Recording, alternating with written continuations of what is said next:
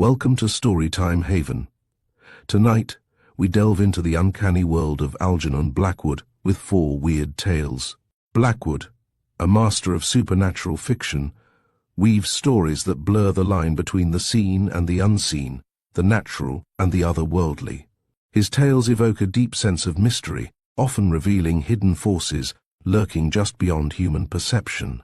As we explore these eerie narratives, prepare to journey into realms where the unknown takes shape and the ordinary dissolves into the inexplicable. Settle in, let your imagination wander, and embrace the strange and unsettling visions of 4 weird tales.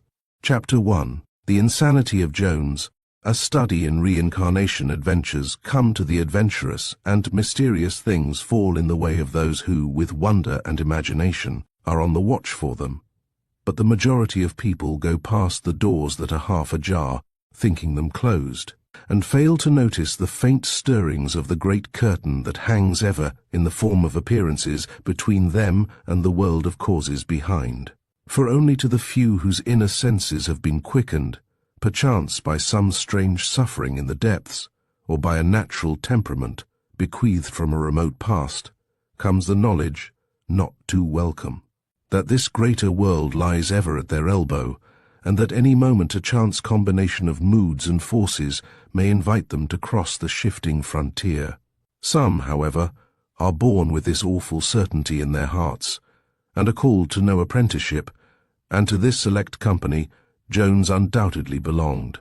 All his life he had realized that his senses brought to him merely a more or less interesting set of sham appearances, that space, as men measure it, was utterly misleading. That time, as the clock ticked it in a succession of minutes, was arbitrary nonsense, and, in fact, that all his sensory perceptions were but a clumsy representation of real things behind the curtain things he was for, ever trying to get at, and that sometimes he actually did get at. He had always been tremblingly aware that he stood on the borderland of another region, a region where time and space were merely forms of thought, where ancient memories lay open to the sight, and where the forces behind each human life stood plainly revealed, and he could see the hidden springs at the very heart of the world. Moreover, the fact that he was a clerk in a fire insurance office, and did his work with strict attention, never allowed him to forget for one moment that, just beyond the dingy brick walls where the 100 men scribbled with pointed pens beneath the electric lamps, there existed this glorious region, where the important part of himself dwelt and moved and had its being. For in this region he pictured himself playing the part of a spectator to his ordinary workaday life, watching, like a king, the stream of events, but untouched in his own soul by the dirt, the noise, and the vulgar commotion of the outer world. And this was no poetic dream merely. Jones was not playing prettily with idealism to amuse himself. It was a living, working belief. So convinced was he that the external world was the result of a vast deception practiced upon him by the gross senses, that when he stared at a great building like St. Paul's he felt it would not very much surprise him to see it suddenly quiver like a shape of jelly, and then melt utterly away, while in its place stood all at once revealed the mass of color, or the great intricate vibrations, or the splendid sound, the spiritual idea which it represented in stone. For something in this way it was that his mind worked. Yet, to all appearances, and in the satisfaction of all business claims, Jones was normal and unenterprising. He felt nothing but contempt for the wave of modern psychism. He hardly knew the meaning of such words as clairvoyance and clairaudience. He had never felt the least desire to join the Theosophical Society and to speculate in theories of astral plane life or elementals. He attended no meetings of the Psychical Research Society, and knew no anxiety as to whether his aura was black or blue. Nor was he conscious of the slightest wish to mix in with the revival of cheap occultism which proves so attractive to weak minds of mystical tendencies and unleashed imaginations. There were certain things he knew, but none he cared to argue about, and he shrank instinctively from attempting to put names to the contents of this other region, knowing well that such names could only limit and define things that, according to any standards in use in the ordinary world, were simply undefinable and elusive. So that, Although this was the way his mind worked, there was clearly a very strong leaven of common sense in Jones.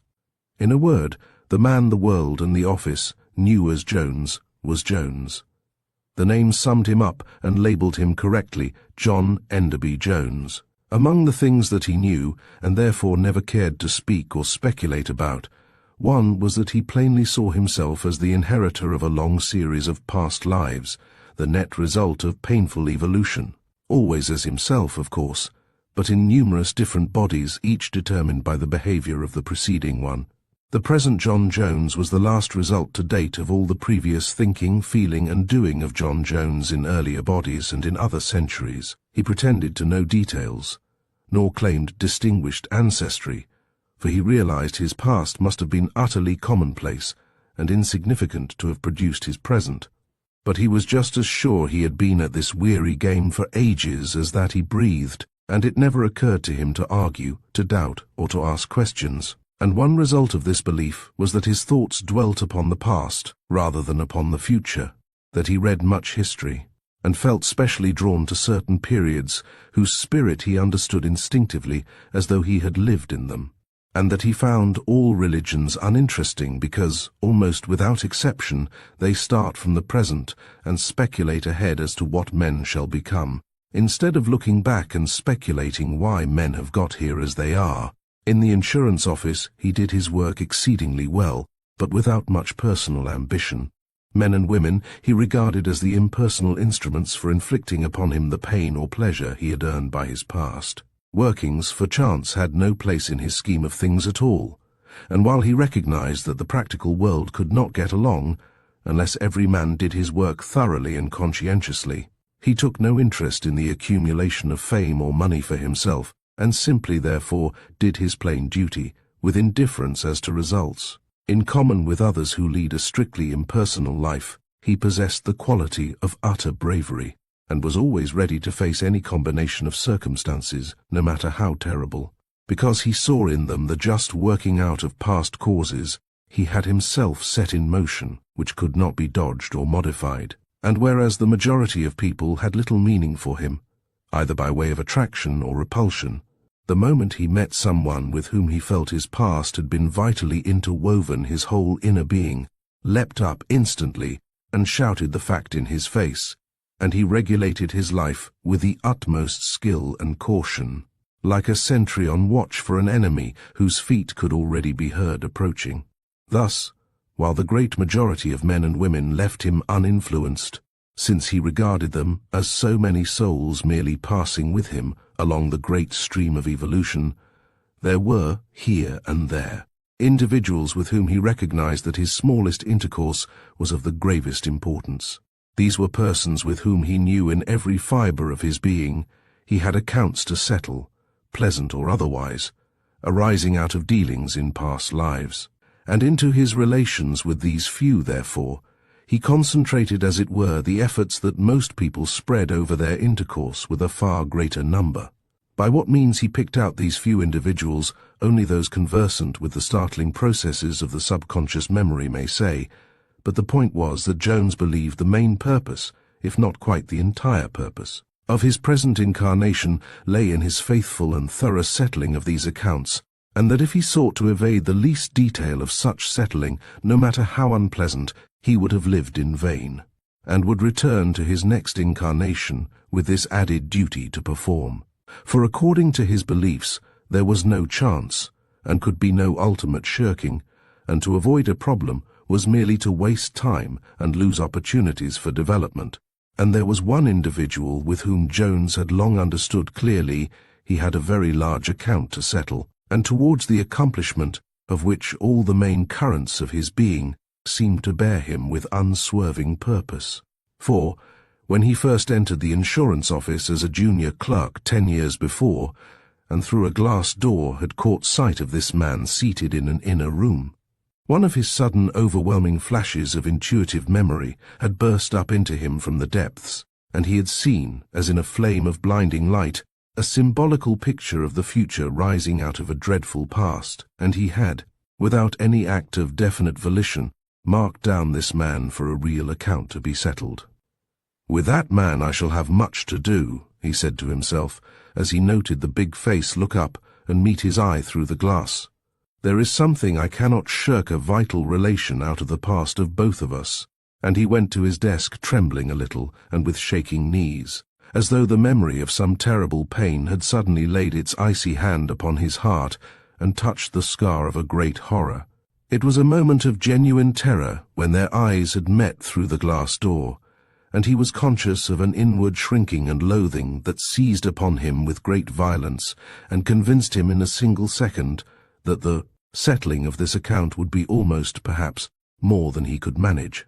The vision passed as swiftly as it came, dropping back again into the submerged region of his consciousness. But he never forgot it, and the whole of his life thereafter became a sort of natural though undeliberate preparation for the fulfillment of the great duty when the time should be ripe. In those days, 10 years ago, this man was the assistant manager, but had since been promoted as manager to one of the company's local branches. And soon afterwards, Jones had likewise found himself transferred to this same branch. A little later again, the branch at Liverpool, one of the most important, had been in peril owing to mismanagement and defalcation, and the man had gone to take charge of it, and again, by mere chance apparently. Jones had been promoted to the same place, and this pursuit of the assistant manager had continued for several years, often, too, in the most curious fashion.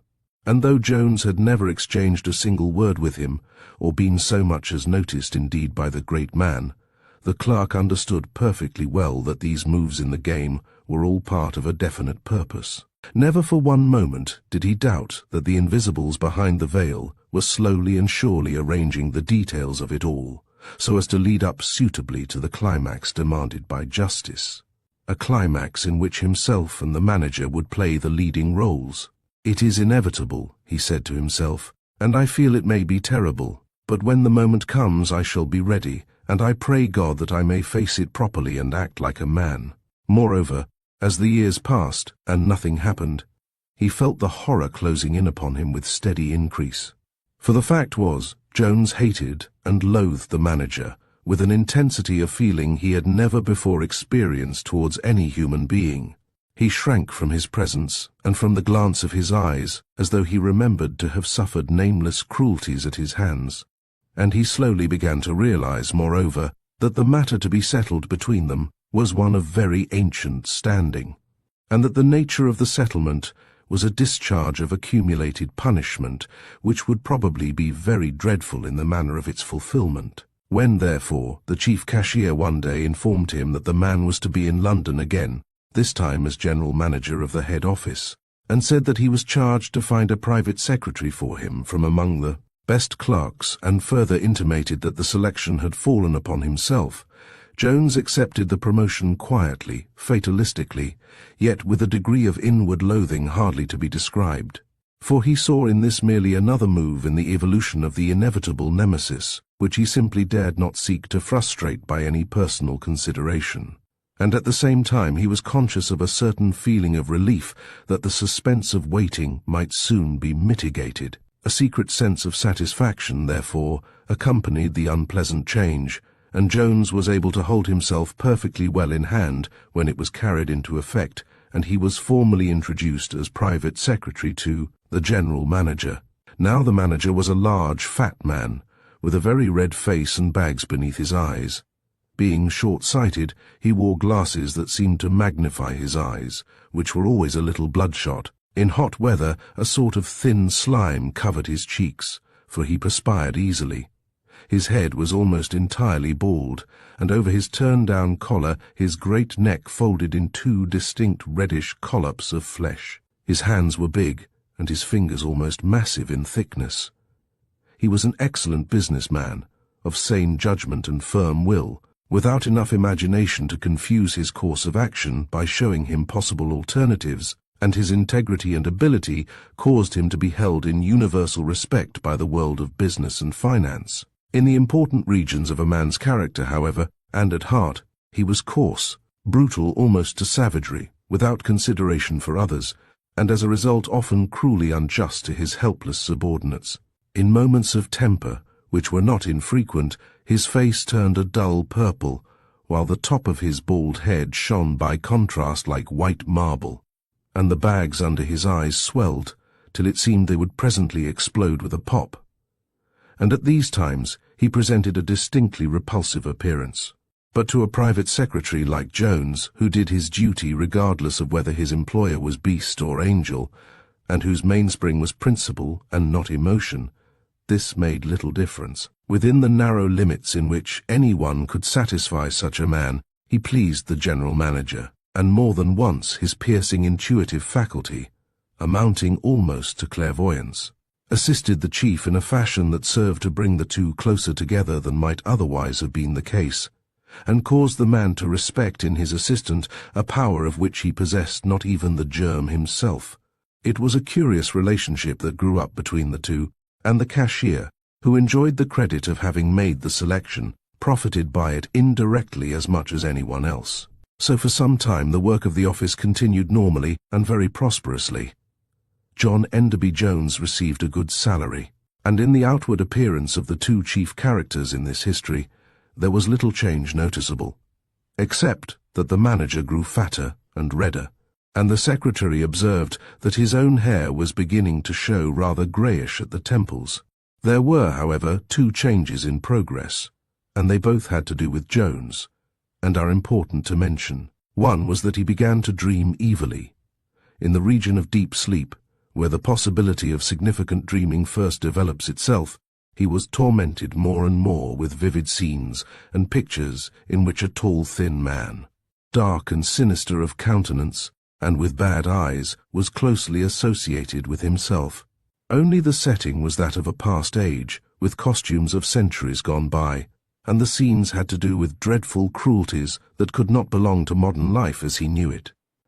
The other change was also significant, but is not so easy to describe, for he had in fact become aware that some new portion of himself, hitherto unawakened, had stirred slowly into life out of the very depths of his consciousness.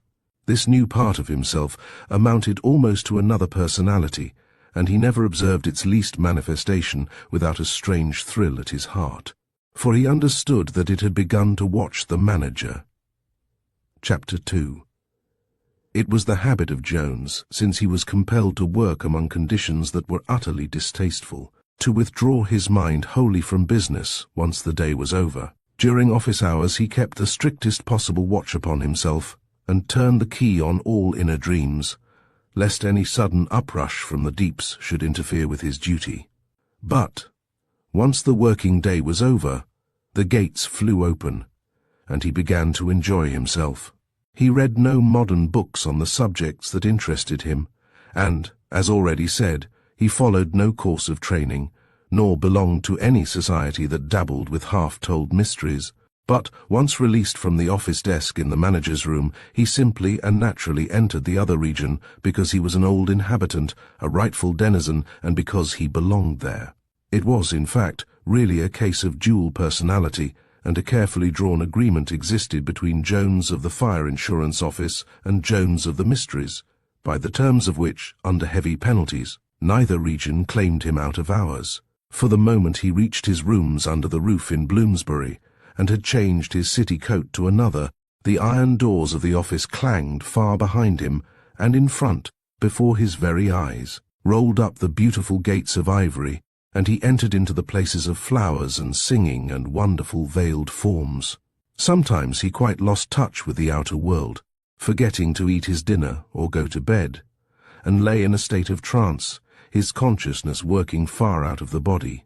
And on other occasions he walked the streets on air, halfway between the two regions, unable to distinguish between incarnate and discarnate forms, and not very far, probably, beyond the strata where poets, saints, and the greatest artists have moved and thought and found their inspiration. But this was only when some insistent bodily claim prevented his full release, and more often than not, he was entirely independent of his physical portion and free of the real region, without let or hindrance. One evening he reached home utterly exhausted after the burden of the day's work. The manager had been more than usually brutal, unjust, ill-tempered, and Jones had been almost persuaded out of his settled policy of contempt into answering back, Everything seemed to have gone amiss, and the man's coarse, underbred nature had been in the ascendant all day long. He had thumped the desk with his great fists, abused, found fault unreasonably, uttered outrageous things, and behaved generally as he actually was, beneath the thin veneer of acquired business varnish. He had done and said everything to wound all that was woundable in an ordinary secretary, and though Jones fortunately dwelt in a region from which he looked down upon such a man as he might look down on the blundering of a savage animal, the strain had nevertheless told severely upon him, and he reached home wondering for the first time in his life whether there was perhaps a point beyond which he would be unable to restrain himself any longer. For something out of the usual had happened. At the close of a passage of great stress between the two, every nerve in the secretary's body tingling from undeserved abuse, the manager had suddenly turned full upon him, in the corner of the private room where the safe stood, in such a way that the glare of his red eyes, magnified by the glasses, looked straight into his own. And, at this very second, that other personality in Jones, the one that was ever, rose up swiftly from the deeps within and held a mirror to his face. A moment of flame and vision rushed over him, and for one single second, one merciless second of clear sight, he saw the manager as the tall, dark man of his evil dreams, and the knowledge that he had suffered at his hands some awful injury in the past crashed through his mind like the report of a cannon. It all flashed upon him and was gone, changing him from fire to ice, and then back again to fire, and he left the office with the certain conviction in his heart that the time for his final settlement with the man, the time for the inevitable retribution, was at last drawing very near. According to his invariable custom, however, he succeeded in putting the memory of all this unpleasantness out of his mind with the changing of his office coat, and after dozing a little in his leather chair before the fire, he started out as usual for dinner in the Soho French restaurant, and began to dream himself away into the region of flowers and singing, and to commune with the invisibles that were the very sources of his real life and being, for it was in this way that his mind worked, and the habits of years had crystallized into rigid lines along which it was now necessary and inevitable for him to act. At the door of the little restaurant he stopped short, a half-remembered appointment in his mind. He had made an engagement with someone, but where, or with whom, had entirely slipped his memory. He thought it was for dinner, or else to meet just after dinner, and for a second it came back to him that it had something to do with the office. But, whatever it was, he was quite unable to recall it, and a reference to his pocket engagement book showed only a blank page. Evidently he had even omitted to enter it, and after standing a moment vainly trying to recall either the time, place, or person, he went in and sat down. But though the details had escaped him, his subconscious memory seemed to know all about it, for he experienced a sudden sinking of the heart, accompanied by a sense of foreboding anticipation, and felt that beneath his exhaustion there lay a center of tremendous excitement. The emotion caused by the engagement was at work, and would presently cause the actual details of the appointment to reappear. Inside the restaurant the feeling increased. Instead of passing, someone was waiting for him somewhere, someone whom he had definitely arranged to meet. He was expected by a person that very night, and just about that very time. But by whom? Where? A curious inner trembling came over him, and he made a strong effort to hold himself in hand, and to be ready for anything that might come. And then suddenly came the knowledge that the place of appointment was this very restaurant, and further, that the person he had promised to meet was already here, waiting somewhere quite close beside him. He looked up nervously and began to examine the faces round him. The majority of the diners were Frenchmen, chattering loudly with much gesticulation and laughter, and there was a fair sprinkling of clerks like himself who came because the prices were low and the food good. But there was no single face that he recognized until his glance fell upon the occupant of the corner seat opposite, generally filled by himself. "There's the man who's waiting for me," thought Jones instantly. He knew it at once. The man he saw was sitting well back into the corner, with a thick overcoat buttoned tightly up to the chin. His skin was very white, and a heavy black beard grew far up over his cheeks. At first the secretary took him for a stranger, but when he looked up and their eyes met, a sense of familiarity flashed across him. And for a second or two, Jones imagined he was staring at a man he had known years before. For, barring the beard, it was the face of an elderly clerk who had occupied the next desk to his own when he first entered the service of the insurance company, and had shown him the most painstaking kindness and sympathy in the early difficulties of his work. But a moment later, the illusion passed, for he remembered that Thorpe had been dead at least 5 years. The similarity of the eyes was obviously a mere suggestive trick of memory. The two men stared at one another for several seconds, and then Jones began to act instinctively, and because he had to. He crossed over and took the vacant seat at the other's table, facing him, for he felt it was somehow imperative to explain why he was late, and how it was he had almost forgotten the engagement altogether. No honest excuse, however, came to his assistance, though his mind had begun to work furiously. "Yes, you are late," said the man quietly before he could find a single word to utter, "but it doesn't matter. Also, you had forgotten the appointment, but that makes no difference either." "I knew that there was an engagement," Jones stammered, passing his hand over his forehead. "But somehow—" "You will recall it presently," continued the other in a gentle voice and smiling a little. "It was in deep sleep last night we arranged this, and the unpleasant occurrences of today have for the moment obliterated it." A faint memory stirred within him as the man spoke, and a grove of trees with moving forms hovered before his eyes and then vanished again, while for an instant the stranger seemed to be capable of self-distortion and to have assumed vast proportions, with wonderful flaming eyes. "Oh," he gasped, "it was there in the other region." "Of course," said the other with a smile that illumined his whole face. "You will remember presently, all in good time, and meanwhile you have no cause to feel afraid." There was a wonderful soothing quality in the man's voice, like the whispering of a great wind, and the clerk felt calmer at once. They sat a little while longer, but he could not remember that they talked much or ate anything. He only recalled afterwards that the head waiter came up and whispered something in his ear, and that he glanced round and saw the other people were looking at him curiously, some of them laughing, and that his companion then got up and led the way out of the restaurant. They walked hurriedly through the streets, neither of them speaking, and Jones was so intent upon getting back the whole history of the affair from the region of deep sleep that he barely noticed the way they took. Yet it was clear he knew where they were bound for just as well as his companion, for he crossed the streets often ahead of him, diving down alleys without hesitation, and the other followed always without correction. The pavements were very full, and the usual night crowds of London were surging to and fro in the glare of the shop lights, but somehow no one impeded their rapid movements, and they seemed to pass through the people as if they were smoke. And, as they went, the pedestrians and traffic grew less and less, and they soon passed the Mansion House and the deserted space in front of the Royal Exchange, and so on down Fenchurch Street and within sight of the Tower of London, rising dim and shadowy in the smoky air. Jones remembered all this perfectly well, and thought it was his intense preoccupation that made the distance seem so short.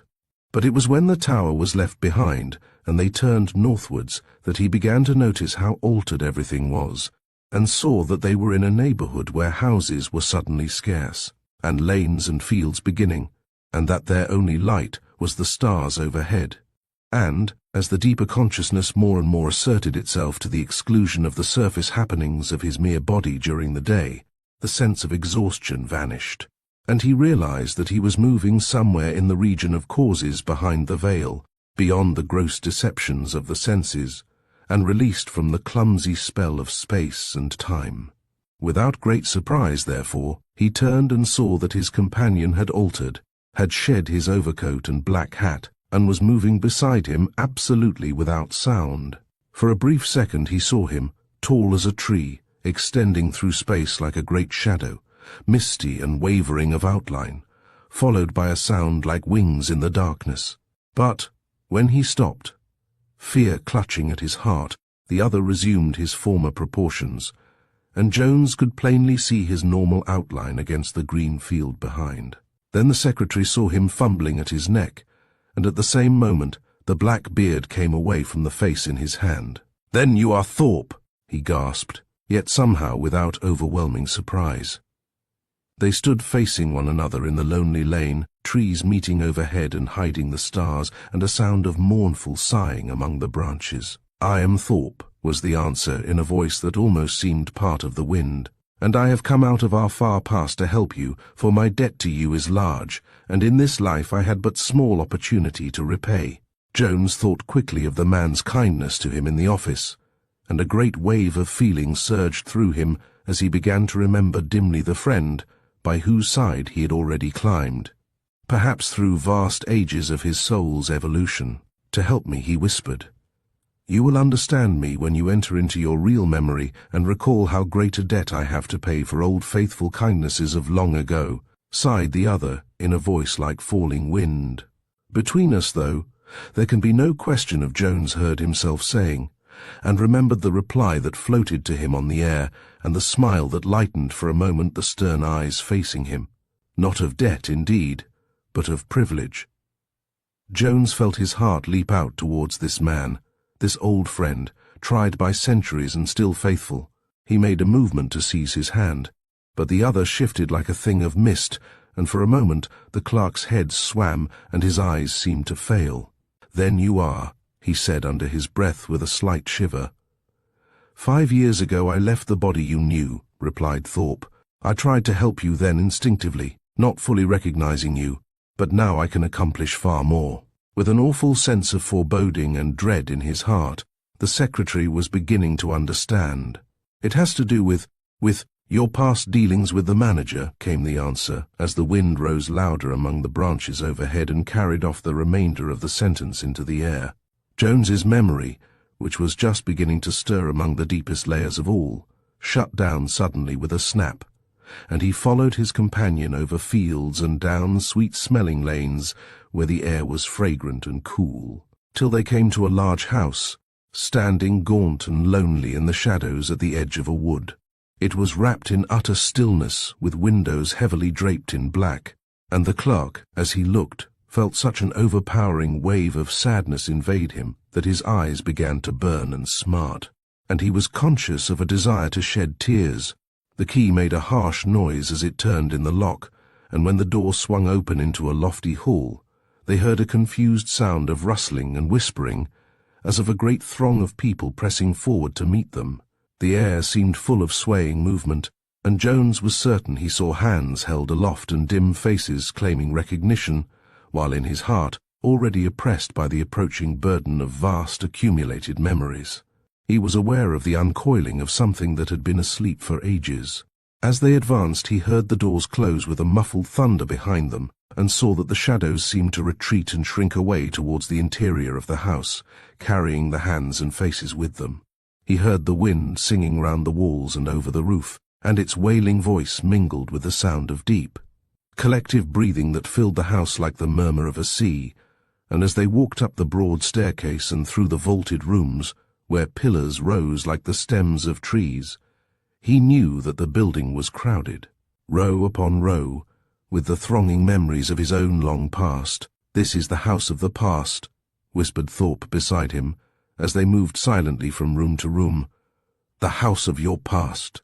It is full from cellar to roof, with the memories of what you have done, thought, and felt from the earliest stages of your evolution until now. The house climbs up almost to the clouds, and stretches back into the heart of the wood you saw outside, but the remoter halls are filled with the ghosts of ages ago too many to count. And even if we were able to waken them, you could not remember them now. Some day, though, they will come and claim you, and you must know them and answer their questions, for they can never rest till they have exhausted themselves again through you, and justice has been perfectly worked out. But now follow me closely, and you shall see the particular memory for which I am permitted to be your guide, so that you may know and understand a great force in your present life, and may use the sword of justice, or rise to the level of a great forgiveness, according to your degree of power."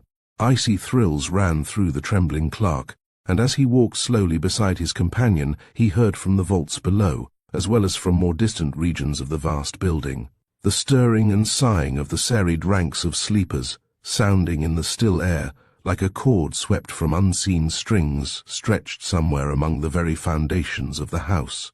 Stealthily, picking their way among the great pillars, they moved up the sweeping staircase and through several dark corridors and halls, and presently stopped outside a small door in an archway where the shadows were very deep.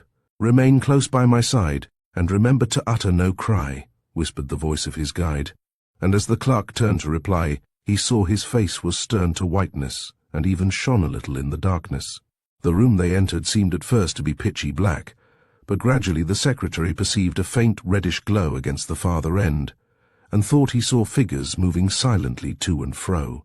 "Now watch," whispered Thorpe, as they pressed close to the wall near the door and waited. "But remember to keep absolute silence. It is a torture scene." Jones felt utterly afraid, and would have turned to fly if he dared, for an indescribable terror seized him, and his knees shook. But some power that made escape impossible held him remorselessly there, and with eyes glued on the spots of light, he crouched against the wall and waited.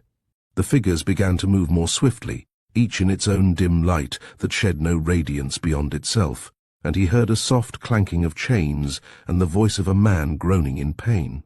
Then came the sound of a door closing, and thereafter Jones saw but one figure, the figure of an old man, naked entirely, and fastened with chains to an iron framework on the floor. His memory gave a sudden leap of fear as he looked, for the features and white beard were familiar, and he recalled them as though of yesterday.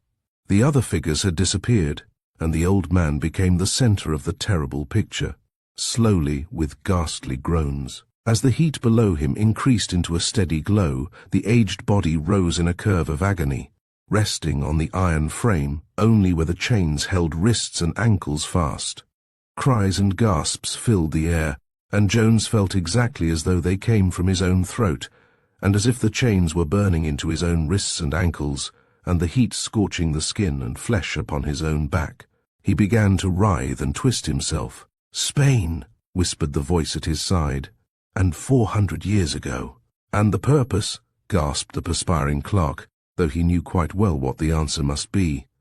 "To extort the name of a friend, to his death and betrayal," came the reply through the darkness. A sliding panel opened with a little rattle in the wall immediately above the rack, and a face, framed in the same red glow, appeared and looked down upon the dying victim. Jones was only just able to choke a scream, for he recognized the tall, dark man of his dreams. With horrible, gloating eyes he gazed down upon the writhing form of the old man, and his lips moved as in speaking, though no words were actually audible. "He asks again for the name," explained the other, as the clerk struggled with the intense hatred and loathing that threatened every moment to result in screams and action. His ankles and wrists pained him so that he could scarcely keep still, but a merciless power held him to the scene. He saw the old man, with a fierce cry, raise his tortured head and spit up into the face at the panel, and then the shutter slid back again, and a moment later the increased glow beneath the body, accompanied by awful writhing, told of the application of further heat. There came the odor of burning flesh. The white beard curled and burned to a crisp. The body fell back limp upon the red-hot iron, and then shot up again in fresh agony. Cry after cry, the most awful in the world, rang out with deadened sound between the four walls, and again the panel slid back creaking, and revealed the dreadful face of the torturer. Again the name was asked for, and again it was refused, and this time, after the closing of the panel, a door opened, and the tall, thin man with the evil face came slowly into the chamber. His features were savage with rage and disappointment, and in the dull red glow that fell upon them, he looked like a very prince of devils.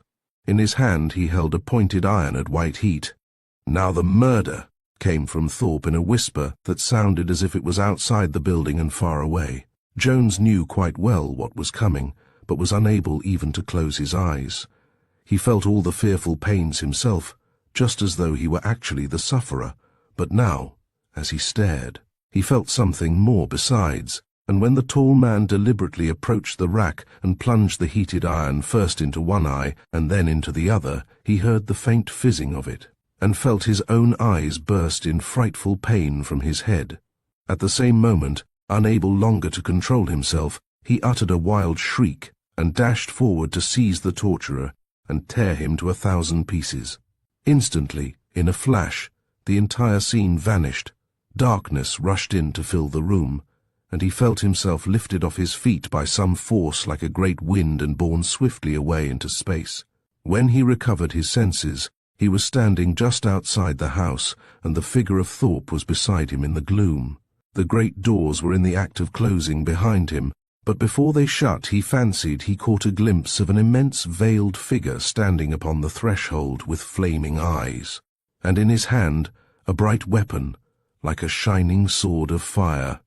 "Come quickly now, all is over," Thorpe whispered. "And the dark man?" gasped the clerk as he moved swiftly by the other's side. "In this present life is the manager of the company, and the victim was yourself, and the friend I refused to betray." "I was that friend," answered Thorpe, his voice with every moment sounding more and more like the cry of the wind. "You gave your life in agony to save mine. And again, in this life, we have all three been together." "Yes, such forces are not soon or easily exhausted, and justice is not satisfied till all have reaped what they sowed." Jones had an odd feeling that he was slipping away into some other state of consciousness. Thorpe began to seem unreal. Presently he would be unable to ask more questions. He felt utterly sick and faint with it all, and his strength was ebbing. "Oh, quick!" he cried. "Now tell me more. Why did I see this? What must I do?" The wind swept across the field on their right and entered the wood beyond with a great roar, and the air round him seemed filled with voices and the rushing of hurried movement. "To the ends of justice," answered the other, as though speaking out of the centre of the wind and from a distance, "which sometimes is entrusted to the hands of those who suffered and were strong. One wrong cannot be put right by another wrong, but your life has been so worthy that the opportunity is given to—" The voice grew fainter and fainter. Already it was far overhead with the rushing wind. "You may punish or—" Here Jones lost sight of Thorpe's figure altogether, for he seemed to have vanished and melted away into the wood behind him. His voice sounded far across the trees, very weak and ever rising. "Or if you can rise to the level of a great forgiveness." The voice became inaudible. The wind came crying out of the wood again. Jones shivered and stared about him. He shook himself violently and rubbed his eyes. The room was dark, the fire was out. He felt cold and stiff. He got up out of his armchair, still trembling, and lit the gas.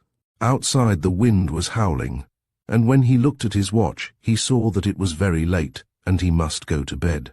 He had not even changed his office coat.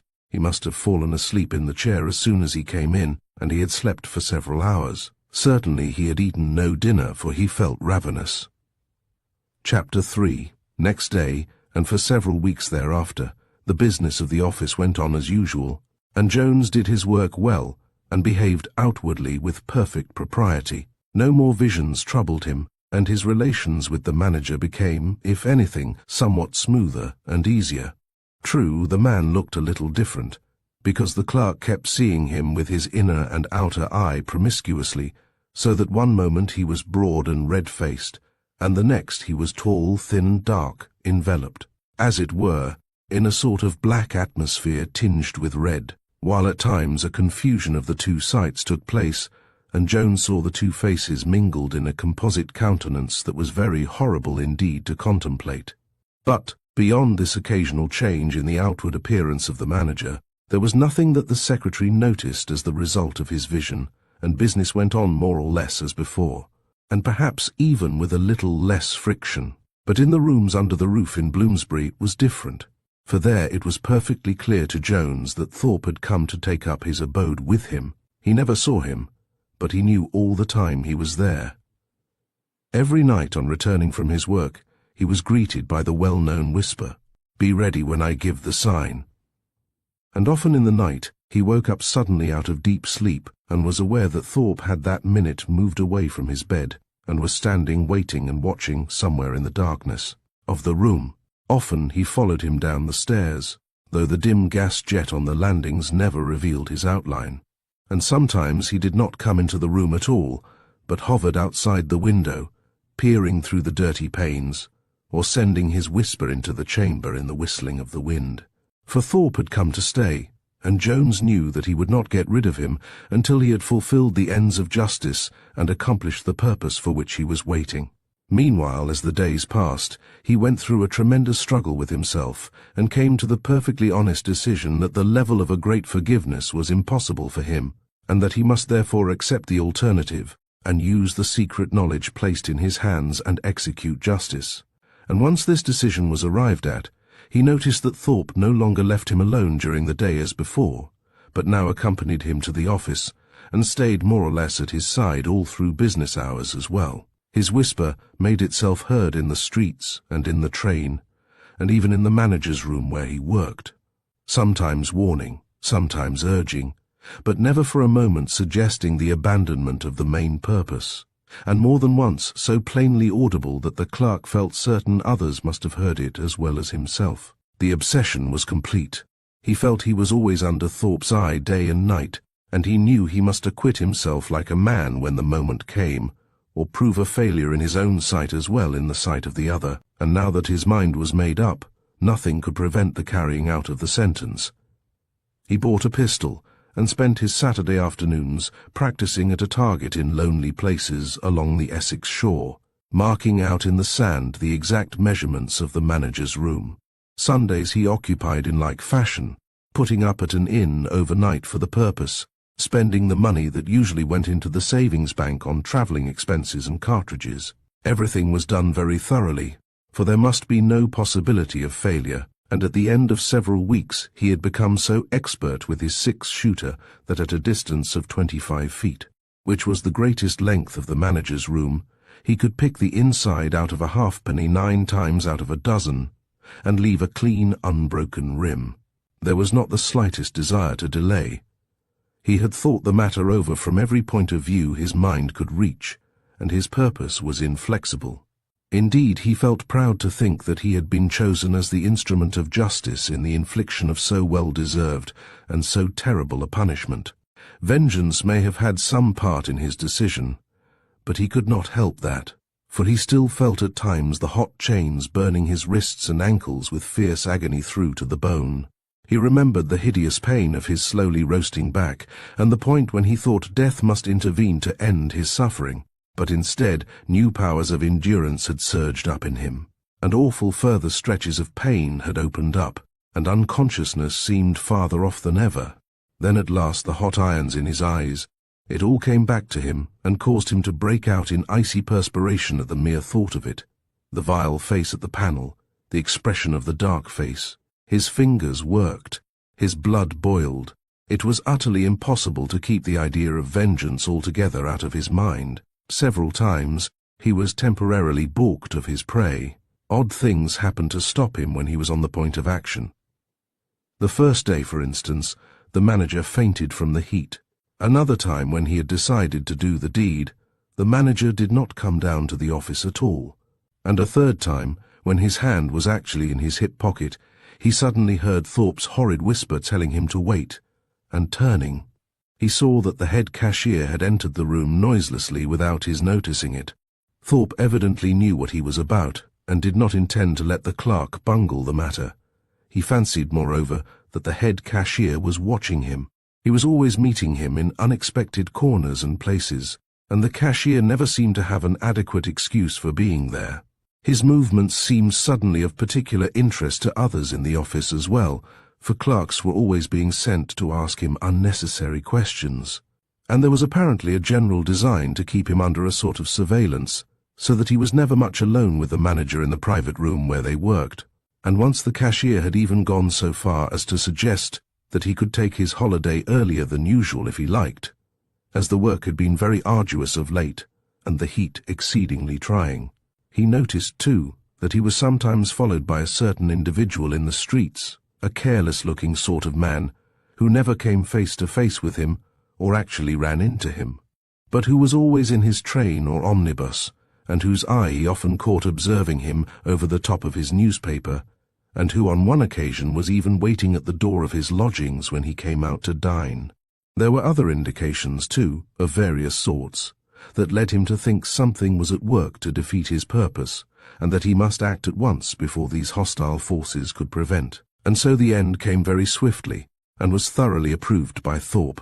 It was towards the close of July, and one of the hottest days London had ever known, for the city was like an oven, and the particles of dust seemed to burn the throats of the unfortunate toilers in street and office. The portly manager, who suffered cruelly owing to his size, came down perspiring and gasping with the heat. He carried a light-coloured umbrella to protect his head. He'll want something more than that, though. Jones laughed quietly to himself when he saw him enter. The pistol was safely in his hip pocket, every one of its 6 chambers loaded. The manager saw the smile on his face and gave him a long, steady look as he sat down to his desk in the corner. A few minutes later, he touched the bell for the head cashier, a single ring, and then asked Jones to fetch some papers from another safe in the room upstairs. A deep inner trembling seized the secretary as he noticed these precautions, for he saw that the hostile forces were at work against him, and yet he felt he could delay no longer and must act that very morning, interference or no interference. However, he went obediently up in the lift to the next floor, and while fumbling with a combination of the safe, known only to himself, the cashier, and the manager, he again heard Thorpe's horrid whisper just behind him. "You must do it today. You must do it today." He came down again with the papers and found the manager alone. The room was like a furnace, and a wave of dead heated air met him in the face as he went in. The moment he passed the doorway, he realized that he had been the subject of conversation between the head cashier and his enemy. They had been discussing him. Perhaps an inkling of his secret had somehow got into their minds. They had been watching him for days past. They had become suspicious. Clearly he must act now, or let the opportunity slip by, perhaps forever. He heard Thorpe's voice in his ear, but this time it was no mere whisper, but a plain human voice speaking out loud. "Now," it said, "do it now." The room was empty. Only the manager and himself were in it. Jones turned from his desk where he had been standing and locked the door leading into the main office. He saw the army of clerks scribbling in their shirt sleeves, for the upper half of the door was of glass. He had perfect control of himself, and his heart was beating steadily. The manager, hearing the key turn in the lock, looked up sharply. "What's that you're doing?" he asked quickly. "Only locking the door, sir," replied the secretary in a quite even voice. "Why? Who told you to?" "The voice of justice, sir," replied Jones, looking steadily into the hated face. The manager looked black for a moment and stared angrily across the room at him. Then suddenly his expression changed as he stared, and he tried to smile. It was meant to be a kind smile, evidently, but it only succeeded in being frightened. "That is a good idea in this weather," he said lightly, "but it would be much better to lock it on the outside, wouldn't it?" "Mr. Jones?" "I think not, sir. You might escape me then. Now you can't." Jones took his pistol out and pointed it at the other's face. Down the barrel he saw the features of the tall, dark man, evil and sinister. Then the outline trembled a little, and the face of the manager slipped back into its place. It was white as death and shining with perspiration. "You tortured me to death 400 years ago," said the clerk in the same steady voice, "and now the dispensers of justice have chosen me to punish you." The manager's face turned to flame, and then back to chalk again. He made a quick movement towards the telephone bell, stretching out a hand to reach it. But at the same moment, Jones pulled the trigger, and the wrist was shattered, splashing the wall behind with blood. "That's one place where the chains burnt," he said quietly to himself. His hand was absolutely steady, and he felt that he was a hero. The manager was on his feet, with a scream of pain, supporting himself with his right hand on the desk in front of him. But Jones pressed the trigger again, and a bullet flew into the other wrist, so that the big man, deprived of support, fell forward with a crash onto the desk. "You damned madman," shrieked the manager. "Drop that pistol." "That's another place," was all Jones said, still taking careful aim for another shot. The big man, screaming and blundering, scrambled beneath the desk, making frantic efforts to hide. But the secretary took a step forward and fired 2 shots in quick succession into his projecting legs, hitting first one ankle and then the other, and smashing them horribly. "2 more places where the chains burnt," he said, going a little nearer. The manager, still shrieking, tried desperately to squeeze his bulk behind the shelter of the opening beneath the desk, but he was far too large, and his bald head protruded through on the other side. Jones caught him by the scruff of his great neck and dragged him yelping out onto the carpet. He was covered with blood and flopped helplessly upon his broken wrists. "Be quick now!" cried the voice of Thorpe. There was a tremendous commotion and banging at the door, and Jones gripped his pistol tightly. Something seemed to crash through his brain, clearing it for a second, so that he thought he saw beside him a great veiled figure, with drawn sword and flaming eyes and sternly approving attitude. "Remember the eyes! Remember the eyes!" hissed Thorpe in the air above him. Jones felt like a god with a god's power. Vengeance disappeared from his mind. He was acting impersonally as an instrument in the hands of the invisibles who dispense justice and balance accounts. He bent down and put the barrel close into the other's face, smiling a little as he saw the childish efforts of the arms to cover his head. Then he pulled the trigger, and a bullet went straight into the right eye, blackening the skin. Moving the pistol 2 inches the other way, he sent another bullet crashing into the left eye. Then he stood upright over his victim with a deep sigh of satisfaction. The manager wriggled convulsively for the space of a single second, and then lay still in death. There was not a moment to lose, for the door was already broken in, and violent hands were at his neck. Jones put the pistol to his temple, and once more pressed the trigger with his finger. But this time, there was no report. Only a little dead click answered the pressure, for the secretary had forgotten that the pistol had only 6 chambers, and that he had used them all. He threw the useless weapon onto the floor, laughing a little out loud, and turned, without a struggle, to give himself up. "I had to do it," he said quietly while they tied him. "It was simply my duty, and now I am ready to face the consequences, and Thorpe will be proud of me, for justice has been done and the gods are satisfied."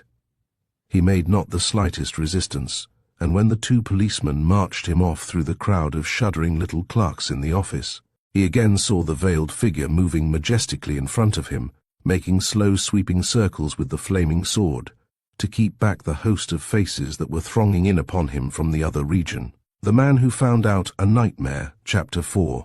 Professor Mark Ebor, the scientist, led a double life, and the only persons who knew it were his assistant, Dr. Laidlaw, and his publishers. But a double life need not always be a bad one, and, as Dr. Laidlaw and the gratified publishers well knew, the parallel lives of this particular man were equally good, and indefinitely produced would certainly have ended in a heaven somewhere that can suitably contain such strangely opposite characteristics as his remarkable personality combined. For Mark Ebor, FRS, etc., etc., was that unique combination hardly ever met with in actual life.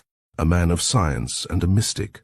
As the first, his name stood in the gallery of the great, and as the second, but there came the mystery. For under the pseudonym of Pilgrim, the author of that brilliant series of books that appealed to so many, his identity was as well concealed as that of the anonymous writer of the weather reports in a daily newspaper. Thousands read the sanguine, optimistic, stimulating little books that issued annually from the pen of Pilgrim, and thousands bore their daily burdens better for having read. While the press generally agreed that the author, besides being an incorrigible enthusiast and optimist, was also a woman, but no one ever succeeded in penetrating the veil of anonymity and discovering that Pilgrim and the biologist were one and the same person. Mark Ebor, as Dr. Laidlaw knew him in his laboratory, was one man, but Mark Ebor, as he sometimes saw him after work was over, with rapt eyes and ecstatic face, discussing the possibilities of union with God and the future of the human race,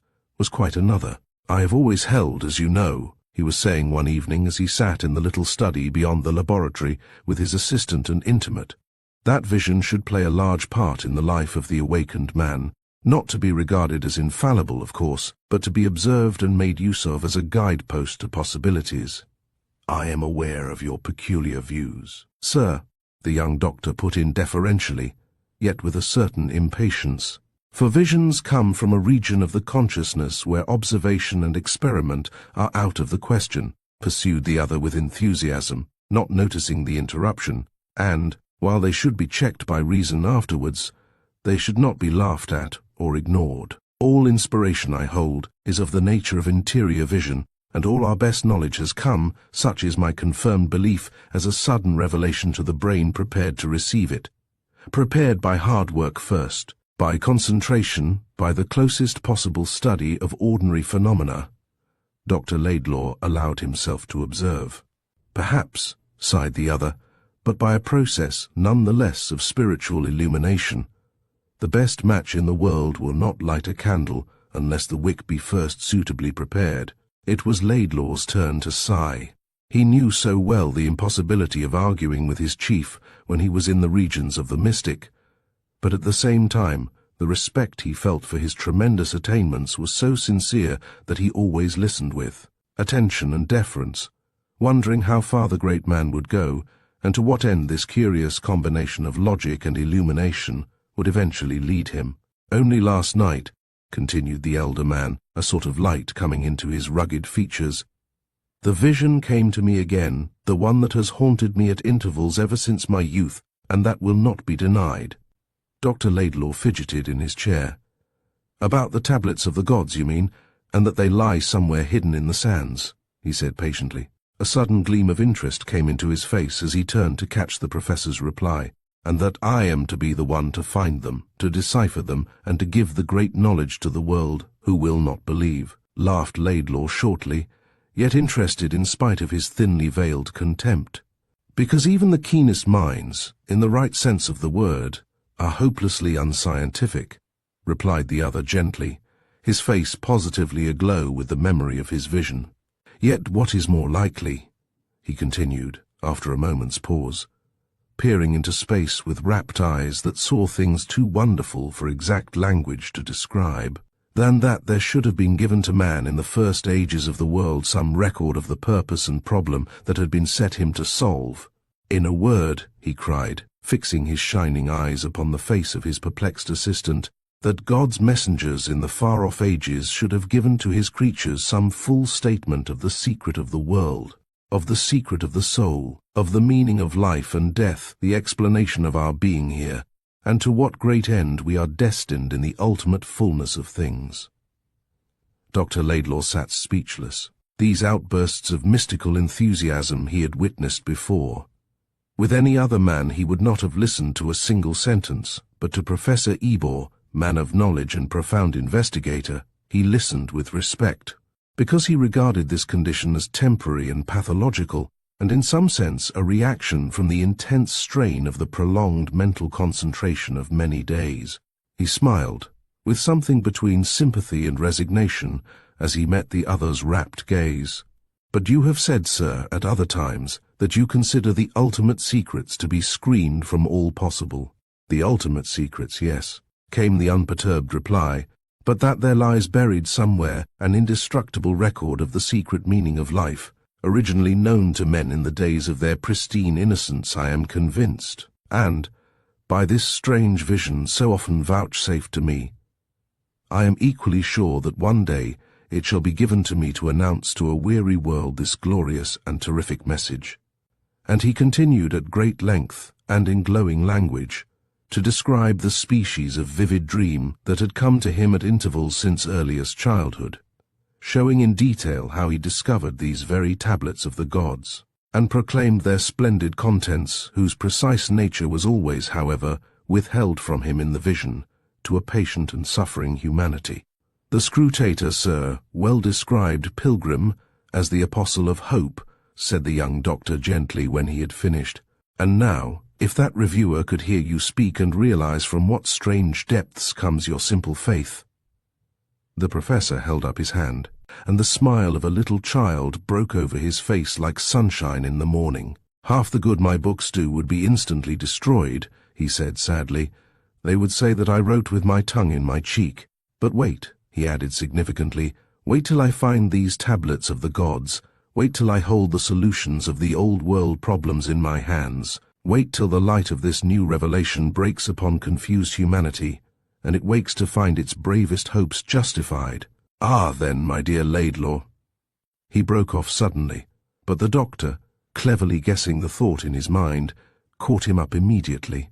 "Perhaps this very summer," he said, trying hard to make the suggestion keep pace with honesty.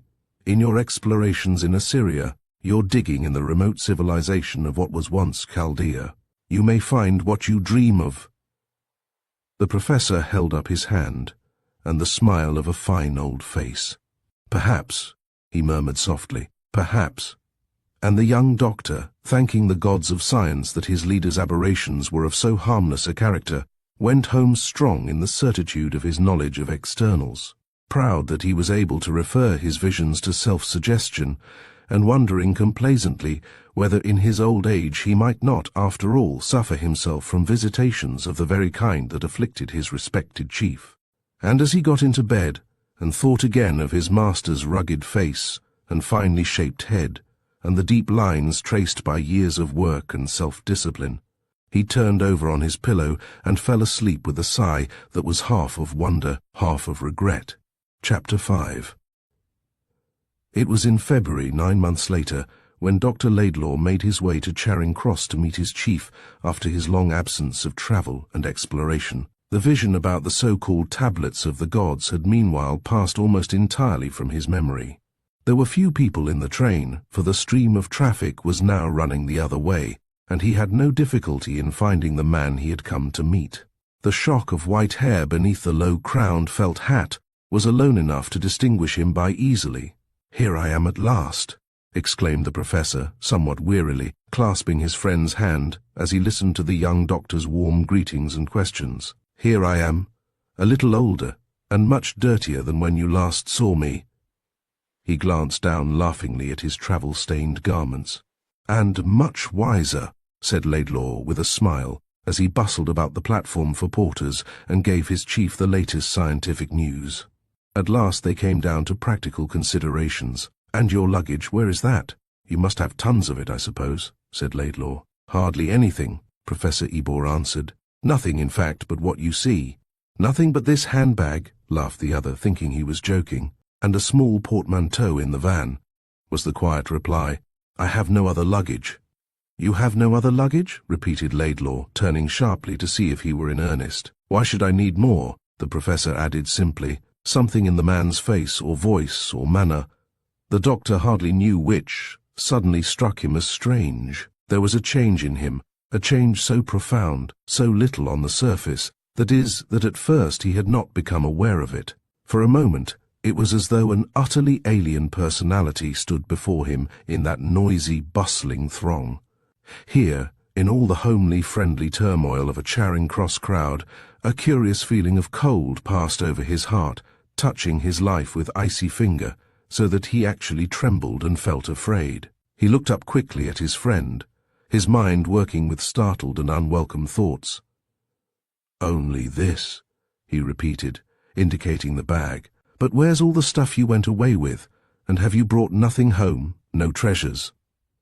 "This is all I have," the other said briefly. The pale smile that went with the words caused the doctor a second indescribable sensation of uneasiness. Something was very wrong, something was very queer. He wondered now that he had not noticed it sooner.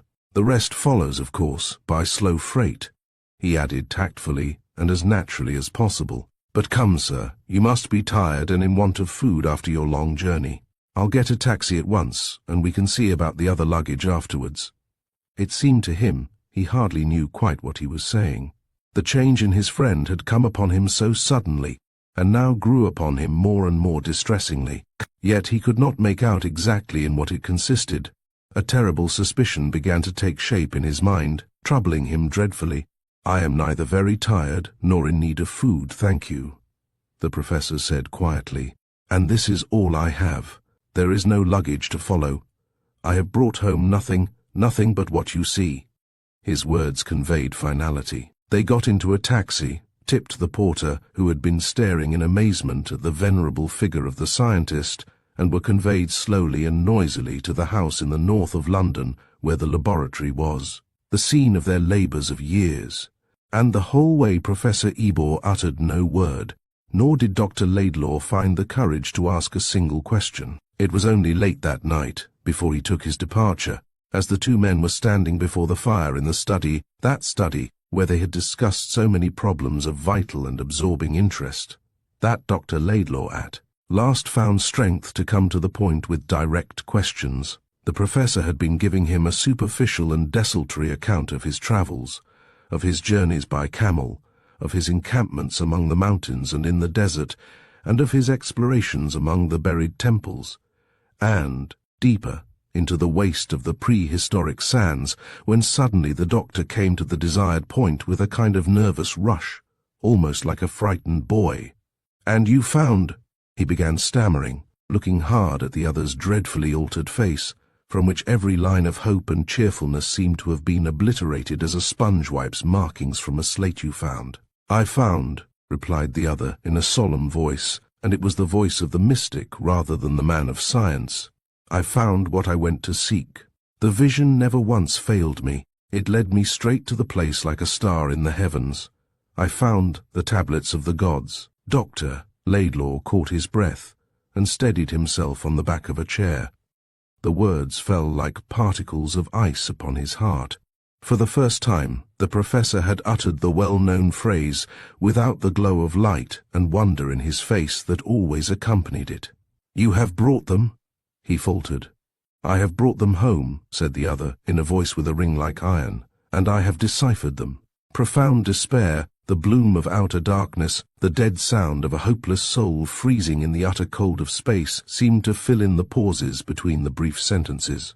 A silence followed, during which Dr. Laidlaw saw nothing but the white face before him alternately fade and return, and it was like the face of a dead man.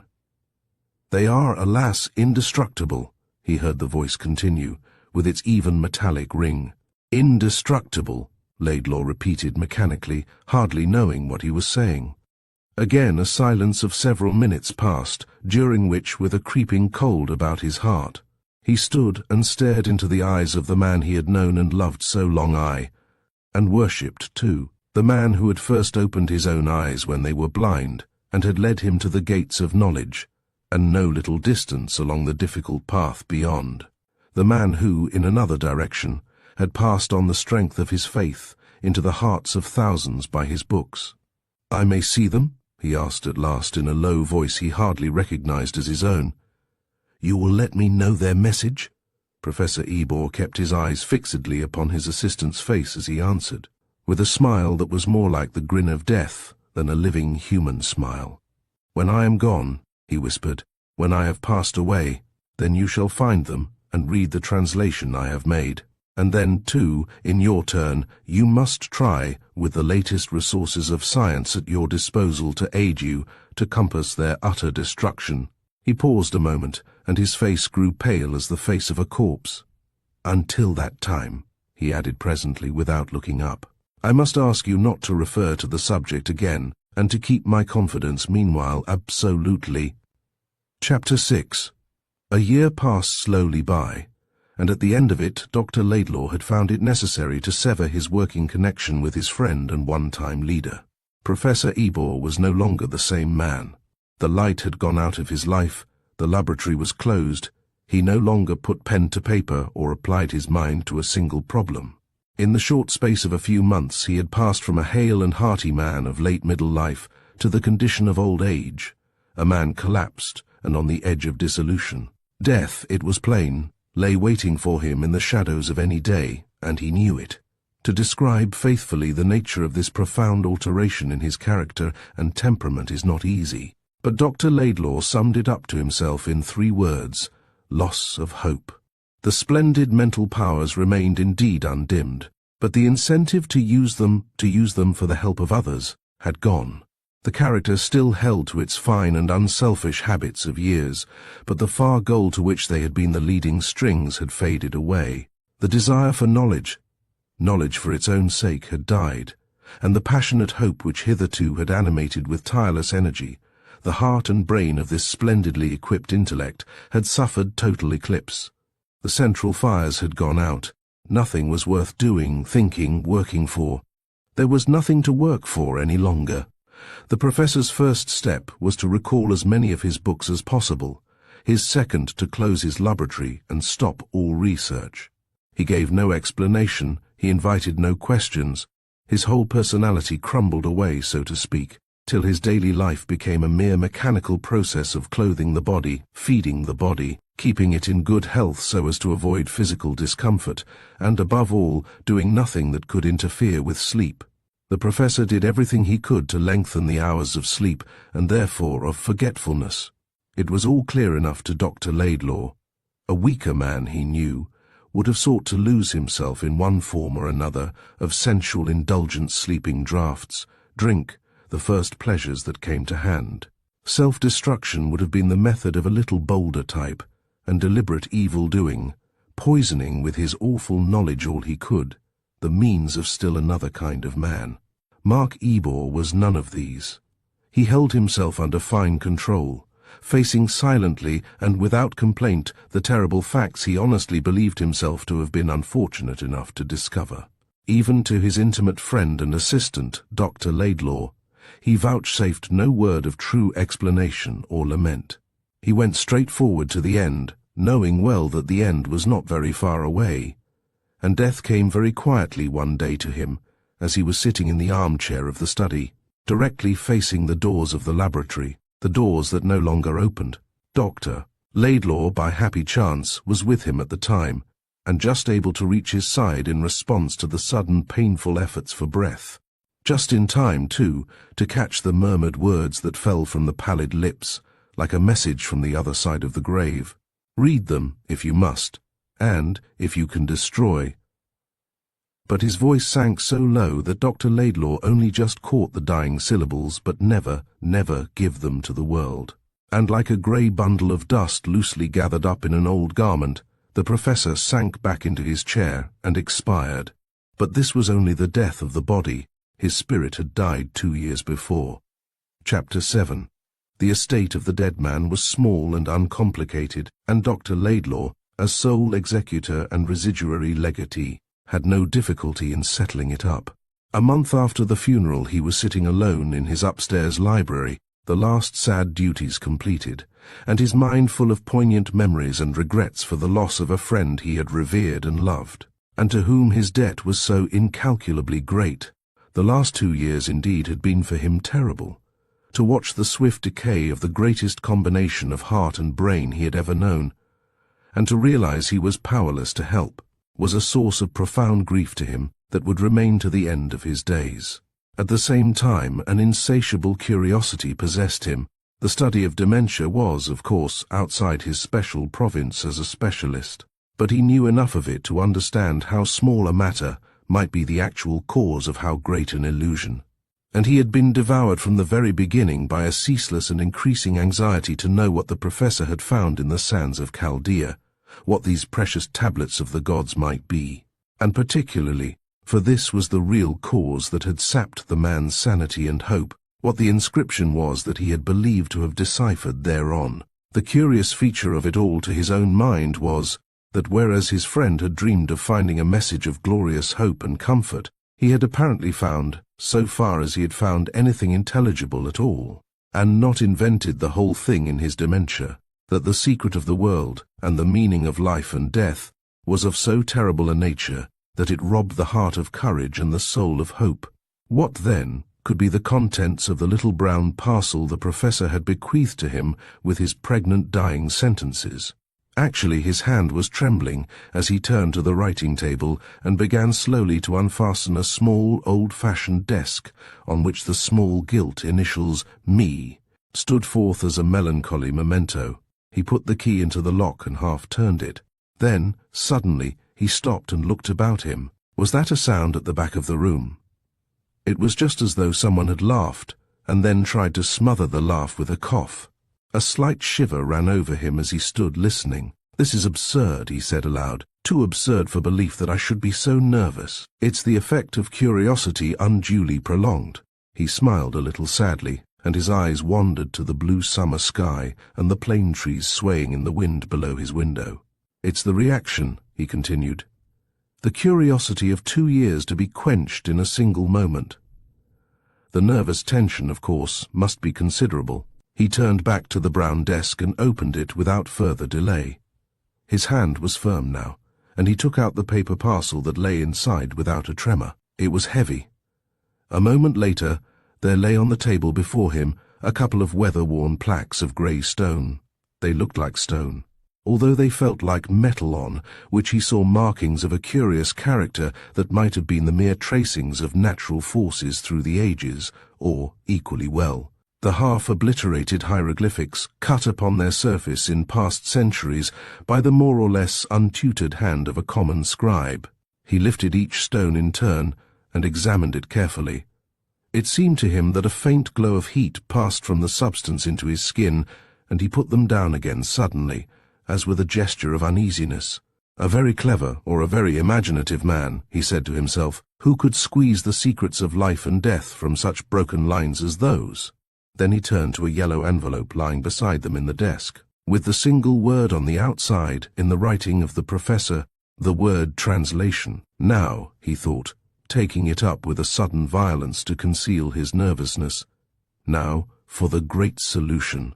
Now to learn the meaning of the worlds, and why mankind was made, and why discipline is worthwhile, and sacrifice and pain the true law of advancement. There was the shadow of a sneer in his voice, and yet something in him shivered at the same time. He held the envelope as though weighing it in his hand, his mind pondering many things. Then curiosity won the day, and he suddenly tore it open with the gesture of an actor who tears open a letter on the stage, knowing there is no real writing inside at all. A page of finely written script in the late scientist's handwriting lay before him. He read it through from beginning to end, missing no word, uttering each syllable distinctly under his breath as he read. The pallor of his face grew ghastly as he neared the end. He began to shake all over as with ague. His breath came heavily in gasps. He still gripped the sheet of paper, however, and deliberately, as by an intense effort of will, read it through a second time from beginning to end. And this time, as the last syllable dropped from his lips, the whole face of the man flamed with a sudden and terrible anger. His skin became deep, deep red, and he clenched his teeth. With all the strength of his vigorous soul he was struggling to keep control of himself. For perhaps 5 minutes he stood there beside the table without stirring a muscle. He might have been carved out of stone. His eyes were shut, and only the heaving of the chest betrayed the fact that he was a living being. Then, with a strange quietness, he lit a match and applied it to the sheet of paper he held in his hand.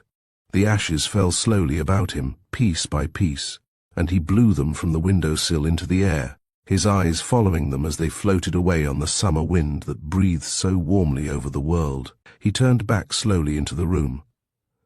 Although his actions and movements were absolutely steady and controlled, it was clear that he was on the edge of violent action.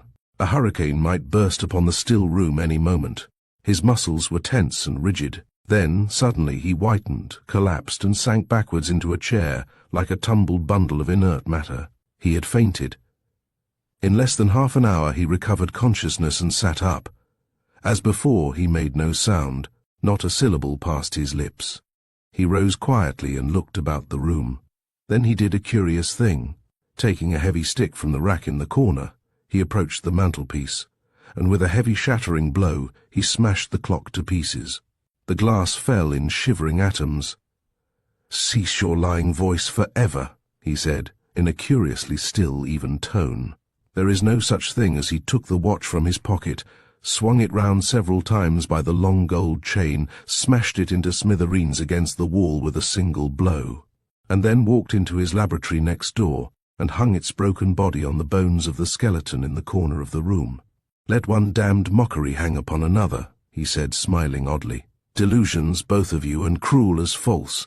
He slowly moved back to the front room. He stopped opposite the bookcase, where stood in a row the scriptures of the world, choicely bound and exquisitely printed, the late professor's most treasured possession, and next to them several books signed Pilgrim. One by one he took them from the shelf and hurled them through the open window.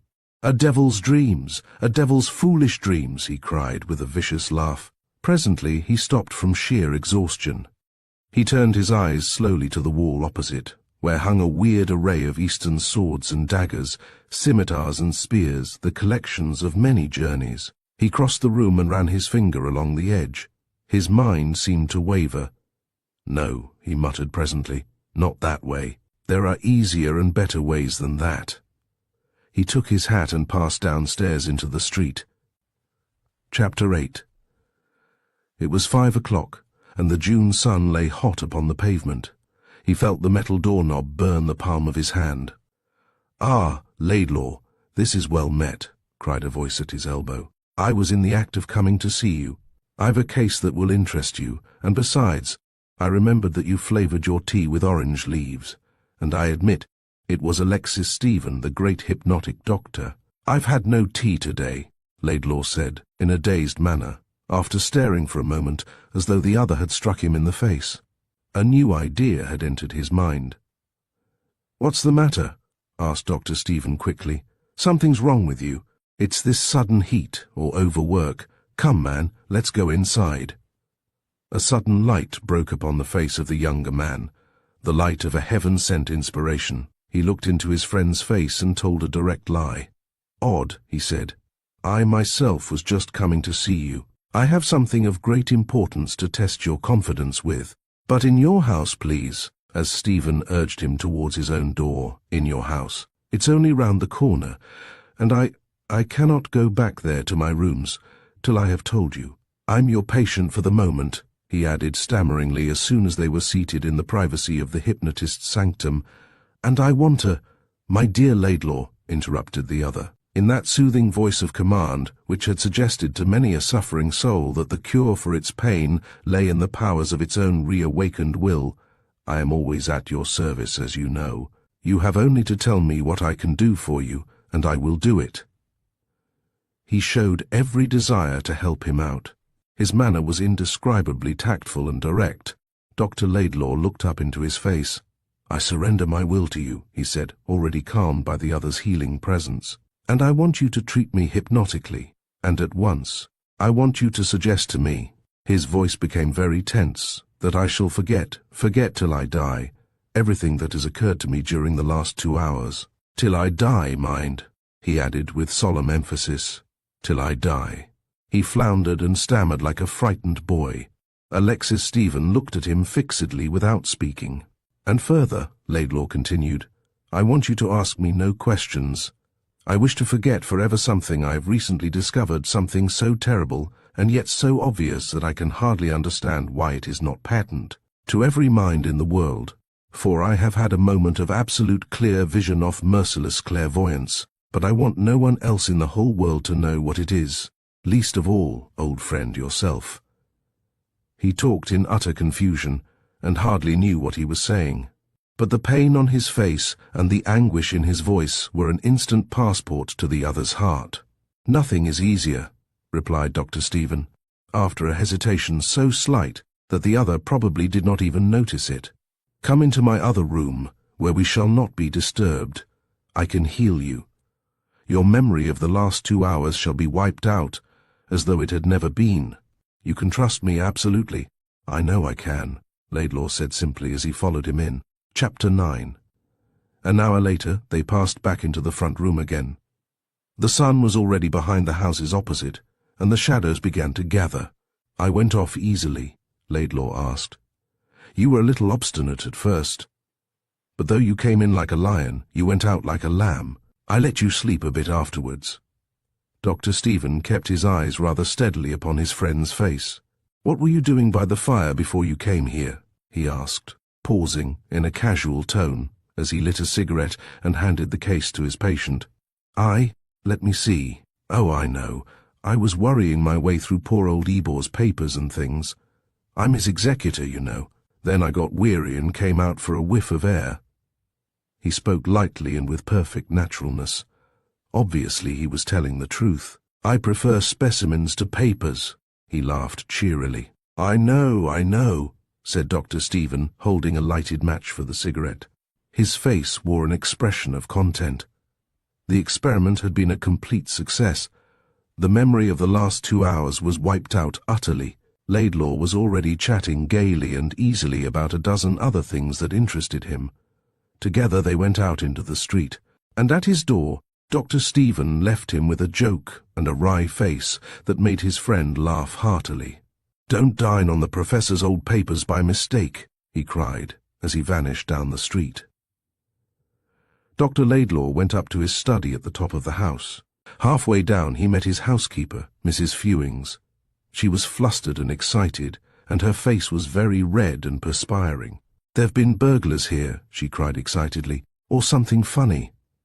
"All your things is just anyhow, sir. I found everything all about everywhere." She was very confused. In this orderly and very precise establishment, it was unusual to find a thing out of place. "Oh, my specimens!" cried the doctor, dashing up the rest of the stairs at top speed. "Have they been touched, or—" He flew to the door of the laboratory. Mrs. Fewings panted up heavily behind him.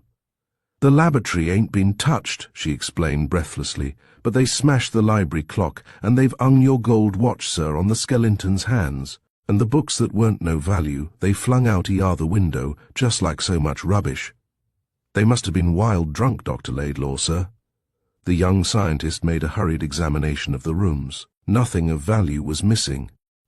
He began to wonder what kind of burglars they were. He looked up sharply at Mrs. Fewings standing in the doorway. For a moment he seemed to cast about in his mind for something. "Odd," he said at length. "I only left here an hour ago, and everything was all right then. Was it, sir?" "Yes, sir." She glanced sharply at him. Her room looked out upon the courtyard, and she must have seen the books come crashing down, and also have heard her master leave the house a few minutes later. "And what's this rubbish the brutes have left?" he cried, taking up 2 slabs of worn grey stone on the writing table. "Bath brick or something, I do declare." He looked very sharply again at the confused and troubled housekeeper. "Throw them on the dust heap, Mrs. Fewings, and let me know if anything is missing in the house, and I will notify the police this evening." When she left the room, he went into the laboratory and took his watch off the skeleton's fingers. His face wore a troubled expression, but after a moment's thought it cleared again.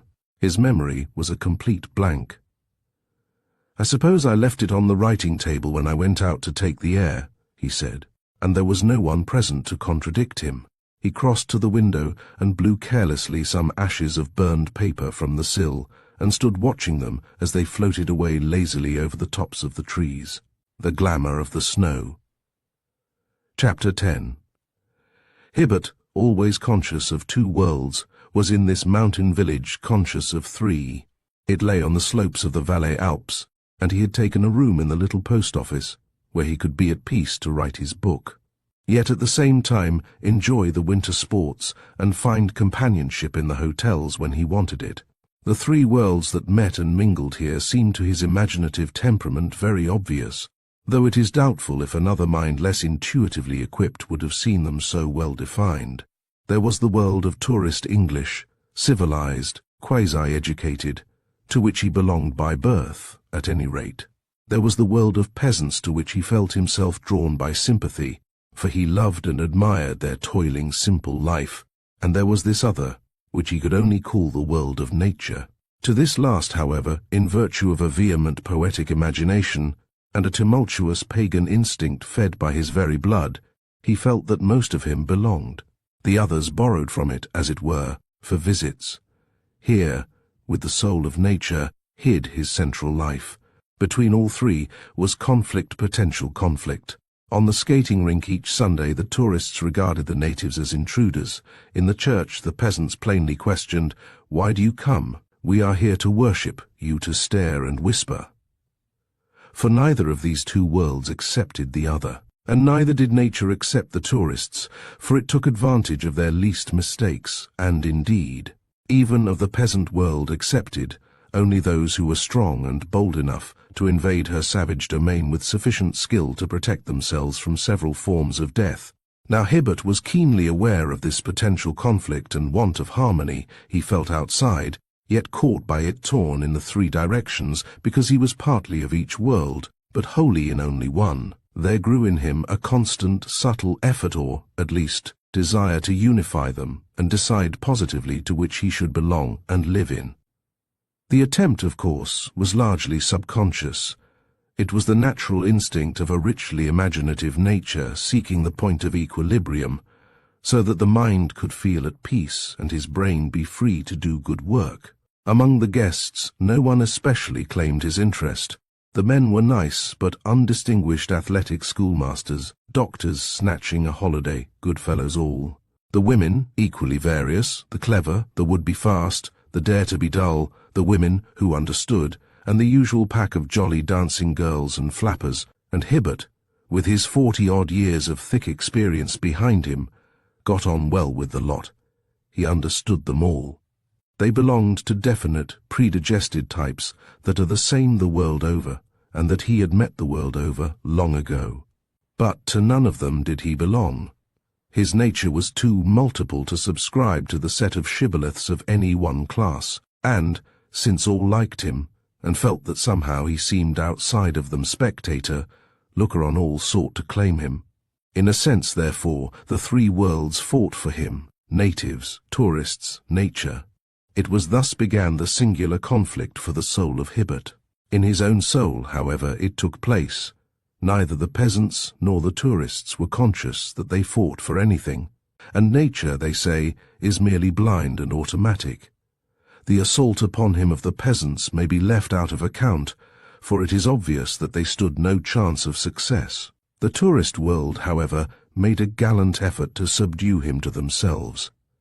But the evenings in the hotel, when dancing was not in order, were English. The provincial imagination was set upon a throne and worshipped heavily through incense of the stupidest conventions possible. Hibbert used to go back early to his room in the post office to work. It is a mistake on my part to have realized that there is any conflict at all, he thought, as he crunched home over the snow at midnight after one of the dances. It would have been better to have kept outside it all and done my work. Better, he added, looking back down the silent village street to the church tower, and safer. The adjective slipped from his mind before he was aware of it. He turned with an involuntary start and looked about him.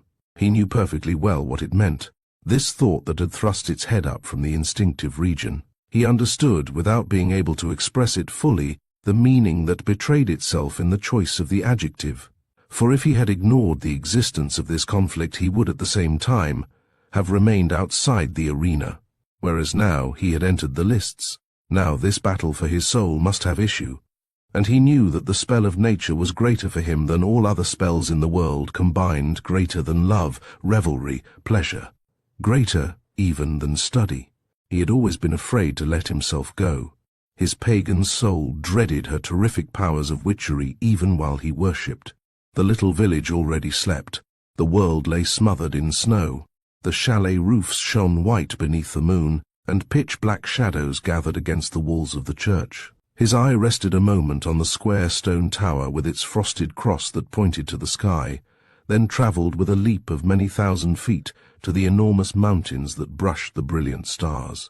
Like a forest rose the huge peaks above the slumbering village, measuring the night and heavens.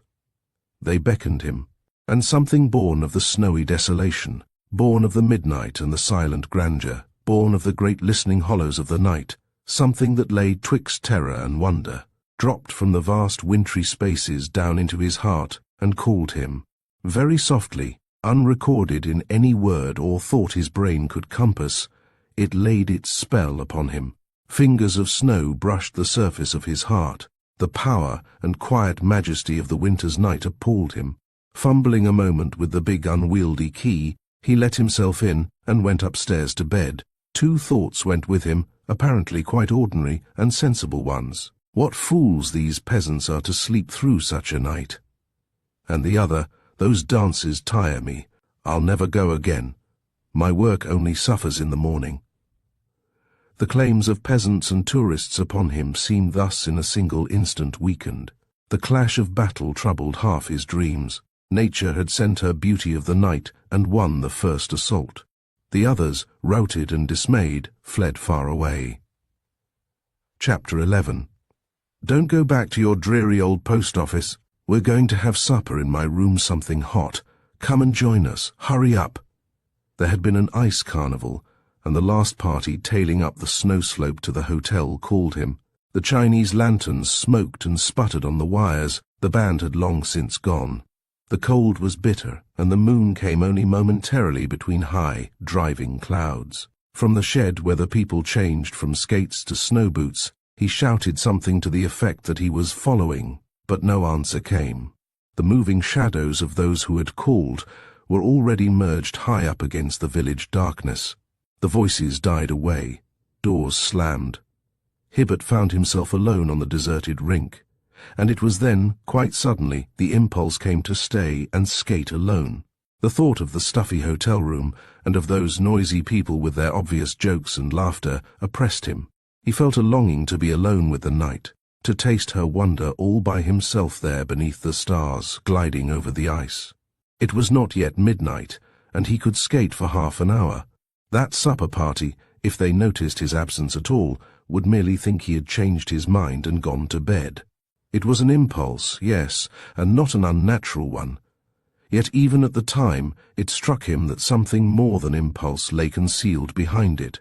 More than invitation, yet certainly less than command, there was a vague queer feeling that he stayed because he had to, almost as though there was something he had forgotten, overlooked, left undone. Imaginative temperaments are often thus, and impulse is ever weakness. For with such ill-considered opening of the doors to hasty action may come an invasion of other forces at the same time, forces merely waiting there. Opportunity, perhaps.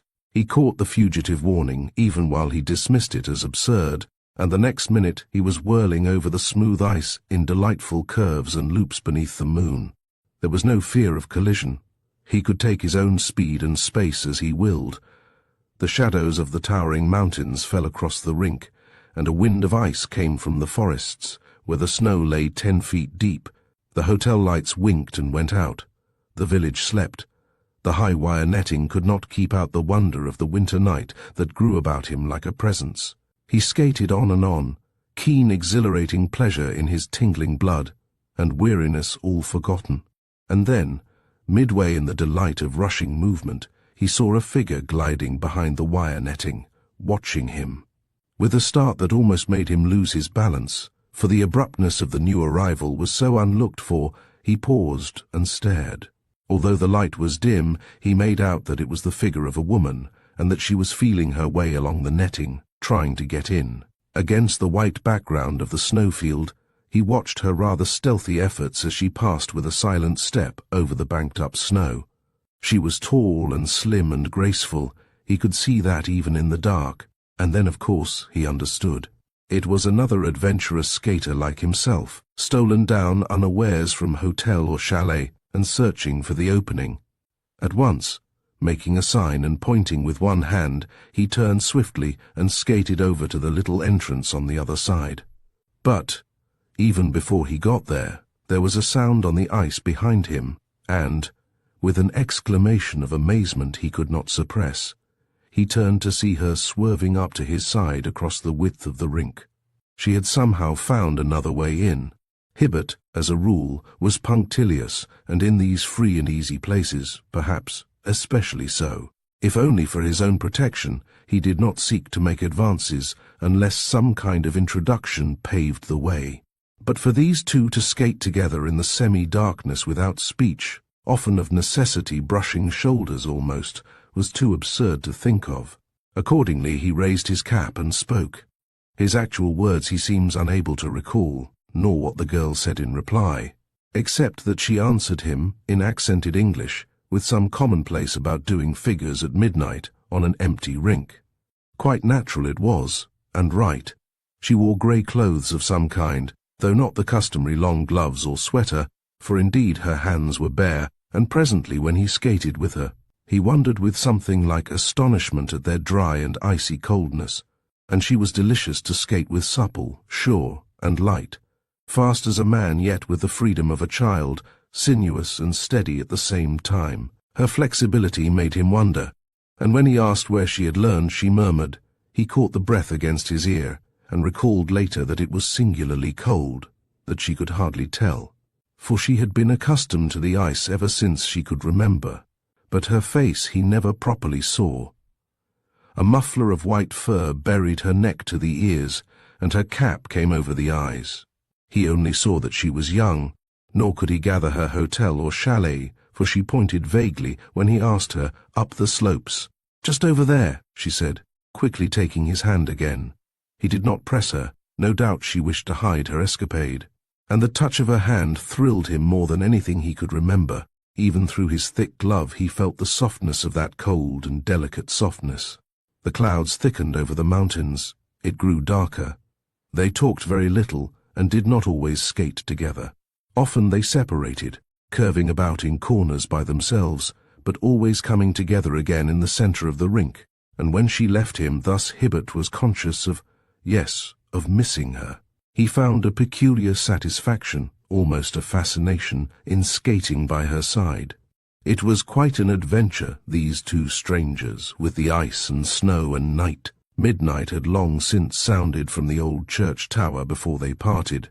She gave the sign, and he skated quickly to the shed, meaning to find a seat and help her take her skates off. Yet when he turned, she had already gone. He saw her slim figure gliding away across the snow, and hurrying for the last time round the rink alone, he searched in vain for the opening she had twice used in this curious way. How very queer, he thought, referring to the wire netting. She must have lifted it and wriggled under. Wondering how in the world she managed it, what in the world had possessed him to be so free with her, and who in the world she was, he went up the steep slope to the post office, and so to bed, her promise to come again another night still ringing delightfully in his ears. And curious were the thoughts and sensations that accompanied him. Most of all, perhaps, was the half-suggestion of some dim memory that he had known this girl before, had met her somewhere, more that she knew him. For in her voice, a low, soft, windy little voice it was, tender and soothing for all its quiet coldness, there lay some faint reminder of two others he had known, both long since gone. The voice of the woman he had loved, and the voice of his mother. But this time through his dreams there ran no clash of battle. He was conscious, rather, of something cold and clinging that made him think of sifting snowflakes climbing slowly with entangling touch and thickness round his feet. The snow, coming without noise, each flake so light and tiny, none can mark the spot whereon it settles, yet the mass of it able to smother whole villages, wove through the very texture of his mind cold, bewildering, deadening effort with its clinging network of 10 million feathery touches. Chapter 12. In the morning, Hibbert realized he had done perhaps a foolish thing. The brilliant sunshine that drenched the valley made him see this, and the sight of his work table with its typewriter, books, papers and the rest brought additional conviction. To have skated with a girl alone at midnight, no matter how innocently the thing had come about, was unwise, unfair, especially to her. Gossip in these little winter resorts was worse than in a provincial town. He hoped no one had seen them. Luckily the night had been dark. Most likely none had heard the ring of skates. Deciding that in future he would be more careful, he plunged into work and sought to dismiss the matter from his mind. But in his times of leisure, the memory returned persistently to haunt him. When he ski-dee, luged, or danced in the evenings, and especially when he skated on the little rink, he was aware that the eyes of his mind forever sought this strange companion of the night.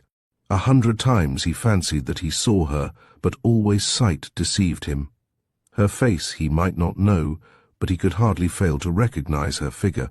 Yet nowhere among the others did he catch a glimpse of that slim young creature he had skated with, alone beneath the clouded stars. He searched in vain. Even his inquiries as to the occupants of the private chalets brought no results. He had lost her. But the queer thing was that he felt as though she was somewhere close. He knew she had not really gone. While people came and left with every day, it never once occurred to him that she had left. On the contrary, he felt assured that they would meet again. This thought he never quite acknowledged. Perhaps it was the wish that fathered it only, and even when he did meet her, it was a question how he would speak and claim acquaintance, or whether she would recognize himself. It might be awkward. He almost came to dread a meeting, though dread, of course, was far too strong a word to describe an emotion that was half delight, half wondering anticipation. Meanwhile the season was in full swing.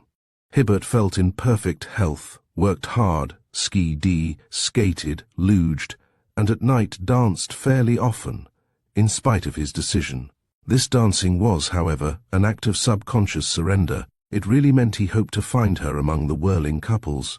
He was searching for her without quite acknowledging it to himself, and the hotel world, meanwhile, thinking it had won him over, teased and chaffed him.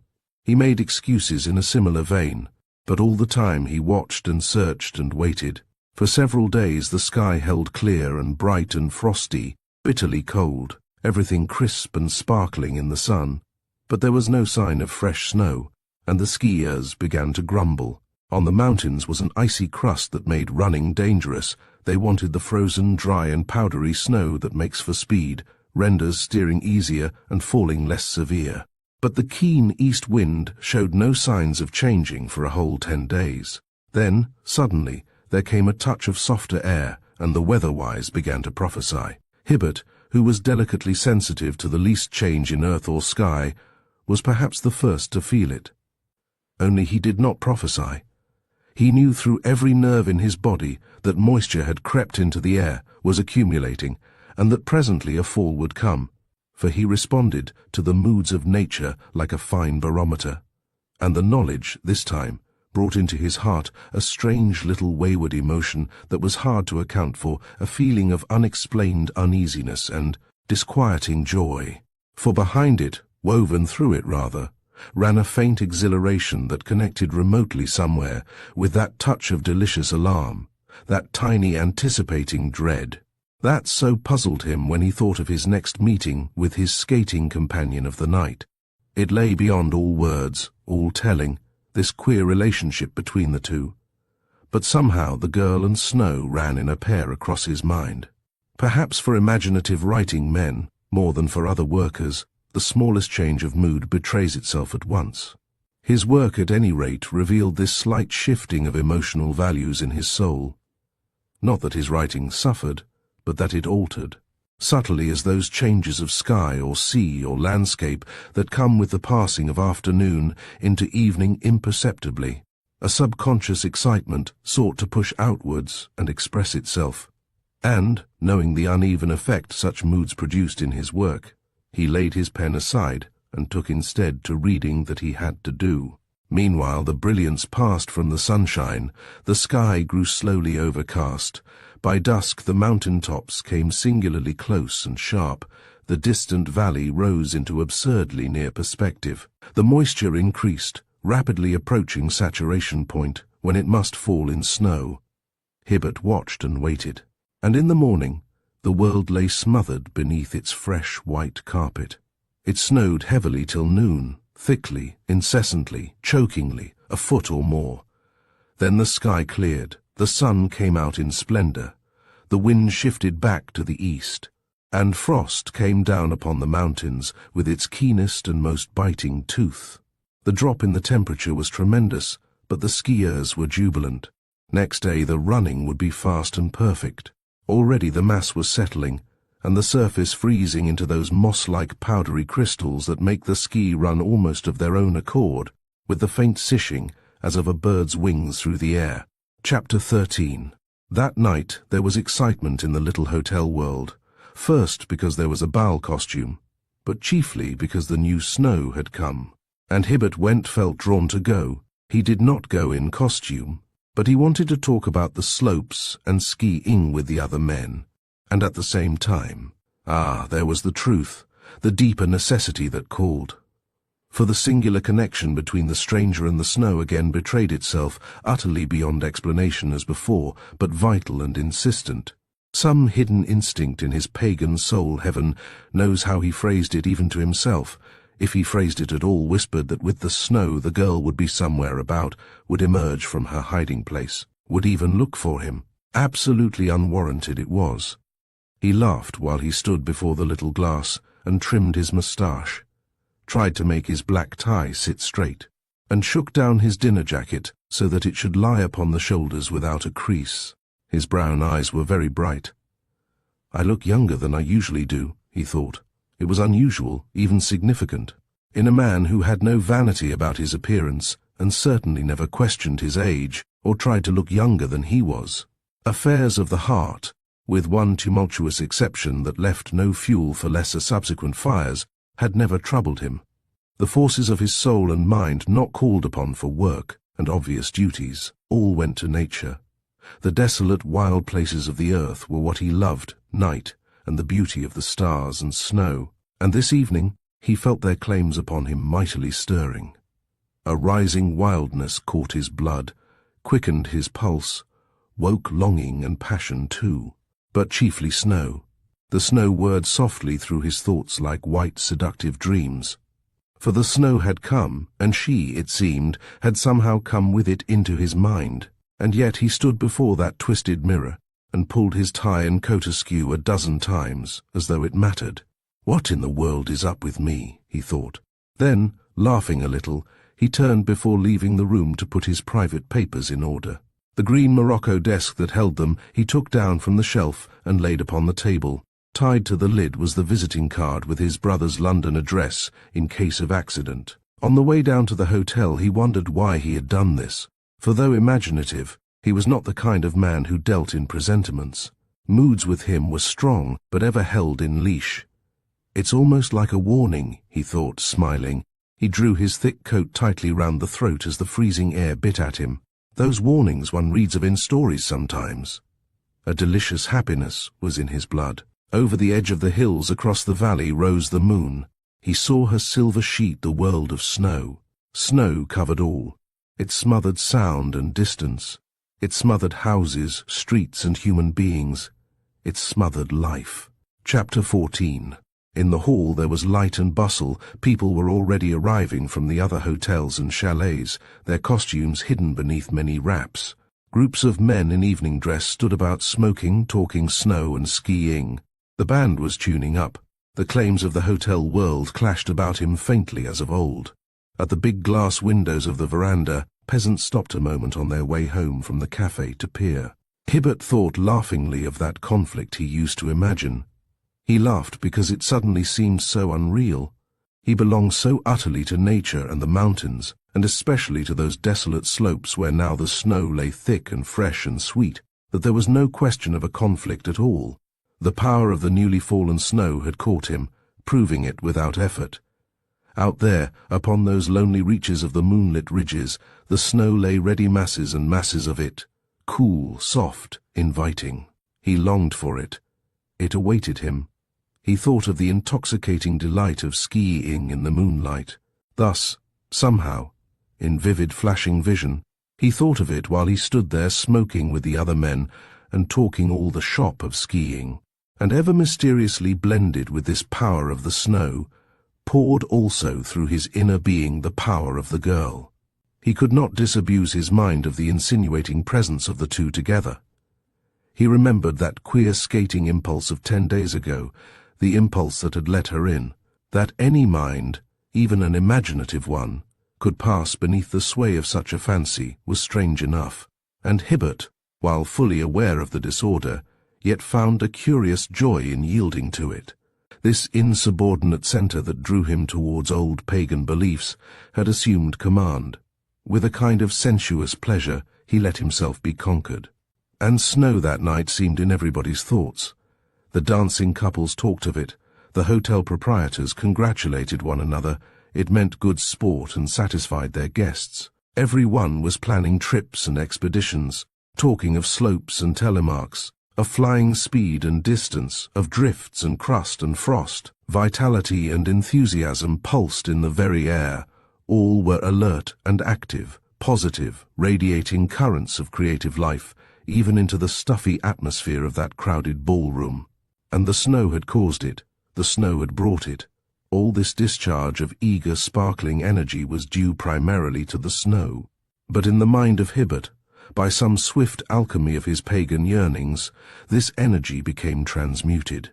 It rarefied itself, gleaming in white and crystal currents of passionate anticipation, which he transferred, as by a species of electrical imagination, into the personality of the girl of the snow. She somewhere was waiting for him, expecting him, calling to him softly from those leagues of moonlit mountain.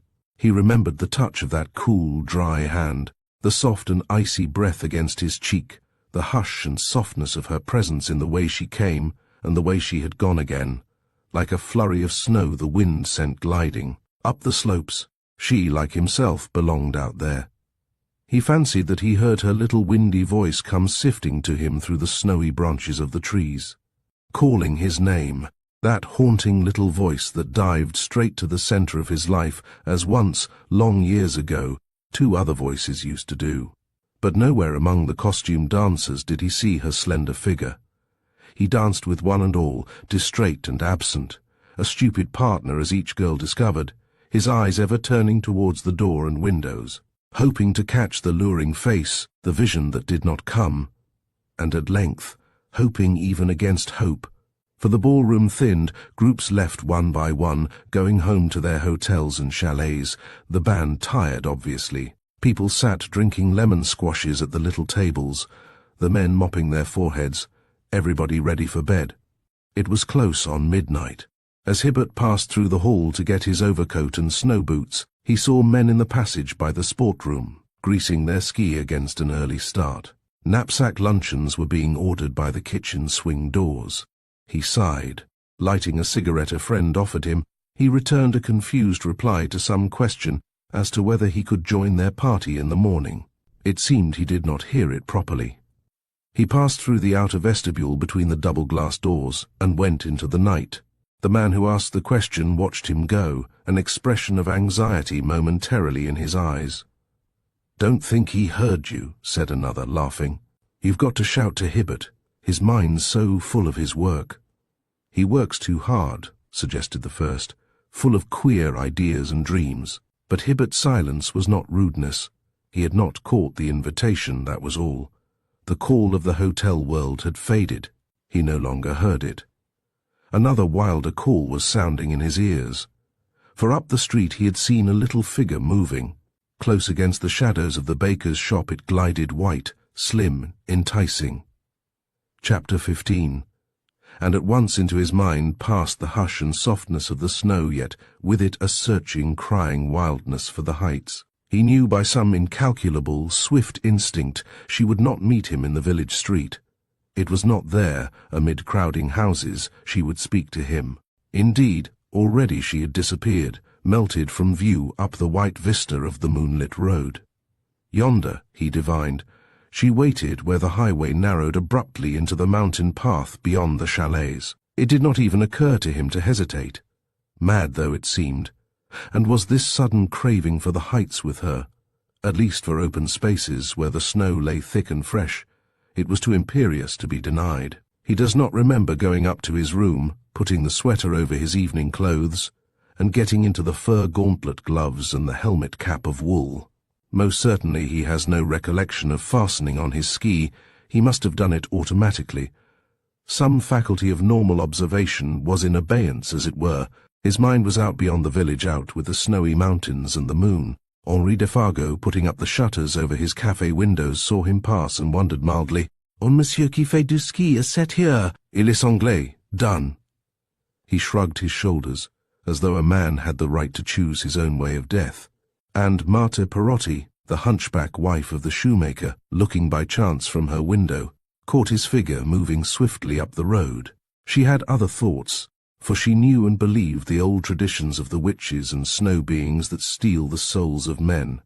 She had even heard, 'twas said, the dreaded synagogue pass roaring down the street at night, and now, as then, she hid her eyes. "They've called to him. And he must go," she murmured, making the sign of the cross. But no one sought to stop him. Hibbert recalls only a single incident, until he found himself beyond the houses, searching for her along the fringe of forest where the moonlight met the snow in a bewildering frieze of fantastic shadows. And the incident was simply this, that he remembered passing the church. Catching the outline of its tower against the stars, he was aware of a faint sense of hesitation. A vague uneasiness came and went, jarred unpleasantly across the flow of his excited feelings, chilling exhilaration. He caught the instant's discord, dismissed it, and passed on. The seduction of the snow smothered the hint before he realized that it had brushed the skirts of warning. And then he saw her. She stood there waiting in a little clear space of shining snow, dressed all in white, part of the moonlight and the glistening background. Her slender figure just discernible. "I waited, for I knew you would come." The silvery little voice of windy beauty floated down to him. "You had to come." "I'm ready," he answered. "I knew it too." The world of nature caught him to its heart in those few words, the wonder and the glory of the night and snow. Life leaped within him. The passion of his pagan soul exulted, rose in joy, flowed out to her. He neither reflected nor considered, but let himself go, like the veriest schoolboy in the wildness of first love. "Give me your hand," he cried. "I'm coming." "A little farther on, a little higher," came her delicious answer. "Here it is too near the village and the church." And the words seemed wholly right and natural. He did not dream of questioning them. He understood that, with this little touch of civilization in sight, the familiarity he suggested was impossible. Once out upon the open mountains, mid the freedom of huge slopes and towering peaks, the stars and moon to witness and the wilderness of snow to watch, they could taste an innocence of happy intercourse, free from the dead conventions that imprison literal minds. He urged his pace, yet did not quite overtake her. The girl kept always just a little bit ahead of his best efforts, and soon they left the trees behind and passed on to the enormous slopes of the sea of snow that rolled in mountainous terror and beauty to the stars. The wonder of the white world caught him away. Under the steady moonlight, it was more than haunting. It was a living, white, bewildering power that deliciously confused the senses and laid a spell of wild perplexity upon the heart. It was a personality that cloaked and yet revealed itself through all this sheeted whiteness of snow. It rose, went with him, fled before, and followed after. Slowly it dropped lithe, gleaming arms about his neck, gathering him in. Certainly some soft persuasion coaxed his very soul, urging him ever forwards, upwards, on towards the higher icy slopes. Judgment and reason left their throne, it seemed, completely, as in the madness of intoxication. The girl, slim and seductive, kept always just ahead, so that he never quite came up with her. He saw the white enchantment of her face and figure, something that streamed about her neck flying like a wreath of snow in the wind, and heard the alluring accents of her whispering voice that called from time to time, "A little farther on, a little higher, then we'll run home together." Sometimes he saw her hand stretched out to find his own, but each time, just as he came up with her, he saw her still in front, the hand and arm withdrawn. They took a gentle angle of ascent. The toil seemed nothing. In this crystal, wine like air fatigue vanished. The sishing of the ski through the powdery surface of the snow was the only sound that broke the stillness. This, with his breathing and the rustle of her skirts, was all he heard. Cold moonshine, snow and silence held the world. The sky was black, and the peaks beyond cut into it like frosted wedges of iron and steel. Far below the valley slept, the village long since hidden out of sight. He felt that he could never tire. The sound of the church clock rose from time to time, faintly through the air, more and more distant. "Give me your hand. It's time now to turn back." "Just one more slope," she laughed. "That ridge above us. Then we'll make for home," and her low voice mingled pleasantly with the purring of their ski. His own seemed harsh and ugly by comparison. "But I have never come so high before.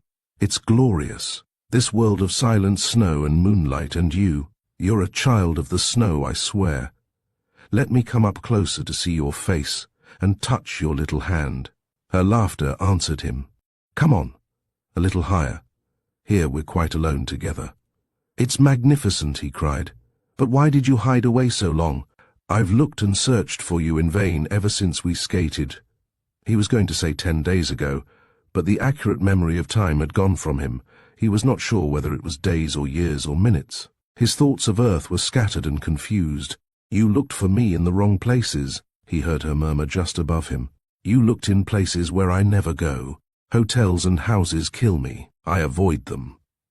She laughed, a fine, shrill, windy little laugh. "I loathe them too." He stopped. The girl had suddenly come quite close.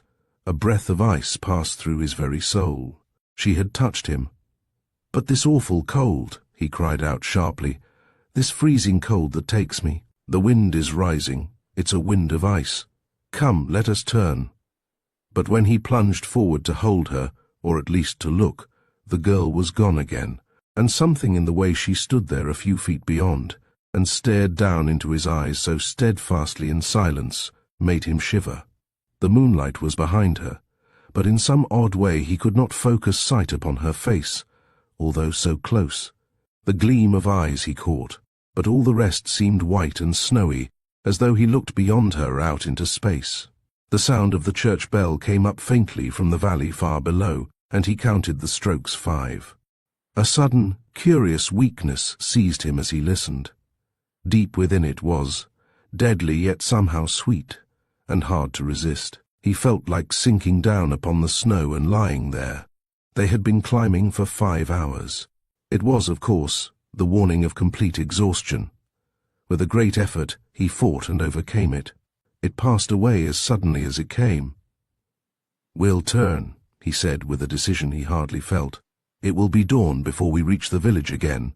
Come at once, it's time for home." The sense of exhilaration had utterly left him. An emotion that was akin to fear swept coldly through him.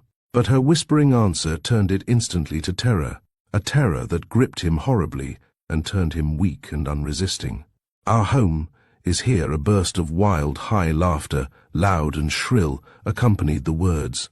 It was like a whistling wind. The wind had risen, and clouds obscured the moon. "A little higher where we cannot hear the wicked bells," she cried, and for the first time seized him deliberately by the hand. She moved, was suddenly close against his face. Again she touched him, and Hibbert tried to turn away and escape, and so trying, found for the first time that the power of the snow, that other power which does not exhilarate but deadens effort, was upon him. The suffocating weakness that it brings to exhausted men, luring them to the sleep of death in her clinging soft embrace, lulling the will and conquering all desire for life. This was awfully upon him. His feet were heavy and entangled. He could not turn or move. The girl stood in front of him, very near. He felt her chilly breath upon his cheeks. Her hair passed blindingly across his eyes, and that icy wind came with her. He saw her whiteness close. Again, it seemed, his sight passed through her into space as though she had no face.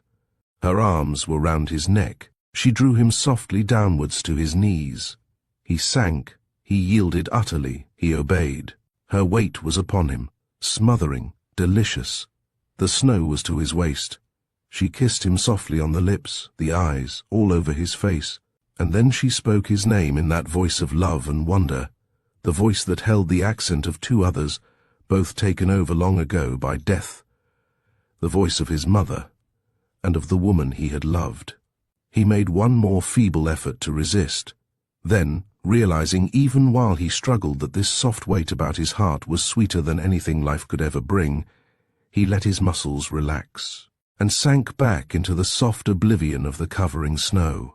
Her wintry kisses bore him into sleep. Chapter 16. They say that men who know the sleep of exhaustion in the snow find no awakening on the hither side of death. The hours passed and the moon sank down below the white world's rim. Then suddenly there came a little crash upon his breast and neck, and Hibbert woke. He slowly turned, bewildered, heavy eyes upon the desolate mountains, stared dizzily about him, tried to rise. At first his muscles would not act. A numbing, aching pain possessed him. He uttered a long, thin cry for help, and heard its faintness swallowed by the wind. And then he understood vaguely why he was only warm, not dead. For this very wind that took his cry had built up a sheltering mound of driven snow against his body while he slept. Like a curving wave it ran beside him. It was the breaking of its over-toppling edge that caused the crash, and the coldness of the mass against his neck that woke him. Dawn kissed the eastern sky. Pale gleams of gold shot every peak with splendor, but ice was in the air, and the dry and frozen snow blew like powder from the surface of the slopes. He saw the points of his ski projecting just below him. Then he remembered. It seems he had just strength enough to realize that, could he but rise and stand, he might fly with terrific impetus towards the woods and village far beneath. The ski would carry him, but if he failed and fell... How he contrived it, Hibbert never knew. This fear of death somehow called out his whole available reserve force. He rose slowly, balanced a moment, then, taking the angle of an immense zigzag, started down the awful slopes like an arrow from a bow. And automatically the splendid muscles of the practiced skier and athlete saved and guided him, for he was hardly conscious of controlling either speed or direction. The snow stung face and eyes like fine steel shot. Ridge after ridge flew past. The summits raced across the sky. The valley leaped up with bounds to meet him. He scarcely felt the ground beneath his feet, as the huge slopes and distance melted before the lightning speed of that descent from death to life. He took it in 4-mile-long zigzags, and it was the turning at each corner that nearly finished him, for then the strain of balancing taxed to the verge of collapse the remnants of his strength. Slopes that have taken hours to climb can be descended in a short half-hour on ski, but Hibbert had lost all count of time. Quite other thoughts and feelings mastered him in that wild, swift dropping through the air that was like the flight of a bird. Forever close upon his heels came following forms and voices with the whirling snow dust. He heard that little silvery voice of death and laughter at his back, shrill and wild, with the whistling of the wind past his ears. He caught its pursuing tones, but in anger now, no longer soft and coaxing, and it was accompanied. She did not follow alone. It seemed a host of these flying figures of the snow chased madly just behind him. He felt them furiously smite his neck and cheeks, snatch at his hands and try to entangle his feet and ski in drifts. His eyes they blinded, and they caught his breath away. The terror of the heights and snow and winter desolation urged him forward in the maddest race with death a human being ever knew. And so terrific was the speed that before the gold and crimson had left the summits to touch the ice lips of the lower glaciers, he saw the friendly forest far beneath swing up and welcome him. And it was then, moving slowly along the edge of the woods, he saw a light. A man was carrying it. A procession of human figures was passing in a dark line laboriously through the snow, and he heard the sound of chanting. Instinctively, without a second's hesitation, he changed his course. No longer flying at an angle as before, he pointed his ski straight down the mountainside. The dreadful steepness did not frighten him. He knew full well it meant a crashing tumble at the bottom, but he also knew it meant a doubling of his speed with safety at the end. For, though no definite thought passed through his mind, he understood that it was the village cure who carried that little gleaming lantern in the dawn, and that he was taking the host to a chalet on the lower slopes to some peasant in extremis. He remembered her terror of the church and bells. She feared the holy symbols.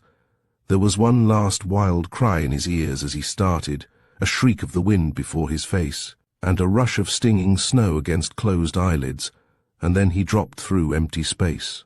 Speed took sight from him. It seemed he flew off the surface of the world. Indistinctly he recalls the murmur of men's voices, the touch of strong arms that lifted him, and the shooting pains as the ski were unfastened from the twisted ankle. For when he opened his eyes again to normal life, he found himself lying in his bed at the post office with the doctor at his side. But for years to come, the story of Mad Hibbert's skiing at night is recounted in that mountain village. He went, it seems, up slopes, and to a height that no man in his senses ever tried before. The tourists were agog about it for the rest of the season, and the very same day 2 of the bolder men went over the actual ground and photographed the slopes. Later, Hibbert saw these photographs. He noticed one curious thing about them, though he did not mention it to anyone. There was only a single track. Sand, Chapter 17. As Felix Henriot came through the streets that January night, the fog was stifling. But when he reached his little flat upon the top floor, there came a sound of wind. Wind was stirring about the world. It blew against his windows, but at first so faintly that he hardly noticed it. Then, with an abrupt rise and fall like a wailing voice that sought to claim attention, it called him. He peered through the window into the blurred darkness, listening. There is no cry in the world like that of the homeless wind. A vague excitement, scarcely to be analyzed, ran through his blood. The curtain of fog waved momentarily aside. Henriot fancied a star peeped down at him. "It will change things a bit at last," he sighed, settling back into his chair. "It will bring movement." Already something in himself had changed. A restlessness, as of that wandering wind, woke in his heart. the desire to be off and away. Other things could rouse this wildness too: falling water, the singing of a bird, an odor of wood fire, a glimpse of winding road. But the cry of wind, always searching, questioning, traveling the world's great routes, remained ever the master touch. High longing took his mood in hand. Mid 7 millions he felt suddenly lonely. I will arise and go now, for always night and day I hear lake water lapping with low sounds by the shore. While I stand on the roadway or on the pavement's grey, I hear it in the deep heart's core. He murmured the words over softly to himself. The emotion that produced Innisfree passed strongly through him. He too would be over the hills and far away. He craved movement, change, adventure somewhere, far from shops and crowds and motor buses. For a week, the fog had stifled London. This wind brought life. Where should he go? Desire was long, his purse was short. He glanced at his books, letters, newspapers. They had no interest now. Instead, he listened. The panorama of other journeys rolled in colour through the little room, flying on one another's heels. Henriette enjoyed this remembered essence of his travels more than the travels themselves. The crying wind brought so many voices, all of them seductive. There was a soft crashing of waves upon the Black Sea shores, where the huge Caucasus beckoned in the sky beyond. A rustling in the umbrella pines and cactus at Marseille, whence magic steamers start about the world like flying dreams. He heard the plash of fountains upon Mount Ida's slopes and the whisper of the tamarisk on Marathon. It was dawn once more upon the Ionian Sea, and he smelt the perfume of the Cyclades. Blue-veiled islands melted in the sunshine, and across the dewy lawns of Tempe, moistened by the spray of many waterfalls, he saw great heavens above, the dancing of white forms. Or was it only mist the sunshine painted against Pelion? Methought, among the lawns together, we wandered underneath the young grey dawn, and multitudes of dense white fleecy clouds shepherded by the slow, unwilling wind. And then, into his stuffy room, slipped the singing perfume of a wallflower on a ruined tower, and with it the sweetness of hot ivy. He heard the yellow bees in the ivy bloom. Wind whipped over the open hills, this very wind that laboured drearily through the London fog. And he was caught.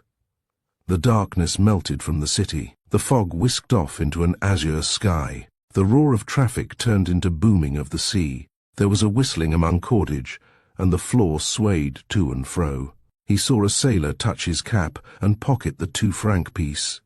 The siren hooted ominous sound that had started him on many a journey of adventure, and the roar of London became mere insignificant clatter of a child's toy. Carriages. He loved that siren's call. There was something deep and pitiless in it. It drew the wanderers forth from cities everywhere. Leave your known world behind you, and come with me for better or for worse. The anchor is up. It is too late to change. Only beware, you shall know curious things, and alone. Henriette stirred uneasily in his chair. He turned with sudden energy to the shelf of guidebooks, maps and timetables, possessions he most valued in the whole room. He was a happy-go-lucky, adventure-loving soul, careless of common standards, athirst ever for the new and strange. That's the best of having a cheap flat, he laughed, and no ties in the world. I can turn the key and disappear. No one cares or knows, no one but the thieving caretaker. And he's long ago found out that there's nothing here worth taking. There followed then no lengthy indecision. Preparation was even shorter still. He was always ready for a move, and his sojourn in cities was but breathing space while he gathered pennies for further wanderings. An enormous kit-bag sack-shaped, very worn and dirty, emerged speedily from the bottom of a cupboard in the wall. It was of limitless capacity. The key and padlock rattled in its depths. Cigarette ashes covered everything, while he stuffed it full of ancient, indescribable garments. And his voice, singing of those yellow bees in the ivy bloom, mingled with the crying of the rising wind about his windows. His restlessness had disappeared by magic.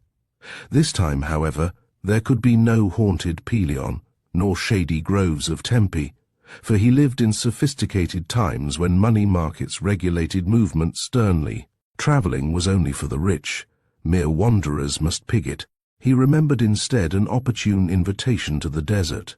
Objective invitation, his genial hosts had called it, knowing his hatred of convention. And Helouan danced into letters of brilliance upon the inner map of his mind. For Egypt had ever held his spirit in thrall, though as yet he had tried in vain to touch the great buried soul of her. The excavators, the Egyptologists, the archaeologists most of all, plastered her grey ancient face with labels like hotel advertisements on travellers' portmanteaux. They told where she had come from last, but nothing of what she dreamed and thought and loved. The heart of Egypt lay beneath the sand, and the trifling robbery of little details that poked forth from tombs and temples brought no true revelation of her stupendous spiritual splendour.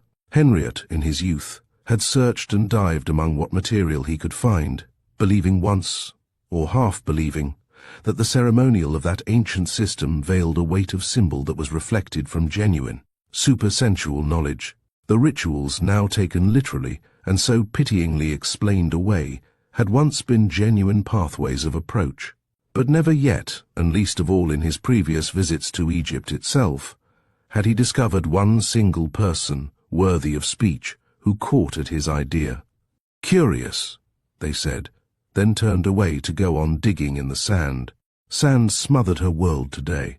Excavators discovered skeletons. Museums everywhere stored them grinning, literal relics that told nothing. But now, while he packed and sang, these hopes of enthusiastic younger days stirred again, because the emotion that gave them birth was real and true in him. Through the morning mists upon the Nile, an old pyramid bowed hugely at him across London roofs. "Come," he heard its awful whisper beneath the ceiling. "I have things to show you and to tell."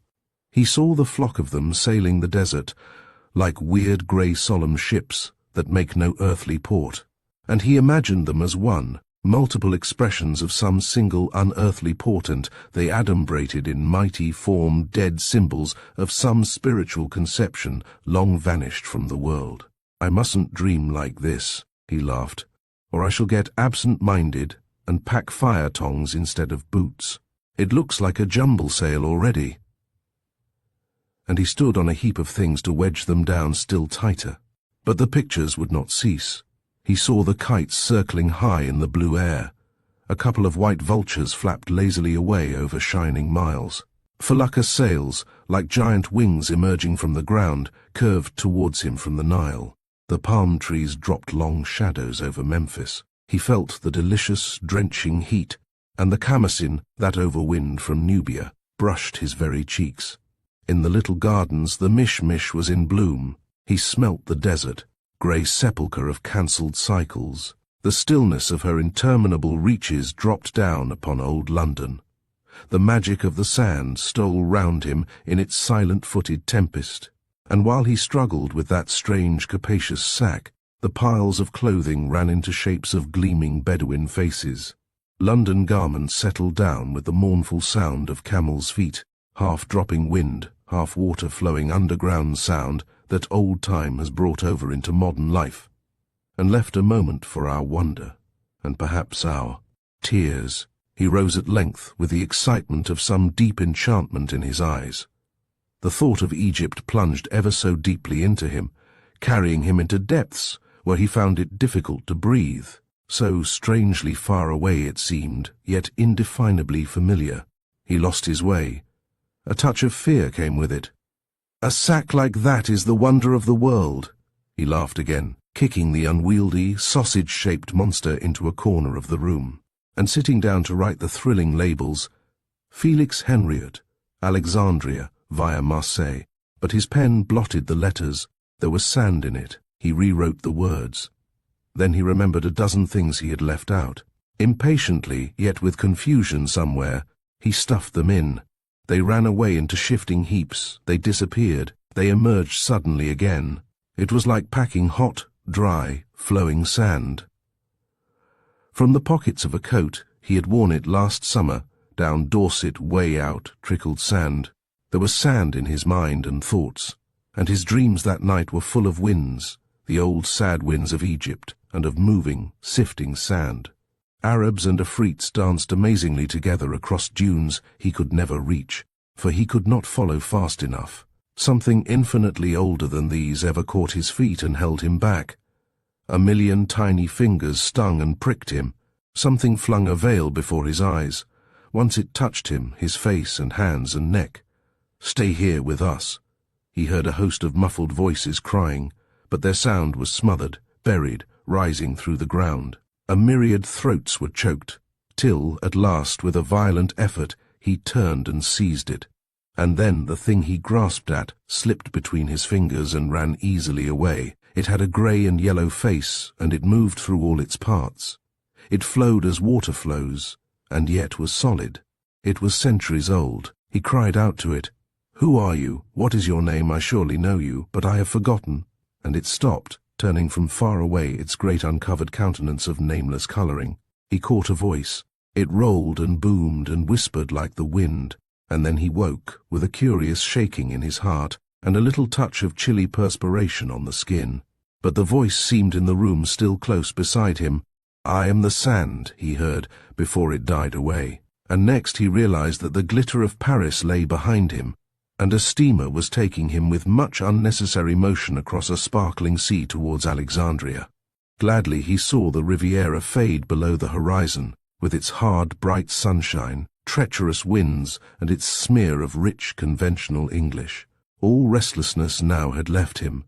True vagabond still at 40, he only felt the unrest and discomfort of life when caught in the network of routine and rigid streets, no chance of breaking loose.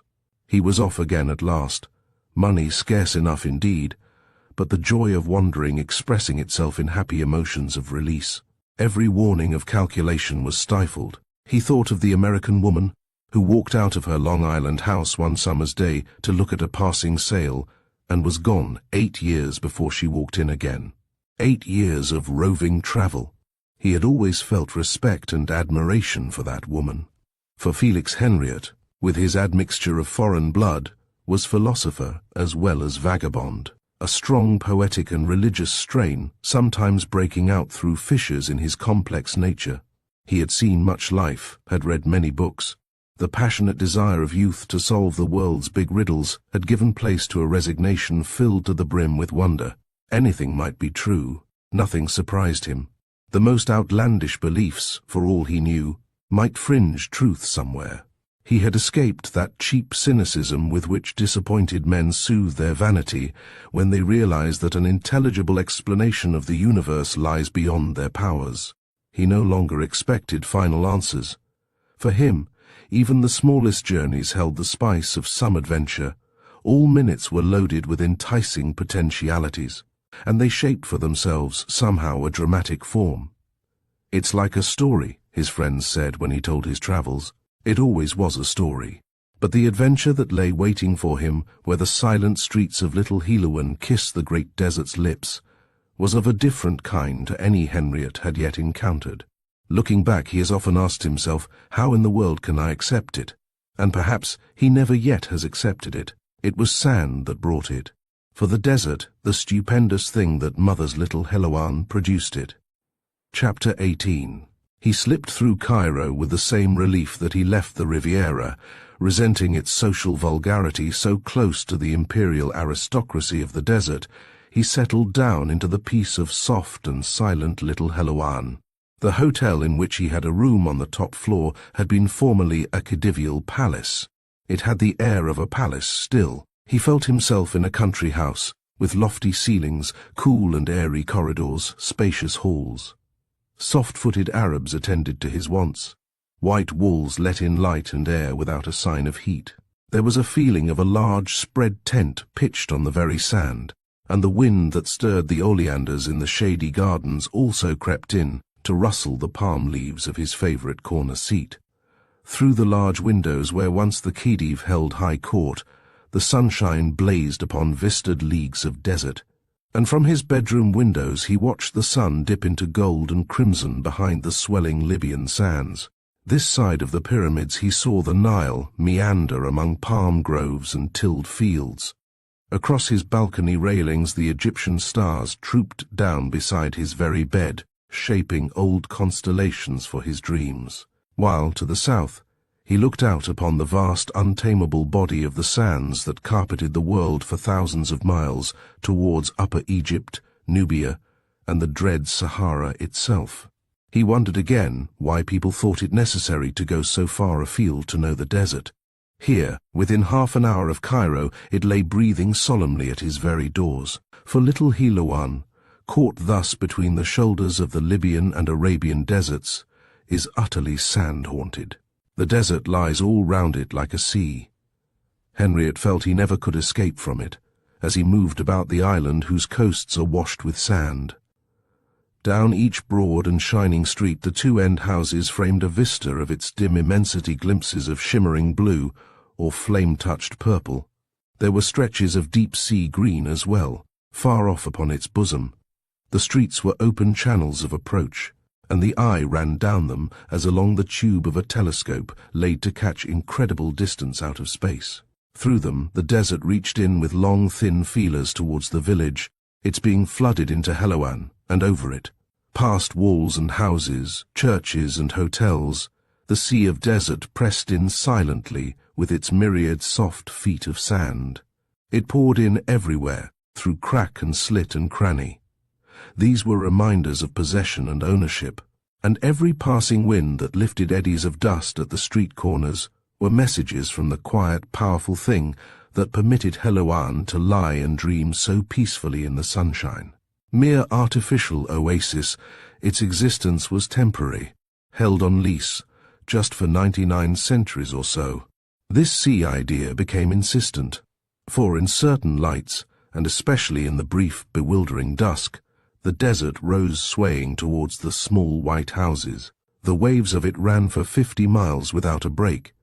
It was too deep for foam or surface agitation, yet it knew the swell of tides, and underneath flowed resolute currents, linking distance to the center. These many deserts were really one.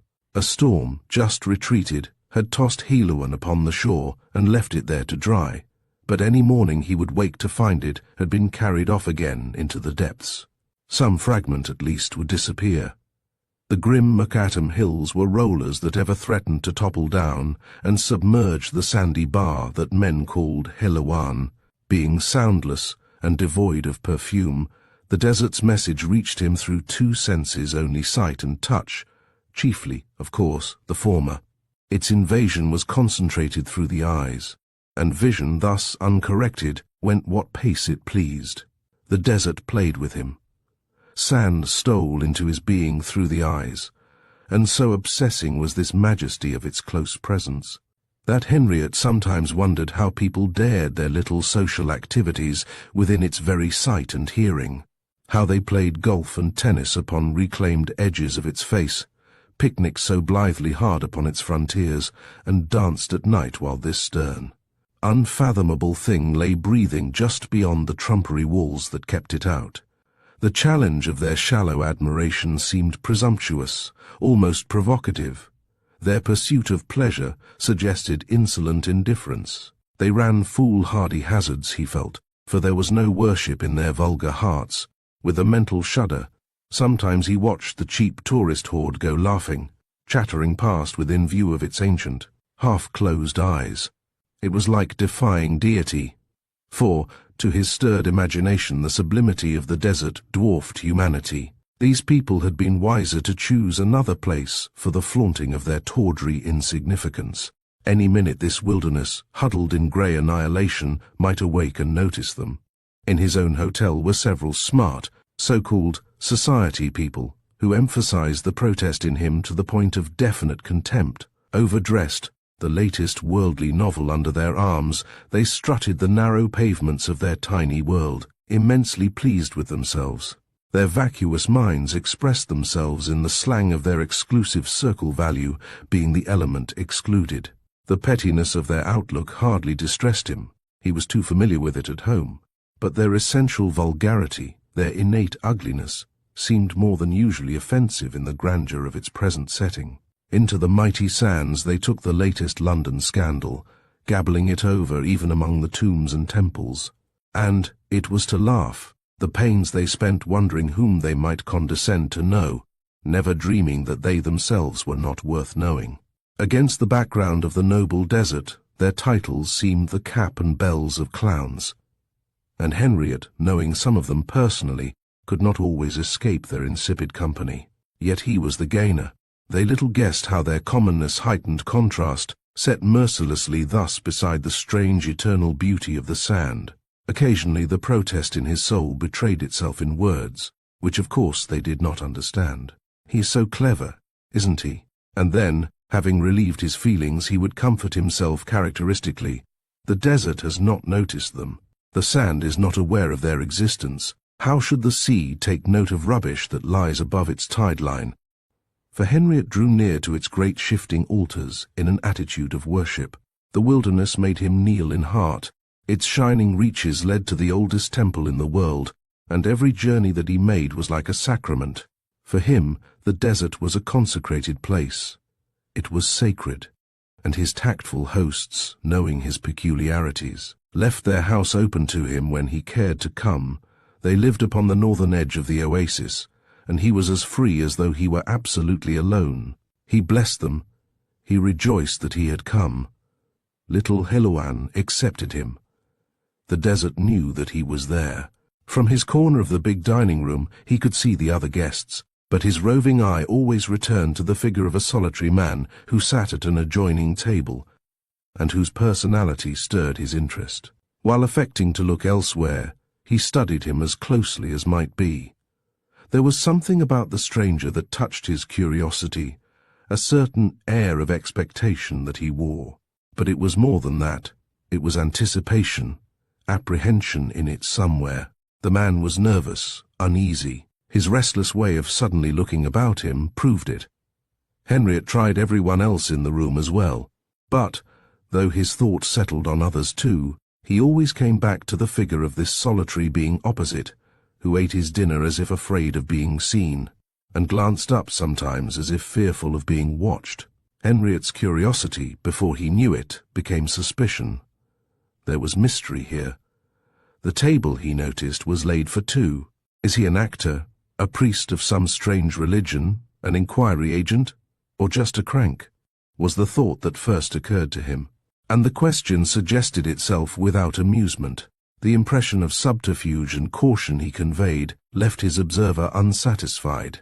The face was clean-shaven, dark and strong, thick hair, straight yet bushy, was slightly unkempt.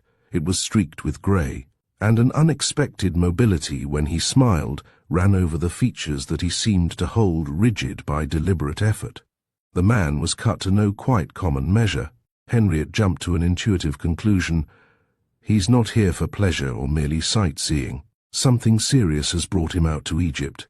For the face combined two ill-assorted qualities, an obstinate tenacity that might even mean brutality, and was certainly repulsive, yet, with it, an undecipherable dreaminess betrayed by lines of the mouth, but above all in the very light blue eyes, so rarely raised. Those eyes, he felt, had looked upon unusual things. Dreaminess was not an adequate description. Searching conveyed it better. The true source of the queer impression remained elusive. And hence, perhaps, the incongruous marriage in the face mobility laid upon a matter-of-fact foundation underneath. The face showed conflict, and Henriette, watching him, felt decidedly intrigued. I'd like to know that man, and all about him. His name, he learned later, was Richard Vance, from Birmingham, a businessman.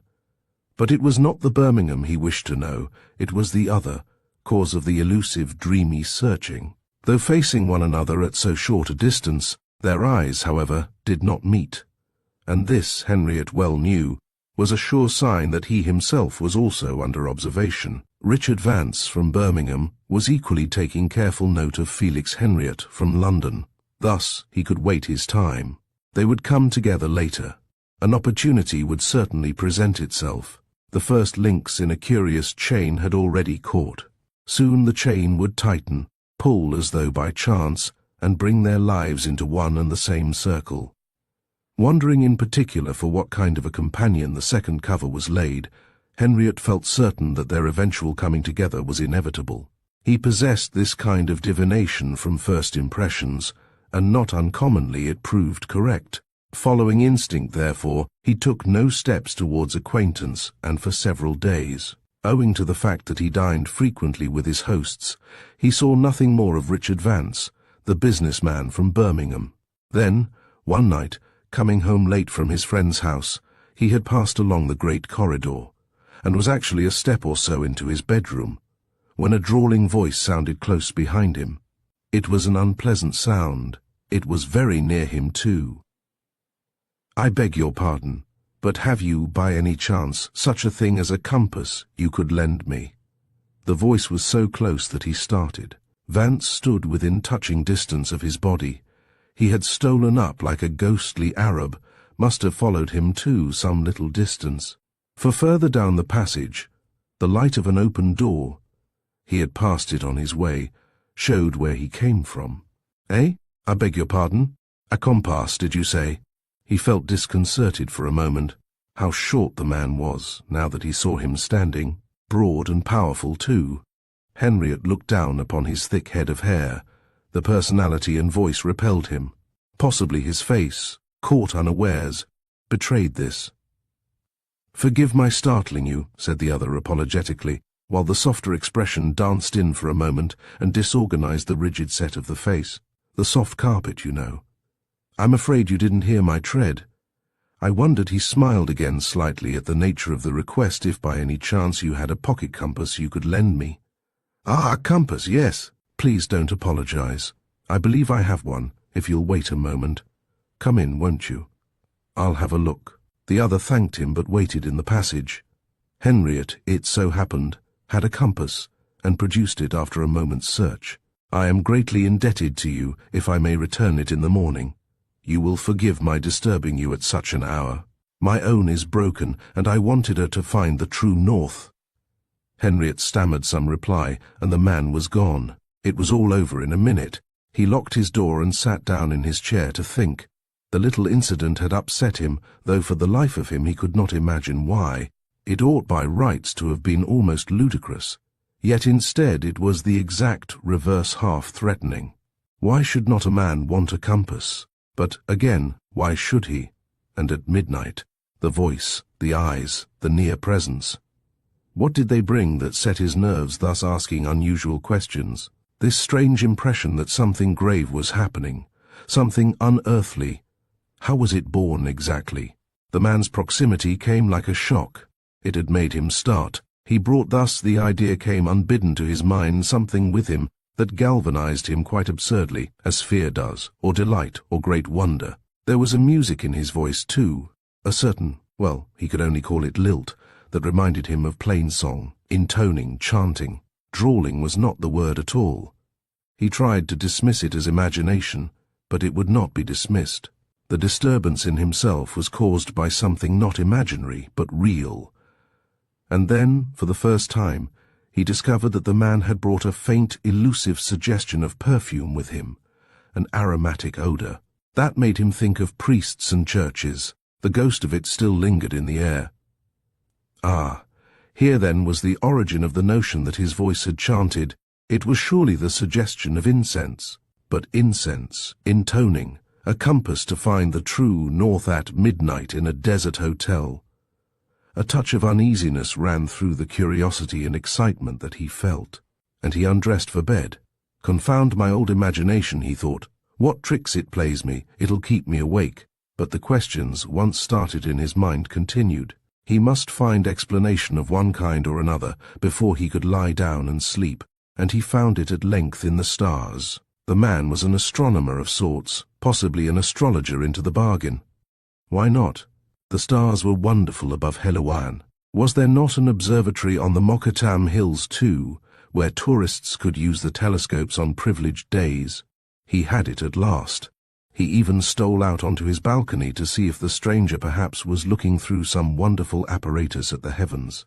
Their rooms were on the same side, but the shuttered windows revealed no stooping figure with eyes glued to a telescope.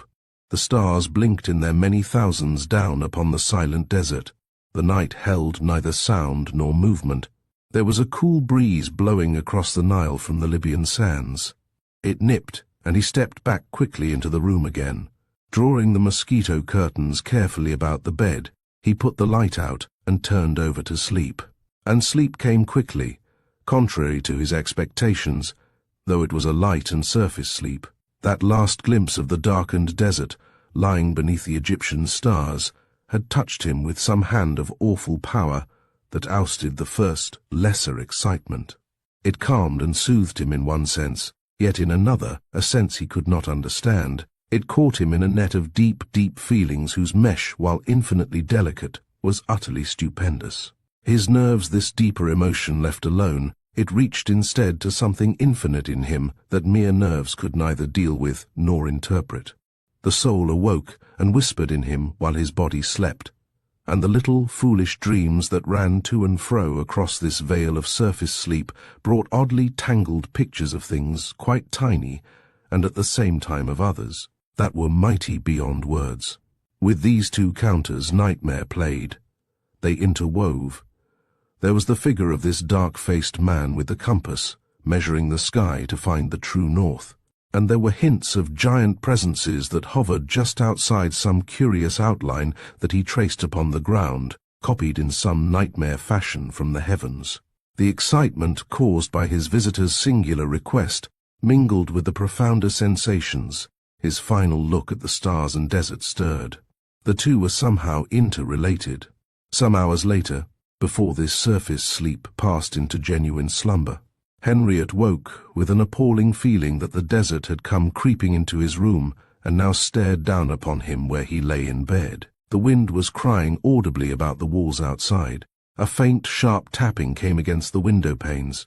He sprang instantly out of bed, not yet awake enough to feel actual alarm, yet with the nightmare touch still close enough to cause a sort of feverish, loose bewilderment.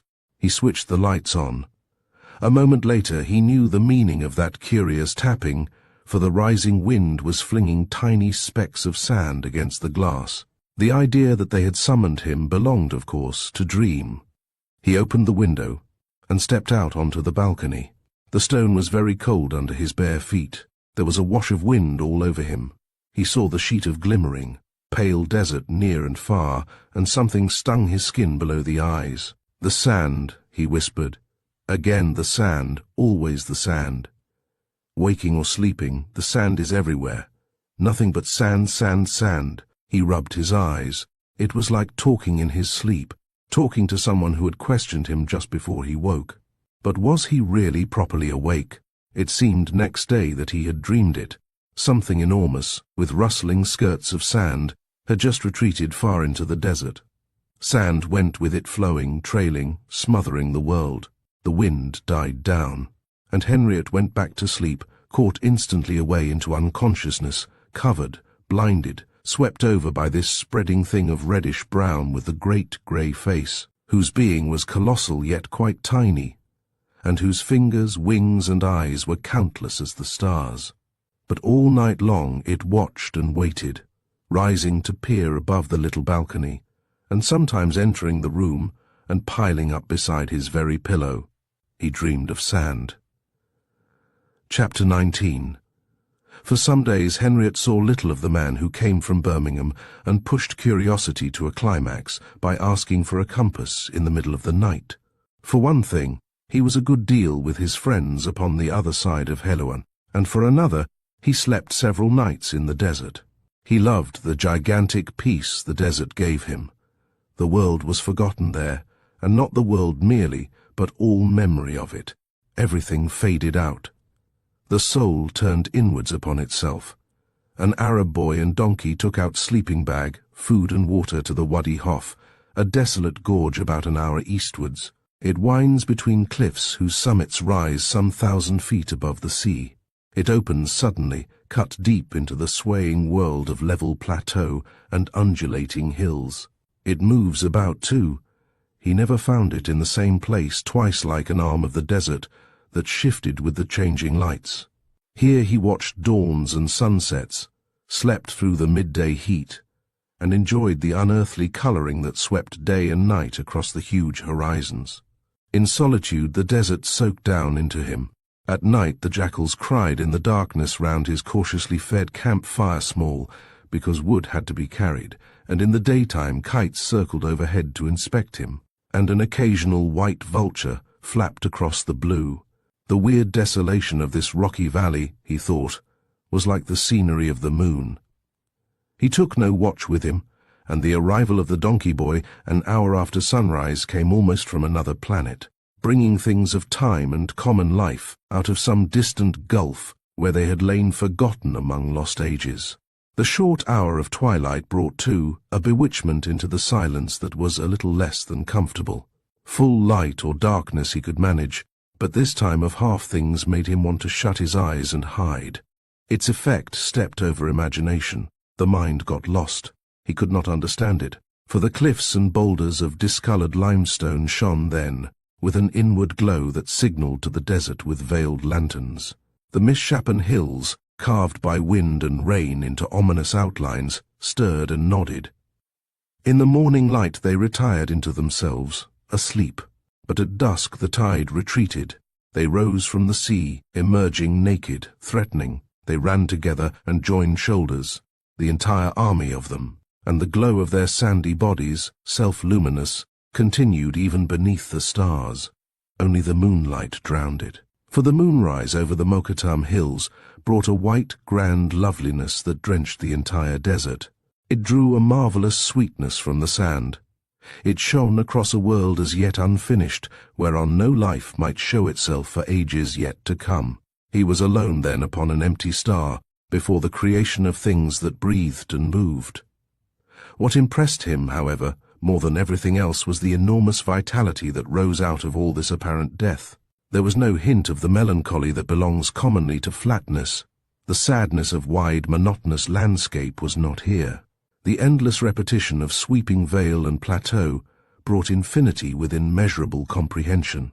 He grasped a definite meaning in the phrase world without end. The desert had no end and no beginning. It gave him a sense of eternal peace, the silent peace that star fields know. Instead of subduing the soul with bewilderment, it inspired with courage, confidence, hope. Through this sand, which was the wreck of countless geological ages, rushed life that was terrific and uplifting, too huge to include melancholy, too deep to betray itself in movement. Here was the stillness of eternity. Behind the spread grey mask of apparent death lay stores of accumulated life, ready to break forth at any point. In the desert he felt himself absolutely royal, and this contrast of life, veiling itself in death, was a contradiction that somehow intoxicated. The desert exhilaration never left him. He was never alone. A companionship of millions went with him, and he felt the desert close, as stars are close to one another, or grains of sand. It was the Kamasin, the hot wind bringing sand, that drove him in. With the feeling that these few days and nights had been immeasurable, and that he had been away 1,000 years. He came back with the magic of the desert in his blood, hotel life tasteless and insipid by comparison. To human impressions thus he was fresh and vividly sensitive. His being, cleaned and sensitized by pure grandeur, felt people, for a time at any rate, with an uncommon sharpness of receptive judgment. He returned to a life somehow mean and meagre, resuming insignificance with his dinner jacket. Out with the sand he had been regal. Now, like a slave, he strutted self-conscious and reduced. But this imperial standard of the desert stayed a little time beside him, its purity focusing judgment like a lens. The specks of smaller emotions left it clear at first, and as his eye wandered vaguely over the people assembled in the dining room, it was arrested with a vivid shock upon two figures at the little table facing him. He had forgotten Vance, the Birmingham man who sought the north at midnight with a pocket compass. He now saw him again, with an intuitive discernment entirely fresh. Before memory brought up her clouding associations, some brilliance flashed a light upon him. That man, Henriette thought, might have come with me. He would have understood and loved it. But the thought was really this. A moment's reflection spread it, rather. He belonged somewhere to the desert. The desert brought him out here. And again, hidden swiftly behind it like a movement running below water. What does he want with it? What is the deeper motive he conceals? For there is a deeper motive, and it is concealed. But it was the woman seated next him who absorbed his attention really. Even while this thought flashed and went its way, the empty chair was occupied at last. Unlike his first encounter with the man, she looked straight at him. Their eyes met fully. For several seconds there was steady mutual inspection, while her penetrating stare, intent without being rude, passed searchingly all over his face. It was disconcerting. Crumbling his bread, he looked equally hard at her, unable to turn away, determined not to be the first to shift his gaze. And when at length she lowered her eyes, he felt that many things had happened, as in a long period of intimate conversation. Her mind had judged him through and through. Questions and answer flashed. They were no longer strangers. For the rest of dinner, though he was careful to avoid direct inspection, he was aware that she felt his presence and was secretly speaking with him. She asked questions beneath her breath. The answers rose with the quickened pulses in his blood. Moreover, she explained Richard Vance. It was this woman's power that shone reflected in the man. She was the one who knew the big, unusual things. Vance merely echoed the rush of her vital personality. This was the first impression that he got from the most striking, curious face he had ever seen in a woman. It remained very near him all through the meal. She had moved to his table. It seemed she sat beside him. Their minds certainly knew contact from that moment. It is never difficult to credit strangers with the qualities and knowledge that oneself craves for, and no doubt Henriette's active fancy went busily to work. But nonetheless, this thing remained and grew, that this woman was aware of the hidden things of Egypt he had always longed to know. There was knowledge and guidance she could impart. Her soul was searching among ancient things. Her face brought the desert back into his thoughts, and with it came the sand. Here was the flash. The sight of her restored the peace and splendor he had left behind him in his desert camps. The rest, of course, was what his imagination constructed upon this slender basis. Only not all of it was imagination. Now, Henriette knew little enough of women and had no pose of understanding them. His experience was of the slightest. The love and veneration felt for his own mother had set the entire sex upon the heights. His affairs with women, if so they may be called, had been transient all, but those of early youth, which having never known the devastating test of fulfillment, still remained ideal and superb. There was unconscious humor in his attitude, from a distance, for he regarded women with wonder and respect, as puzzles that sweetened but complicated life, might even endanger it. He certainly was not a marrying man. But now, as he felt the presence of this woman so deliberately possess him, there came over him two clear, strong messages, each vivid with certainty. One was that banal suggestion of familiarity claimed by lovers, and the like. He had often heard of it. I have known that woman before. I have met her ages ago somewhere. She is strangely familiar to me. And the other, growing out of it almost, have nothing to do with her. She will bring you trouble and confusion. Avoid her, and be warned, in fact, a distinct presentiment. Yet, although Henriette dismissed both impressions as having no shred of evidence to justify them, the original clear judgment, as he studied her extraordinary countenance, persisted through all denials. The familiarity and the presentiment remained. There also remained this other, an enormous imaginative leap, that she could teach him Egypt. He watched her carefully, in a sense fascinated. He could only describe the face as black, so dark it was with the darkness of great age. Elderly was the obvious, natural word, but elderly described the features only. The expression of the face wore centuries, nor was it merely the coal-black eyes that betrayed an ancient, age-traveled soul behind them. The entire presentment mysteriously conveyed it. This woman's heart knew long-forgotten things. The thought kept beating up against him. There were cheekbones, oddly high, that made him think involuntarily of the well-advertised pharaoh, Ramesses, a square, deep jaw, and an aquiline nose that gave the final touch of power. For the power undeniably was there, and while the general effect had grimness in it, there was neither harshness nor any forbidding touch about it. There was an implacable sternness in the set of lips and jaw, and, most curious of all, the eyelids over the steady eyes of black were level as a ruler. This level framing made the woman's stare remarkable beyond description. Henriette thought of an idol carved in stone, stone hard and black, with eyes that stared across the sand into a world of things non-human, very far away. Forgotten of men. The face was finally ugly. This strange dark beauty flashed flame about it. And, as the way ever was with him, Henriette next fell to constructing the possible lives of herself and her companion, though without much success. Imagination soon stopped dead. She was not old enough to be Vance's mother, and assuredly she was not his wife.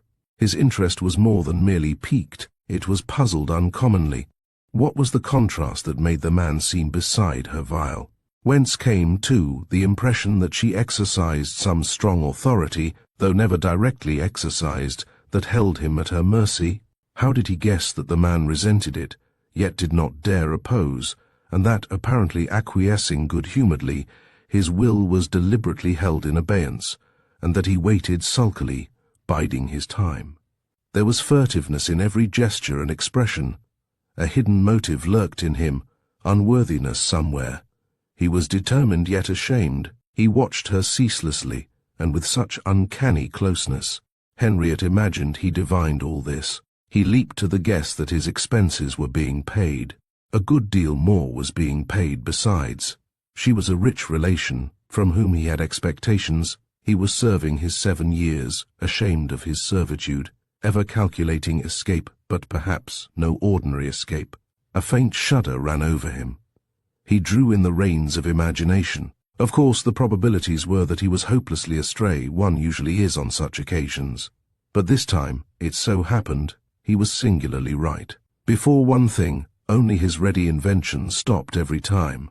This vileness, this notion of unworthiness in Vance, could not be negative merely. A man with that face was no inactive weakling. The motive he was at such pains to conceal, betraying its existence by that very fact, moved, surely, towards aggressive action. Disguised, it never slept. Vance was sharply on the alert. He had a plan deep out of sight, and Henriette remembered how the man's soft approach along the carpeted corridor had made him start. He recalled the quasi-shock it gave him. He thought again of the feeling of discomfort he had experienced. Next, his eager fancy sought to plumb the business these two had together in Egypt, in the desert. For the desert, he felt convinced, had brought them out. But here, though he constructed numerous explanations, another barrier stopped him. Because he knew.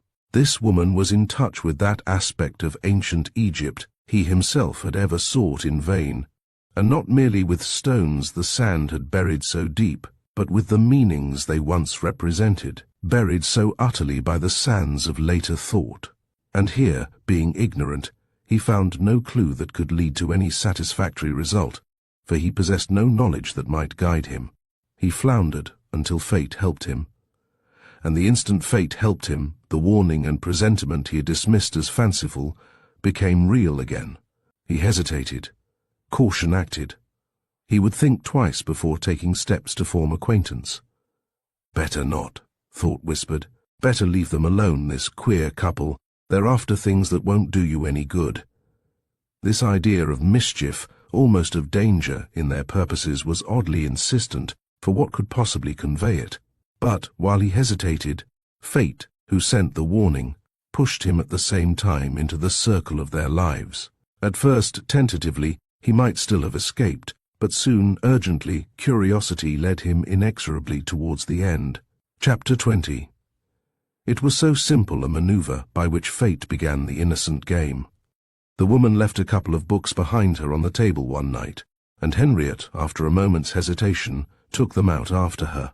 He knew the titles, The House of the Master and The House of the Hidden Places, both singular interpretations of the pyramids that once had held his own mind spellbound. Their ideas had been since disproved, if he remembered rightly, yet the titles were a clue to that imaginative part of his mind that was so busy constructing theories and had found its stride. Loose sheets of paper, covered with notes in a minute handwriting, lay between the pages, but these, of course, he did not read, noticing only that they were written round designs of various kinds, intricate designs. He discovered Vance in a corner of the smoking lounge. The woman had disappeared. Vance thanked him politely. "My aunt is so forgetful sometimes," he said, and took them with a covert eagerness that did not escape the other's observation. He folded up the sheets and put them carefully in his pocket. On one there was an ink-sketched map crammed with detail that might well have referred to some portion of the desert. The points of the compass stood out boldly at the bottom. There were involved geometrical designs again. Henriette saw them. They exchanged, then, the commonplaces of conversation, but these led to nothing further. Vance was nervous and betrayed impatience. He presently excused himself and left the lounge.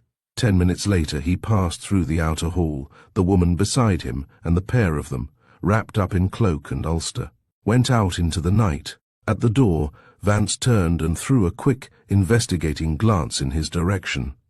There seemed a hint of questioning in that glance. It might almost have been a tentative invitation. But also, he wanted to see if their exit had been particularly noticed, and by whom. This, briefly told, was the first maneuver by which fate introduced them. There was nothing in it. The details were so insignificant, so slight the conversation, so meagre the pieces thus added to Henriette's imaginative structure. Yet they somehow built it up and made it solid. The outline in his mind began to stand foursquare. That writing, those designs, the manner of the man, their going out together, the final curious look, each and all betrayed points of a hidden thing. Subconsciously he was excavating their buried purposes. The sand was shifting. The concentration of his mind incessantly upon them removed it grain by grain and speck by speck. Tips of the smothered thing emerged. Presently a subsidence would follow with a rush and light would blaze upon its skeleton. He felt it stirring underneath his feet, this flowing movement of light, dry, heaped-up sand. It was always sand. Then other incidents of a similar kind came about, clearing the way to a natural acquaintanceship. Henriette watched the process with amusement, yet with another feeling too that was only a little less than anxiety. A keen observer, no detail escaped him. He saw the forces of their lives draw closer.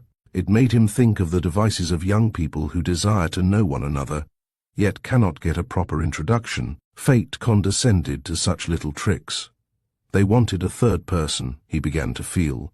A third was necessary to some plan they had on hand, and they waited to see if he could fill the place. This woman, with whom he had yet exchanged no single word, seemed so familiar to him, well known for years. They weighed and watched him, wondering if he would do. None of the devices were too obviously used, but at length Henriette picked up so many forgotten articles and heard so many significant phrases casually let fall, that he began to feel like the villain in a machine-made play where the hero forever drops clues his enemy is intended to discover. Introduction followed inevitably. "My aunt can tell you she knows Arabic perfectly."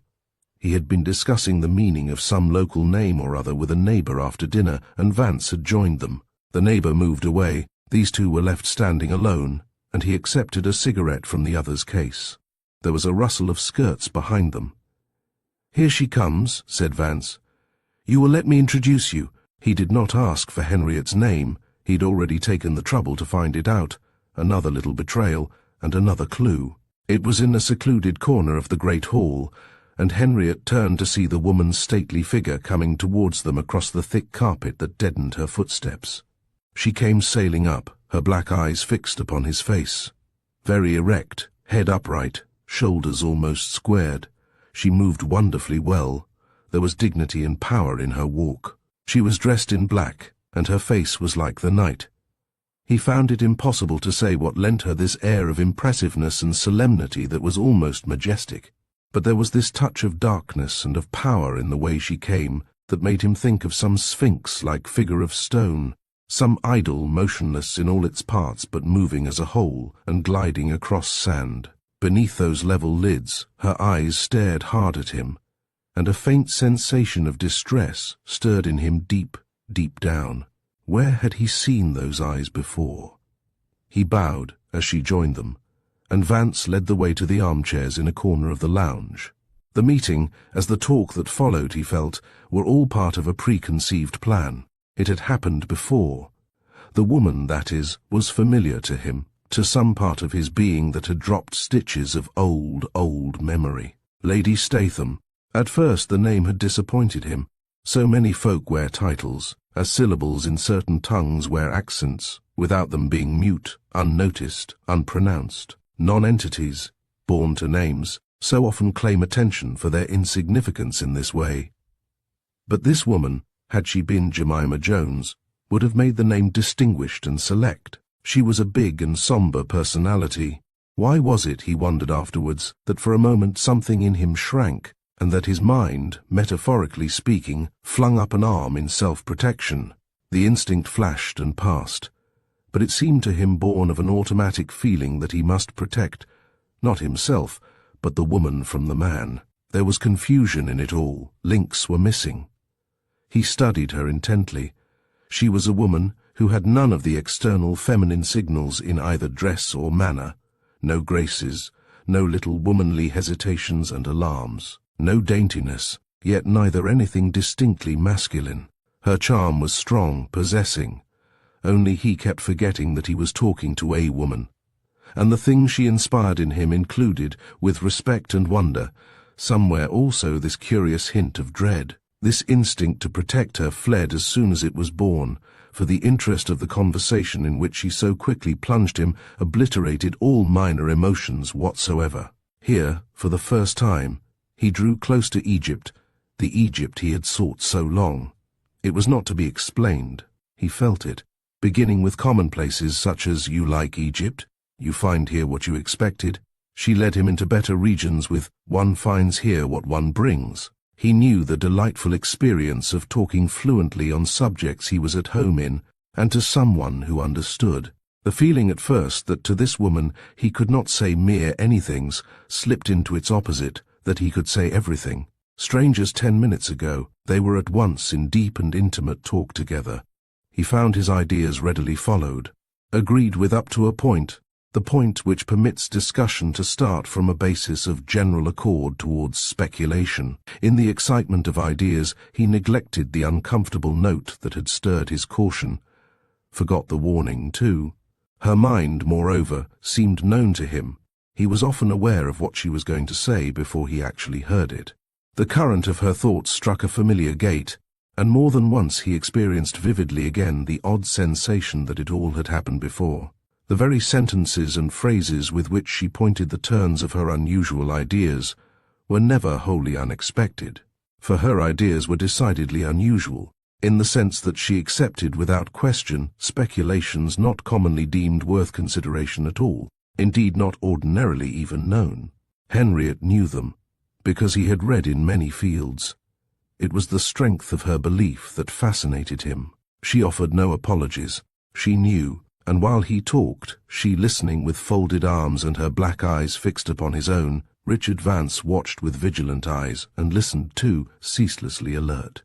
Vance joined in little enough, however, gave no opinions, his attitude one of general acquiescence. Twice, when pauses of slackening interest made it possible, Henriette fancied he surprised another quality in this negative attitude. Interpreting it each time differently, he yet dismissed both interpretations with a smile. His imagination leaped so absurdly to violent conclusions. They were not tenable. Vance was neither her keeper, nor was he in some fashion a detective. Yet in his manner was sometimes this suggestion of the detective order. He watched with such deep attention, and he concealed it so clumsily with an affectation of careless indifference. There is nothing more dangerous than that impulsive intimacy strangers sometimes adopt when an atmosphere of mutual sympathy takes them by surprise. For it is akin to the false frankness friends affect when telling candidly one another's faults. The mood is invariably regretted later. Henriette, however, yielded to it now with something like abandon. The pleasure of talking with this woman was so unexpected and so keen, for Lady Statham believed apparently in some Egypt of her dreams. Her interest was neither historical, archaeological, nor political. It was religious, yet hardly of this earth at all. The conversation turned upon the knowledge of the ancient Egyptians from an unearthly point of view, and even while he talked he was vaguely aware that it was her mind talking through his own. She drew out his ideas and made him say them, But this he was properly aware of only afterwards, that she had cleverly, mercilessly pumped him of all he had ever known or read upon the subject. Moreover, what Vance watched so intently was himself, and the reactions in himself this remarkable woman produced. That also he realized later. His first impression that these two belonged to what may be called the crank order was justified by the conversation. But, at least, it was interesting crankiness, and the belief behind it made it even fascinating. Long before the end he surprised in her a more vital form of his own attitude that anything may be true, since knowledge has never yet found final answers to any of the biggest questions. He understood from sentences dropped early in the talk that she was among those few superstitious folk who think that the old Egyptians came closer to reading the eternal riddles of the world than any others, and that their knowledge was a remnant of that ancient wisdom religion which existed in the superb, dark civilization of the sunken Atlantis, lost continent that once joined Africa to Mexico. 80,000 years ago, the dim sands of Poseidonis, great island adjoining the main continent which itself had vanished a vast period before, sank down beneath the waves, and the entire known world today was descended from its survivors. Hence the significant fact that all religions and mythological systems begin with a story of a flood-some cataclysmic upheaval that destroyed the world. Egypt itself was colonized by a group of Atlantean priests who brought their curious, deep knowledge with them. They had foreseen the cataclysm. Lady Statham talked well, bringing into her great dream this strong, insistent quality of belief and fact. She knew, from Plato to Dunolly, all that the minds of men have ever speculated upon the gorgeous legend. The evidence for such a sunken continent, Henriette had skimmed it too in years gone by, she made bewilderingly complete. He had heard Baconians demolish Shakespeare with an array of evidence equally overwhelming. It catches the imagination, though not the mind. Yet out of her facts, as she presented them, grew a strange likelihood. The force of this woman's personality, and her calm and quiet way of believing all she talked about, took her listener to some extent further than ever before, certainly into the great dream after her. And the dream, to say the least, was a picturesque one, laden with wonderful possibilities. For as she talked, the spirit of old Egypt moved up, staring down upon him out of eyes lidded so curiously level. Hitherto all had prated to him of the Arabs, their ancient faith and customs, and the splendor of the Bedouins, those princes of the desert. But what he sought, barely confessed in words even to himself, was something older far than this, and this strange dark woman brought it close. Deeps in his soul, long slumbering, awoke. He heard forgotten questions. Only in this brief way could he attempt to sum up the storm she roused in him. She carried him far beyond mere outline, however, though afterwards he recalled the details with difficulty. So much more was suggested than actually expressed. She contrived to make the general modern skepticism an evidence of cheap mentality. It was so easy the depth it affects to conceal, mere emptiness. We have tried all things and found all wanting the mind, as measuring instrument merely confessed inadequate. Various shrewd judgments of this kind increased his respect, although her acceptance went so far beyond his own.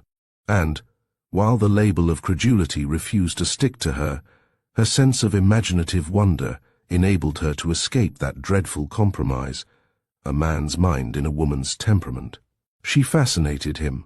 The spiritual worship of the ancient Egyptians, she held, was a symbolical explanation of things generally alluded to as the secrets of life and death. Their knowledge was a remnant of the wisdom of Atlantis. Material relics, equally misunderstood, still stood today at Karnak, Stonehenge, and in the mysterious writings on buried Mexican temples and cities, so significantly akin to the hieroglyphics upon the Egyptian tombs. The one misinterpreted as literally as the other, she suggested, yet both fragments of an advanced knowledge that found its grave in the sea. The wisdom of that old spiritual system has vanished from the world, only a degraded literalism left of its undecipherable language. The jewel has been lost, and the casket is filled with sand, sand, sand. How keenly her black eyes searched his own as she said it, and how oddly she made the little word resound. The syllable drew out almost into chanting. Echoes answered from the depths within him, carrying it on and on across some desert of forgotten belief. Veils of sand flew everywhere about his mind. Curtains lifted. Whole hills of sand went shifting into level surfaces, whence gardens of dim outline emerged to meet the sunlight. But the sand may be removed. It was her nephew speaking almost for the first time, and the interruption had an odd effect, introducing a sharply practical element. For the tone expressed, so far as he dared express it, disapproval. It was a baited observation, an invitation to opinion. "We are not sand diggers, Mr. Henriette," put in Lady Statham before he decided to respond. "Our object is quite another one, and I believe I have a feeling," she added almost questioningly, "that you might be interested enough to help us perhaps." He only wondered the direct attack had not come sooner. Its bluntness hardly surprised him. He felt himself leap forward to accept it. A sudden subsidence had freed his feet. Then the warning operated suddenly for an instant. Henriette was interested, more he was half seduced.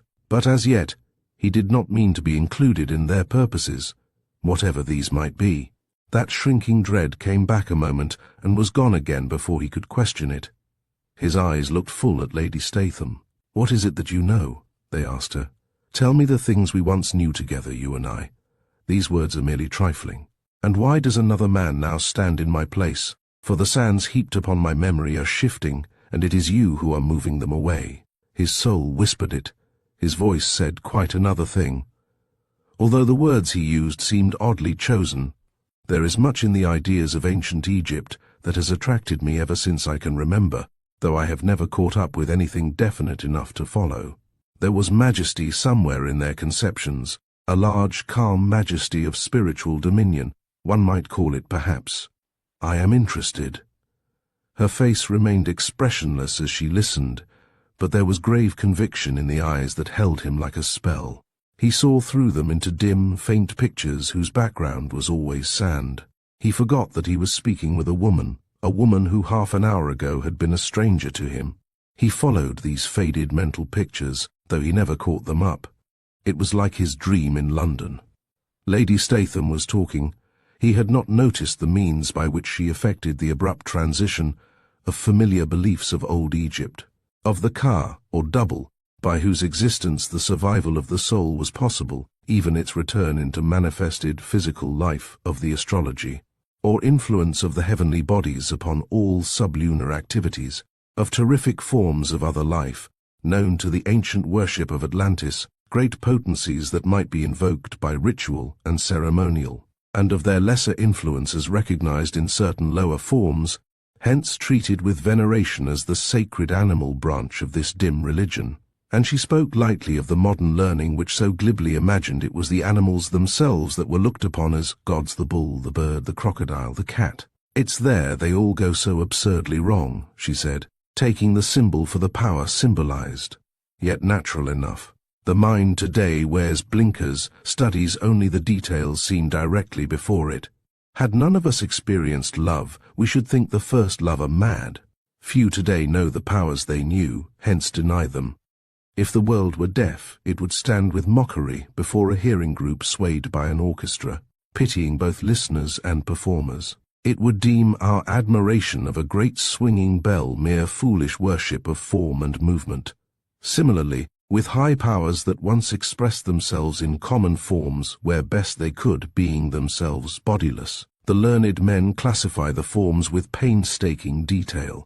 But deity has gone out of life. The powers symbolized are no longer experienced. These powers, you suggest, then, their Kas, as it were, may still— But she waved aside the interruption. "They are satisfied, as the common people were, with a degraded literalism," she went on. "Nut was the heavens, who spread herself across the earth in the form of a woman, Shu, the vastness of space. The ibis typified Thoth, and Hathor was the patron of the western hills. Khonsu, the moon, was personified, as was the deity of the Nile. But the high priest of Ra, the sun, you notice, remained ever the great one of visions. The high priest, the great one of visions." How wonderfully again she made the sentence sing. She put splendor into it. The pictures shifted suddenly closer in his mind. He saw the grandeur of Memphis and Heliopolis rise against the stars and shake the sand of ages from their stern old temples. You think it possible, then, to get into touch with these high powers you speak of, powers once manifested in common forms? Henriette asked the question with a degree of conviction and solemnity that surprised himself. The scenery changed about him as he listened. The spacious halls of this former Khedivial palace melted into desert spaces. He smelt the open wilderness, the sand that haunted Helwan. The soft-footed Arab servants moved across the hall in their white sheets like eddies of dust the wind stirred from the Libyan dunes. And over these two strangers close beside him stole a queer, indefinite alteration. Moods and emotions, nameless as unknown stars, rose through his soul, trailing dark mists of memory from unfathomable distances. Lady Statham answered him indirectly. He found himself wishing that those steady eyes would sometimes close. "Love is known only by feeling it," she said, her voice deepening a little. "Behind the form you feel the person loved. The process is an evocation, pure and simple. An arduous ceremonial, involving worship and devotional preparation, is the means. It is a difficult ritual, the only one acknowledged by the world as still effectual. Ritual is the passageway of the soul into the infinite." He might have said the words himself. The thought lay in him while she uttered it. Evocation everywhere in life was as true as assimilation. Nevertheless, he stared his companion full in the eyes with a touch of almost rude amazement. But no further questions prompted themselves, or rather, he declined to ask them. He recalled, somehow uneasily, that in ceremonial the points of the compass have significance, standing for forces and activities that sleep there until invoked. And a passing light fell upon that curious midnight request in the corridor upstairs. These two were on the track of undesirable experiments, he thought. They wished to include him too. "You go at night sometimes into the desert," he heard himself saying. It was impulsive and miscalculated. His feeling that it would be wise to change the conversation resulted in giving it fresh impetus instead. "We saw you there in the Wadi Hof," put in Vance, suddenly breaking his long silence. "You too sleep out, then? It means, you know, the Valley of Fear." "We wondered." It was Lady Statham's voice, and she leaned forward eagerly as she said it, then abruptly left the sentence incomplete. Henriette started. A sense of momentary acute discomfort again ran over him. The same second she continued, though obviously changing the phrase, "We wondered how you spent your day there, during the heat. But you paint, don't you? You draw, I mean." The commonplace question, he realized in every fiber of his being, meant something they deemed significant. Was it his talent for drawing that they sought to use him for? Even as he answered with a simple affirmative, he had a flash of intuition that might be fanciful. Yet that might be true, that this extraordinary pair were intent upon some ceremony of evocation that should summon into actual physical expression some power, some type of life known long ago to ancient worship, and that they even sought to fix its bodily outline with the pencil, his pencil. A gateway of incredible adventure opened at his feet. He balanced on the edge of knowing unutterable things. Here was a clue that might lead him towards the hidden Egypt he had ever craved to know. An awful hand was beckoning. The sands were shifting. He saw the million eyes of the desert watching him from beneath the level lids of centuries. Speck by speck, and grain by grain, the sand that smothered memory lifted the countless wrappings that embalmed it. And he was willing, yet afraid. Why in the world did he hesitate and shrink? Why was it that the presence of this silent, watching personality in the chair beside him kept caution still alive, with warning close behind? The pictures in his mind were gorgeously colored. It was Richard Vance who somehow streaked them through with black. A thing of darkness, born of this man's unassertive presence, flitted ever across the scenery, marring its grandeur with something evil, petty, dreadful. He held a horrible thought alive. His mind was thinking venal purposes. In Henriette himself, imagination had grown curiously heated, fed by what had been suggested, rather than actually said. Ideas of immensity crowded his brain, yet never assumed definite shape. They were familiar, even as this strange woman was familiar. Once, long ago, he had known them well, had even practiced them beneath these bright Egyptian stars. Whence came this prodigious glad excitement in his heart, this sense of mighty powers coaxed down to influence the very details of daily life? Behind them, for all their vagueness, lay an archetypal splendor, fraught with forgotten meanings. He had always been aware of it in this mysterious land, but it had ever hitherto eluded him. It hovered everywhere. He had felt it brooding behind the towering colossi at Thebes, in the skeletons of wasted temples, in the uncouth comeliness of the Sphinx, and in the crude terror of the pyramids even. Over the whole of Egypt hung its invisible wings. These were but isolated fragments of the body that might express it. And the desert remained its cleanest, truest symbol. Sand knew it closest. Sand might even give it bodily form and outline. But, while it escaped description in his mind, as equally it eluded visualization in his soul, he felt that it combined with its vastness something infinitely small as well. Of such wee particles is the giant desert born. Henriette started nervously in his chair, convicted once more of unconscionable staring, and at the same moment a group of hotel people, returning from a dance, passed through the hall and nodded him good night. The scent of the women reached him, and with it the sound of their voices discussing personalities just left behind. A London atmosphere came with them. He caught trivial phrases, uttered in a drawling tone, and followed by the shrill laughter of a girl. They passed upstairs, discussing their little things, like marionettes upon a tiny stage. But their passage brought him back to things of modern life, and to some standard of familiar measurement. The pictures that his soul had gazed at so deep within, he realized, were a pictorial transfer caught incompletely from this woman's vivid mind. He had seen the desert as the grey, enormous tomb where hovered still the car of ancient Egypt. Sand screened her visage with the veil of centuries, but she was there, and she was living. Egypt herself had pitched a temporary camp in him, and then moved on. There was a momentary break, a sense of abruptness and dislocation, and then he became aware that Lady Statham had been speaking for some time before he caught her actual words, and that a certain change had come into her voice as also into her manner. Chapter 21. She was leaning closer to him, her face suddenly glowing and alive. Through the stone figure coursed the fires of a passion that deepened the coal-black eyes and communicated a hint of light, of exaltation to her whole person. It was incredibly moving. To this deep passion was due the power he had felt. It was her entire life. She lived for it. She would die for it. Her calmness of manner enhanced its effect. Hence the strength of those first impressions that had stormed him. The woman had belief. However wild and strange, it was sacred to her. The secret of her influence was conviction. His attitude shifted several points then. The wonder in him passed over into awe. The things she knew were real. They were not merely imaginative speculations. "I knew I was not wrong in thinking you in sympathy with this line of thought," she was saying in lower voice, steady with earnestness, and as though she had read his mind. "You, too, know, though perhaps you hardly realize that you know. It lies so deep in you that you only get vague feelings of it, intimations of memory. Isn't that the case?" Henriette gave assent with his eyes. It was the truth. "What we know instinctively," she continued, "is simply what we are trying to remember. Knowledge is memory."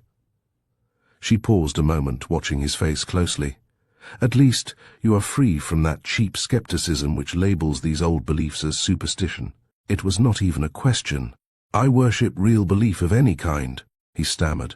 For her words and the close proximity of her atmosphere caused a strange upheaval in his heart that he could not account for. He faltered in his speech. "It is the most vital quality in life, rarer than deity." He was using her own phrases even. "It is creative. It constructs the world anew, and may reconstruct the old."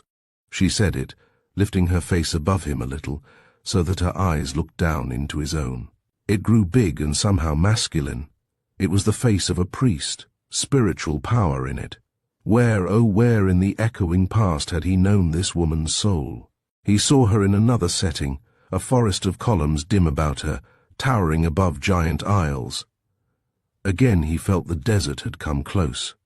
Into this tent-like hall of the hotel came the sifting of tiny sand. It heaped softly about the very furniture against his feet, blocking the exits of door and window. It shrouded the little present. The wind that brought it stirred a veil that had hung for ages motionless. She had been saying many things that he had missed while his mind went searching. There were types of life the Atlantean system knew it might revive life unmanifested today in any bodily form, was the sentence he caught with his return to the actual present. A type of life? He whispered, looking about him, as though to see who it was had joined them. You mean a soul? Some kind of soul, alien to humanity or to any forms of living thing in the world today. What she had been saying reached him somehow, it seemed, though he had not heard the words themselves. Still hesitating, he was yet so eager to hear.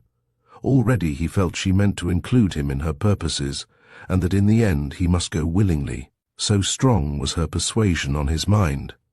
And he felt as if he knew vaguely what was coming. Before she answered his curious question, prompting it indeed rose in his mind that strange idea of the group soul. The theory that big souls cannot express themselves in a single individual, but need an entire group for their full manifestation. He listened intently. The reflection that this sudden intimacy was unnatural, he rejected, for many conversations were really gathered into one. Long watching and preparation on both sides had cleared the way for the ripening of acquaintance into confidence. How long he dimly wondered. But if this conception of the group soul was not new, the suggestion Lady Statham developed out of it was both new and startling, and yet always so curiously familiar. Its value for him lay, not in far-fetched evidence that supported it, but in the deep belief which made it a vital asset in an honest inner life. An individual, she said quietly, one soul expressed completely in a single person, is exceedingly rare. Not often is a physical instrument found perfect enough to provide it with adequate expression. In the lower ranges of humanity, certainly in animal and insect life, one soul is shared by many. Behind a tribe of savages stands one savage. A flock of birds is a single bird, scattered through the consciousness of all. They wheel in mid-air, they migrate, they obey the deep intelligence called instinct, all as one. The life of any one lion is the life of all the lion group soul that manifests itself in the entire genus. An ant heap is a single ant. Through the bees spreads the consciousness of a single bee. Henriette knew what she was working up to. In his eagerness to hasten disclosure, he interrupted. And there may be types of life that have no corresponding bodily expression at all then? He asked as though the question were forced out of him. They exist as powers unmanifested on the earth today. Powers, she answered, watching him closely with unswerving stare, that need a group to provide their body, their physical expression if they came back. Came back, he repeated below his breath. But she heard him.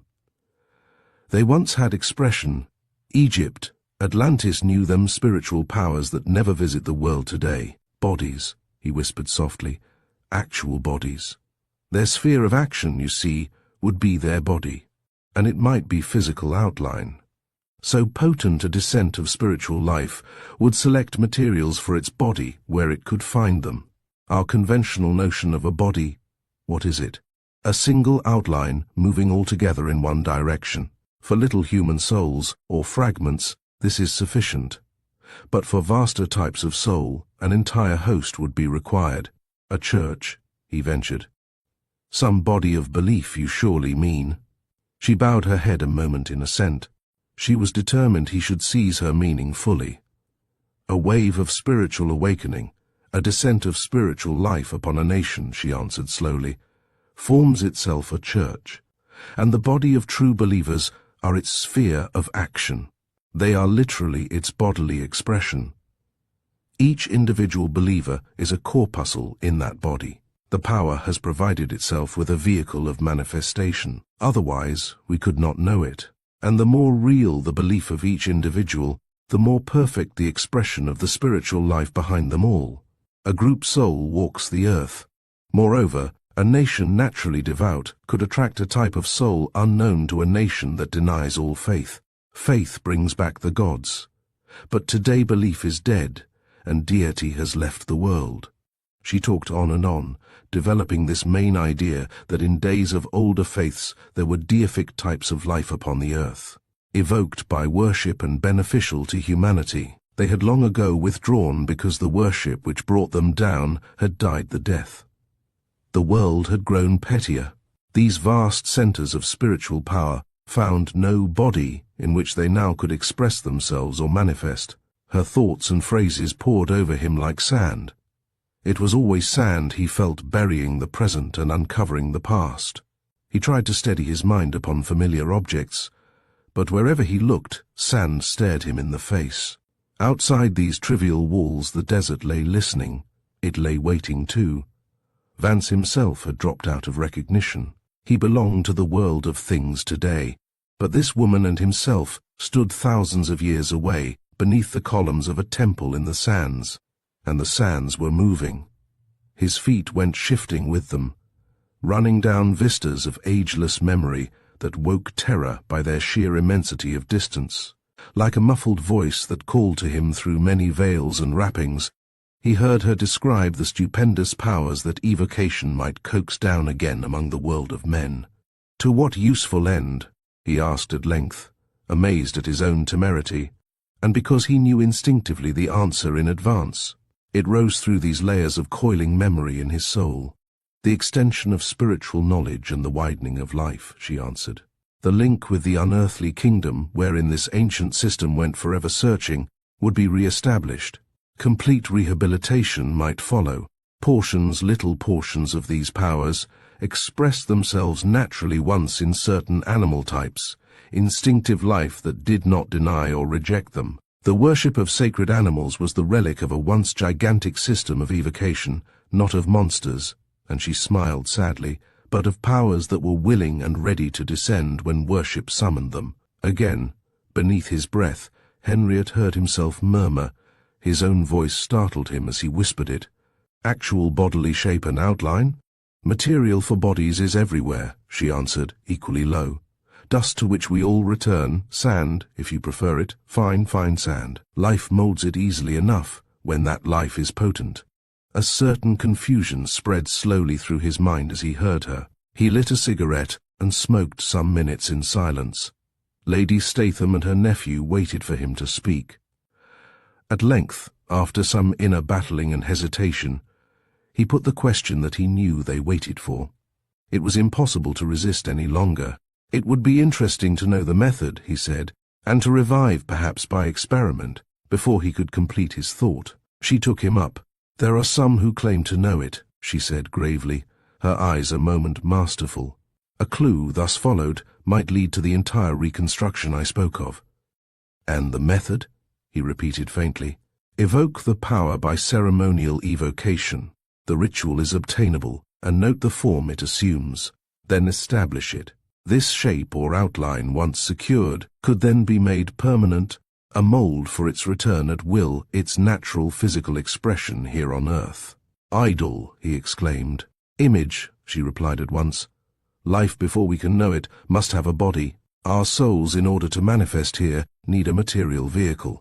And to obtain this form or outline, he began, to fix it rather, would be required the clever pencil of a fearless looker-on, someone not engaged in the actual evocation. This form, accurately made permanent in solid matter, say in stone, would provide a channel always open.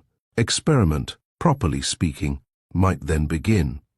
The cisterns of power behind would be accessible. An amazing proposition, Henriette exclaimed. What surprised him was that he felt no desire to laugh, and little even to doubt. Yet known to every religion that ever deserved the name, put in Vance like a voice from a distance. Blackness came somehow with his interruption, a touch of darkness. He spoke eagerly. To all the talk that followed, and there was much of it, Henriette listened with but half an ear. This one idea stormed through him with an uproar that killed attention. Judgment was held utterly in abeyance. He carried away from it some vague suggestion that this woman had hinted at previous lives she half remembered, and that every year she came to Egypt, haunting the sands and temples in the effort to recover lost clues. And he recalled afterwards that she said, "This all came to me as a child, just as though it was something half remembered, There was the further suggestion that he himself was not unknown to her, that they too had met before. But this, compared to the grave certainty of the rest, was merest fantasy that did not hold his attention. He answered, hardly knowing what he said. His preoccupation with other thoughts deep down was so intense that he was probably barely polite, uttering empty phrases with his mind elsewhere.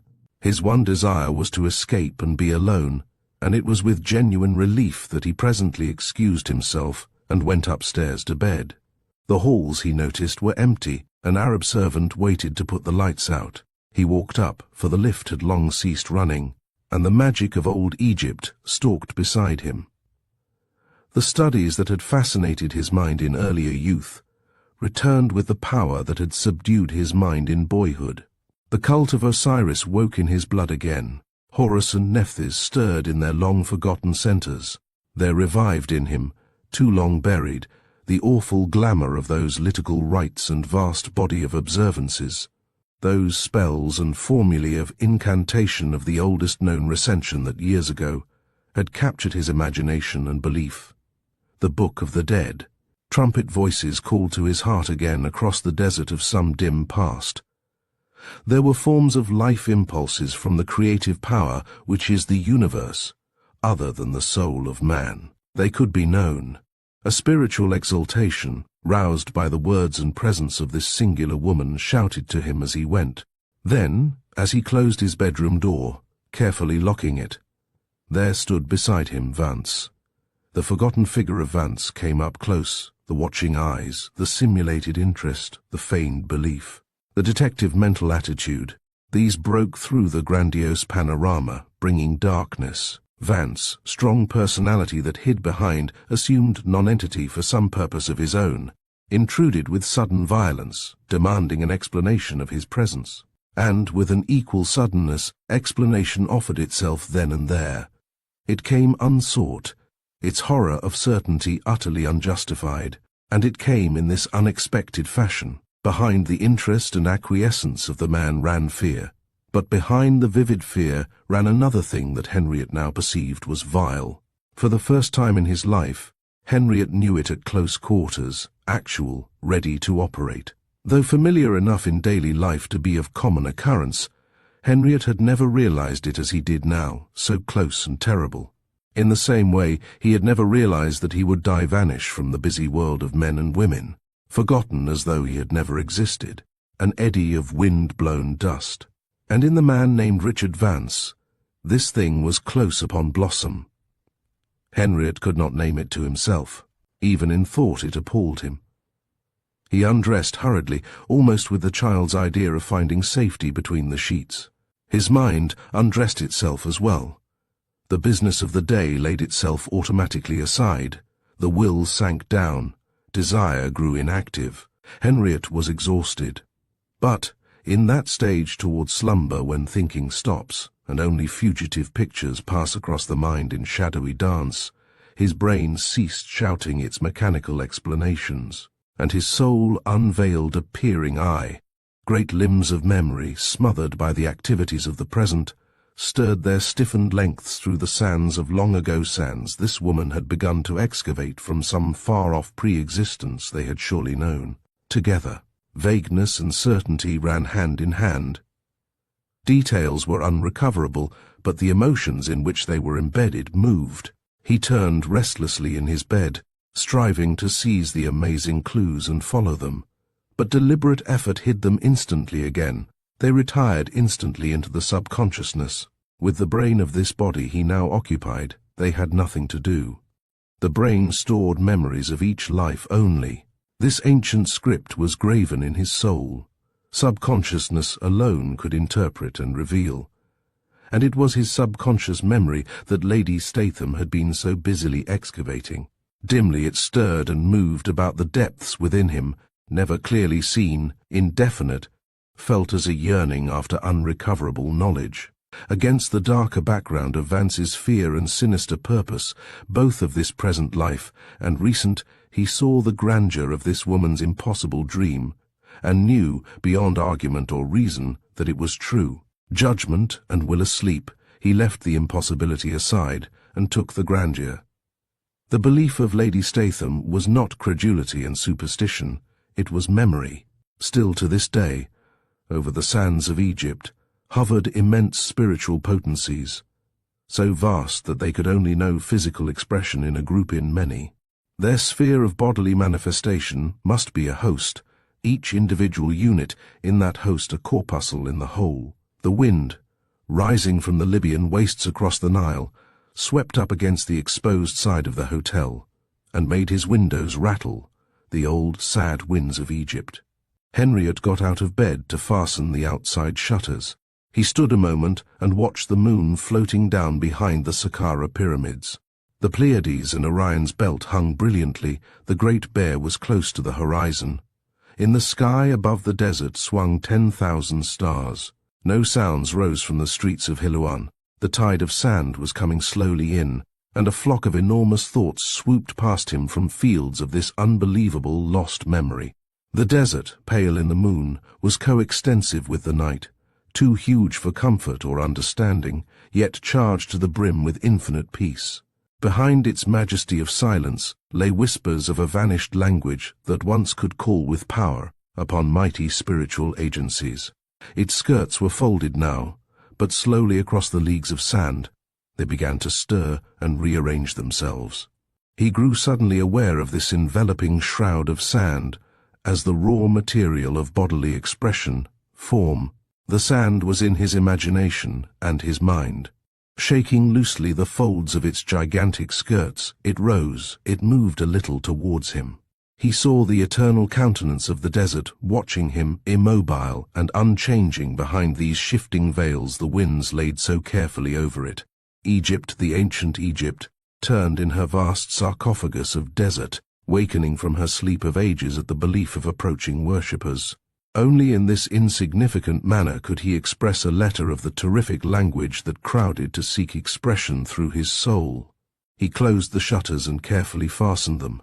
He turned to go back to bed, curiously trembling. Then, as he did so, the whole singular delusion caught him with a shock that held him motionless. Up rose the stupendous apparition of the entire desert and stood behind him on that balcony. Swift as thought, in silence, the desert stood on end against his very face. It towered across the sky, hiding Orion and the moon. It dipped below the horizons. The whole grey sheet of it rose up before his eyes and stood. Through its unfolding skirts ran 10,000 eddies of swirling sand, as the creases of its grave clothes smoothed themselves out in moonlight. And a bleak, scarred countenance, huge as a planet, gazed down into his own. Through his dreamless sleep that night, two things lay active and awake. In the subconscious part that knows no slumber, they were incongruous. One was evil, small and human, the other unearthly and sublime. For the memory of the fear that haunted Vance, and the sinister cause of it, pricked at him all night long. But beyond this common, intelligible emotion, lay the crowding wonder that caught his soul with glory. The sand was stirring, the desert was awake, ready to mate with them in material form, brooded close the car of that colossal entity that once expressed itself through the myriad life of ancient Egypt. Chapter 22. Next day, and for several days following, Henriette kept out of the path of Lady Statham and her nephew. The acquaintanceship had grown too rapidly to be quite comfortable. It was easy to pretend that he took people at their face value, but it was a pose. One liked to know something of antecedents. It was otherwise difficult to place them, and Henriette for the life of him could not place these two. His subconsciousness brought explanation when it came, but the subconsciousness is only temporarily active. When it retired, he floundered without a rudder, in confusion. With the flood of morning sunshine, the value of much he had said evaporated. Her presence alone had supplied the key to the cipher. But while the indigestible portions he rejected, there remained a good deal he had already assimilated. The discomfort remained, and with it the grave, unholy reality of it all. It was something more than theory. Results would follow if he joined them. He would witness curious things. The force with which it drew him brought hesitation. It operated in him like a shock that numbs at first by its abrupt arrival, and needs time to realize in the right proportions to the rest of life. These right proportions, however, did not come readily, and his emotions ranged between skeptical laughter and complete acceptance. The one detail he felt certain of was this dreadful thing he had divined in Vance. Trying hard to disbelieve it, he found he could not. It was true. Though without a shred of real evidence to support it, the horror of it remained. He knew it in his very bones. And this, perhaps, was what drove him to seek the comforting companionship of folk he understood and felt at home with. He told his host and hostess about the strangers, though omitting the actual conversation because they would merely smile in blank miscomprehension. But the moment he described the strong black eyes beneath the level eyelids, his hostess turned with a start, her interest deeply roused. "Why, it's that awful Statham woman," she exclaimed. "That must be Lady Statham, and the man she calls her nephew." "Sounds like it, certainly," her husband added. "Felix, you'd better clear out. They'll bewitch you too." And Henriette bridled, yet wondering why he did so. He drew into his shell a little, giving the merest sketch of what had happened. But he listened closely while these two practical old friends supplied him with information in the gossiping way that human nature loves. No doubt there was much embroidery, and more perversion, exaggeration too, but the account evidently rested upon some basis of solid foundation for all that. Smoke and fire go together always. "He is her nephew, right enough," Mansfield corrected his wife, before proceeding to his own man's form of elaboration. "No question about that, I believe. He's her favorite nephew, and she's as rich as a pig. He follows her out here every year, waiting for her empty shoes. But they are an unsavory couple. I've met 'em in various parts all over Egypt, but they always come back to Helouan in the end. And the stories about them are simply legion. You remember?" He turned hesitatingly to his wife. "Some people, I heard," he changed his sentence, "were made quite ill by her. I'm sure Felix ought to know, yes." His wife boldly took him up. "My niece, Fanny, had the most extraordinary experience." She turned to Henriette. "Her room was next to Lady Statham in some hotel or other at Assuan or Edfu, and one night she woke and heard a kind of mysterious chanting or intoning next her. Hotel doors are so dreadfully thin. There was a funny smell, too, like incense of something sickly, and a man's voice kept chiming in. It went on for hours, while she lay terrified in bed." "Frightened, you say?" asked Henriette. "Out of her skin, yes. She said it was so uncanny, made her feel icy. She wanted to ring the bell, but was afraid to leave her bed. The room was full of things, yet she could see nothing. She felt them, you see. And after a bit the sound of this sing-song voice so got on her nerves, it half-dazed her. A kind of enchantment. She felt choked and suffocated. And then it was her turn to hesitate. "Tell it all," her husband said, quite gravely too. "Well, something came in. At least, she describes it oddly, rather. She said it made the door bulge inwards from the next room, but not the door alone. The walls bulged or swayed as if a huge thing pressed against them from the other side. And at the same moment, her windows. She had 2 big balconies, and the Venetian shutters were fastened, both her windows, though it was 2 in the morning, and pitch dark outside. She said it was all one thing trying to get in, just as water, you see, would rush in through every hole and opening it could find, and all at once. And in spite of her terror, that's the odd part of it, she says she felt a kind of splendor in her, a sort of elation. She saw nothing. She says she doesn't remember. Her senses left her, I believe, though she won't admit it. Fainted for a minute, probably," said Mansfield. "So there it is," his wife concluded after a silence. "And that's true. It happened to my niece, didn't it, John?" Stories and legendary accounts of strange things that the presence of these two brought poured out then. They were obviously somewhat mixed, one account borrowing picturesque details from another, and all in disproportion, as when people tell stories in a language they are little familiar with, but listening with avidity, yet also with uneasiness. Somehow, Henriette put 2 and 2 together. Truth stood behind them somewhere. These two held traffic with the powers that ancient Egypt knew. "Tell Felix, dear, about the time you met the nephew-horrid creature in the Valley of the Kings," he heard his wife say presently, and Mansfield told it plainly enough, evidently glad to get it done, though. It was some years ago now, and I didn't know who he was then, or anything about him. I don't know much more now except that he's a dangerous sort of charlatan devil, I think. But I came across him one night up there by Thebes in the Valley of the Kings. You know, where they buried all their Johnnies with so much magnificence, and processions and masses and all the rest. It's the most astounding, the most haunted place you ever saw. Gloomy, silent, full of gorgeous lights and shadows that seem alive, terribly impressive. It makes you creep and shudder. You feel old Egypt watching you. "Get on, dear," said his wife. "Well, I was coming home late on a blasted lazy donkey, dog-tired into the bargain, when my donkey boy suddenly ran for his life and left me alone. It was after sunset. The sand was red and shining, and the big cliffs sort of fiery, and my donkey stuck its 4 feet in the ground and wouldn't budge. Then, about 50 yards away, I saw a fellow European apparently doing something, heaven knows what, for I can't describe it, among the boulders that lie all over the ground there. Ceremony, I suppose you'd call it. I was so interested that at first I watched. Then I saw he wasn't alone. There were a lot of moving things round him, towering big things that came and went like shadows. That twilight is fearfully bewildering, perspective changes, and distance gets all confused. It's fearfully hard to see properly. I only remember that I got off my donkey and went up closer, and when I was within a dozen yards of him, well, it sounds such rot, you know, but I swear the things suddenly rushed off and left him there alone.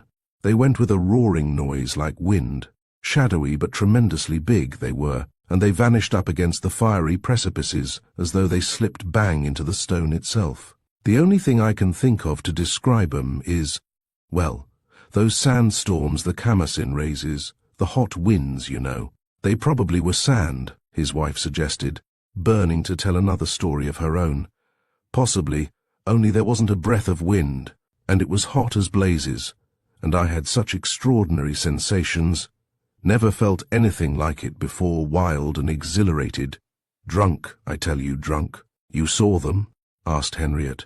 You made out their shape at all, or outline? Sphinx, he replied at once, for all the world like sphinxes. You know the kind of face and head these limestone strata in the desert take, great visages with square Egyptian headdresses where the driven sand has eaten away the softer stuff beneath. You see it everywhere, enormous idols they seem, with faces and eyes and lips awfully like the Sphinx. Well, that's the nearest I can get to it. He puffed his pipe hard, but there was no sign of levity in him. He told the actual truth as far as in him lay, yet half ashamed of what he told, and a good deal he left out too. She's got a face of the same sort, that Statham horror, his wife said with a shiver. Reduce the size, and paint in awful black eyes, and you've got her exactly, a living idol. And all three laughed, yet a laughter without merriment in it. And you spoke to the man? I did, the Englishman answered, though I confess I'm a bit ashamed of the way I spoke. Fact is, I was excited, thunderingly excited, and felt a kind of anger. I wanted to kick the beggar for practicing such bally rubbish, and in such a place too. Yet all the time, well, I believe it was sheer funk now, he laughed, for I felt uncommonly queer out there in the dusk, alone with that kind of business, and I was angry with myself for feeling it. Anyhow, I went up. I'd lost my donkey boy as well, remember, and slated him like a dog. I can't remember what I said exactly, only that he stood and stared at me in silence. That made it worse seem twice as real then. The beggar said no single word the whole time. He signed to me with one hand to clear out, and then, suddenly out of nothing, that woman appeared and stood beside him. I never saw her come. She must have been behind some boulder or other, for she simply rose out of the ground. She stood there and stared at me too bang in the face. She was turned towards the sunset, what was left of it in the west, and her black eyes shone like, ugh! I can't describe it. It was shocking. She spoke? She said 5 words, and her voice, it'll make you laugh, it was metallic like a gong. You are in danger here. That's all she said. I simply turned and cleared out as fast as ever I could. But I had to go on foot. My donkey had followed its boy long before. I tell you, smile as you may, my blood was all curdled for an hour afterwards. Then he explained that he felt some kind of explanation or apology was due, since the couple lodged in his own hotel, and how he approached the man in the smoking room after dinner. A conversation resulted. The man was quite intelligent after all, of which only one sentence had remained in his mind. "Perhaps you can explain it, Felix." I wrote it down, as well as I could remember. The rest confused me beyond words or memory, though I must confess it did not seem, well, not utter rot exactly. It was about astrology and rituals and the worship of the old Egyptians, and I don't know what else besides. Only he made it intelligible and almost sensible. If only I could have got the hang of the thing enough to remember it. "You know," he added, as though believing in spite of himself, "there is a lot of that wonderful old Egyptian religious business still hanging about in the atmosphere of this place.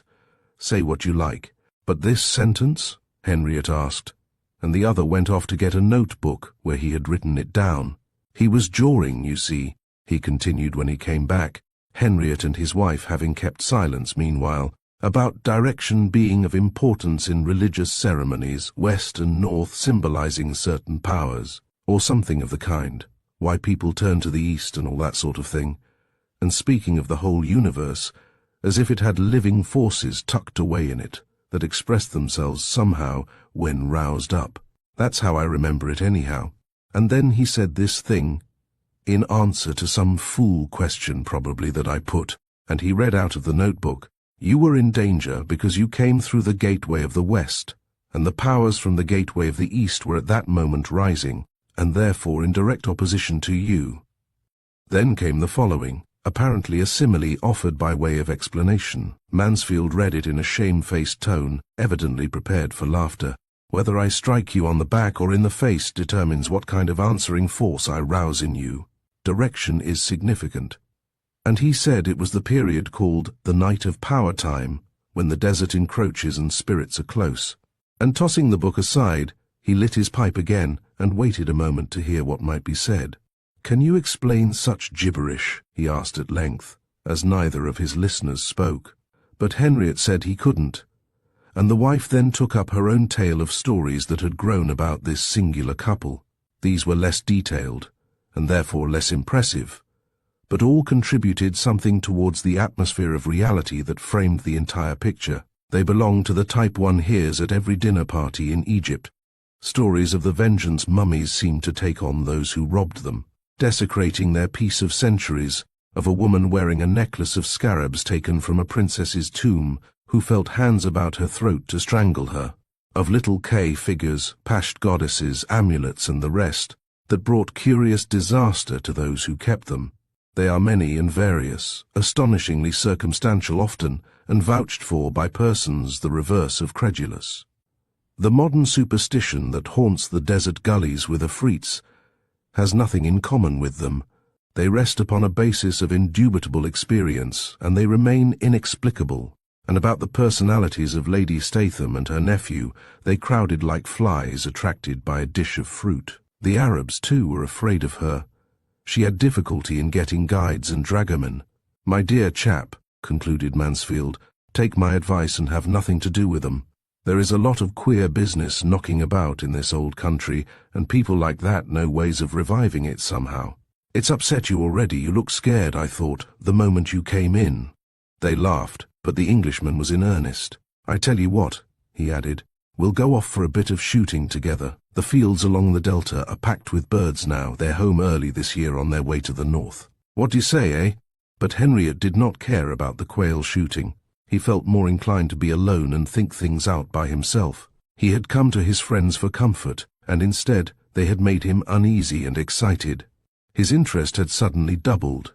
Though half afraid, he longed to know what these two were up to follow the adventure to the bitter end. He disregarded the warning of his host, as well as the premonition in his own heart.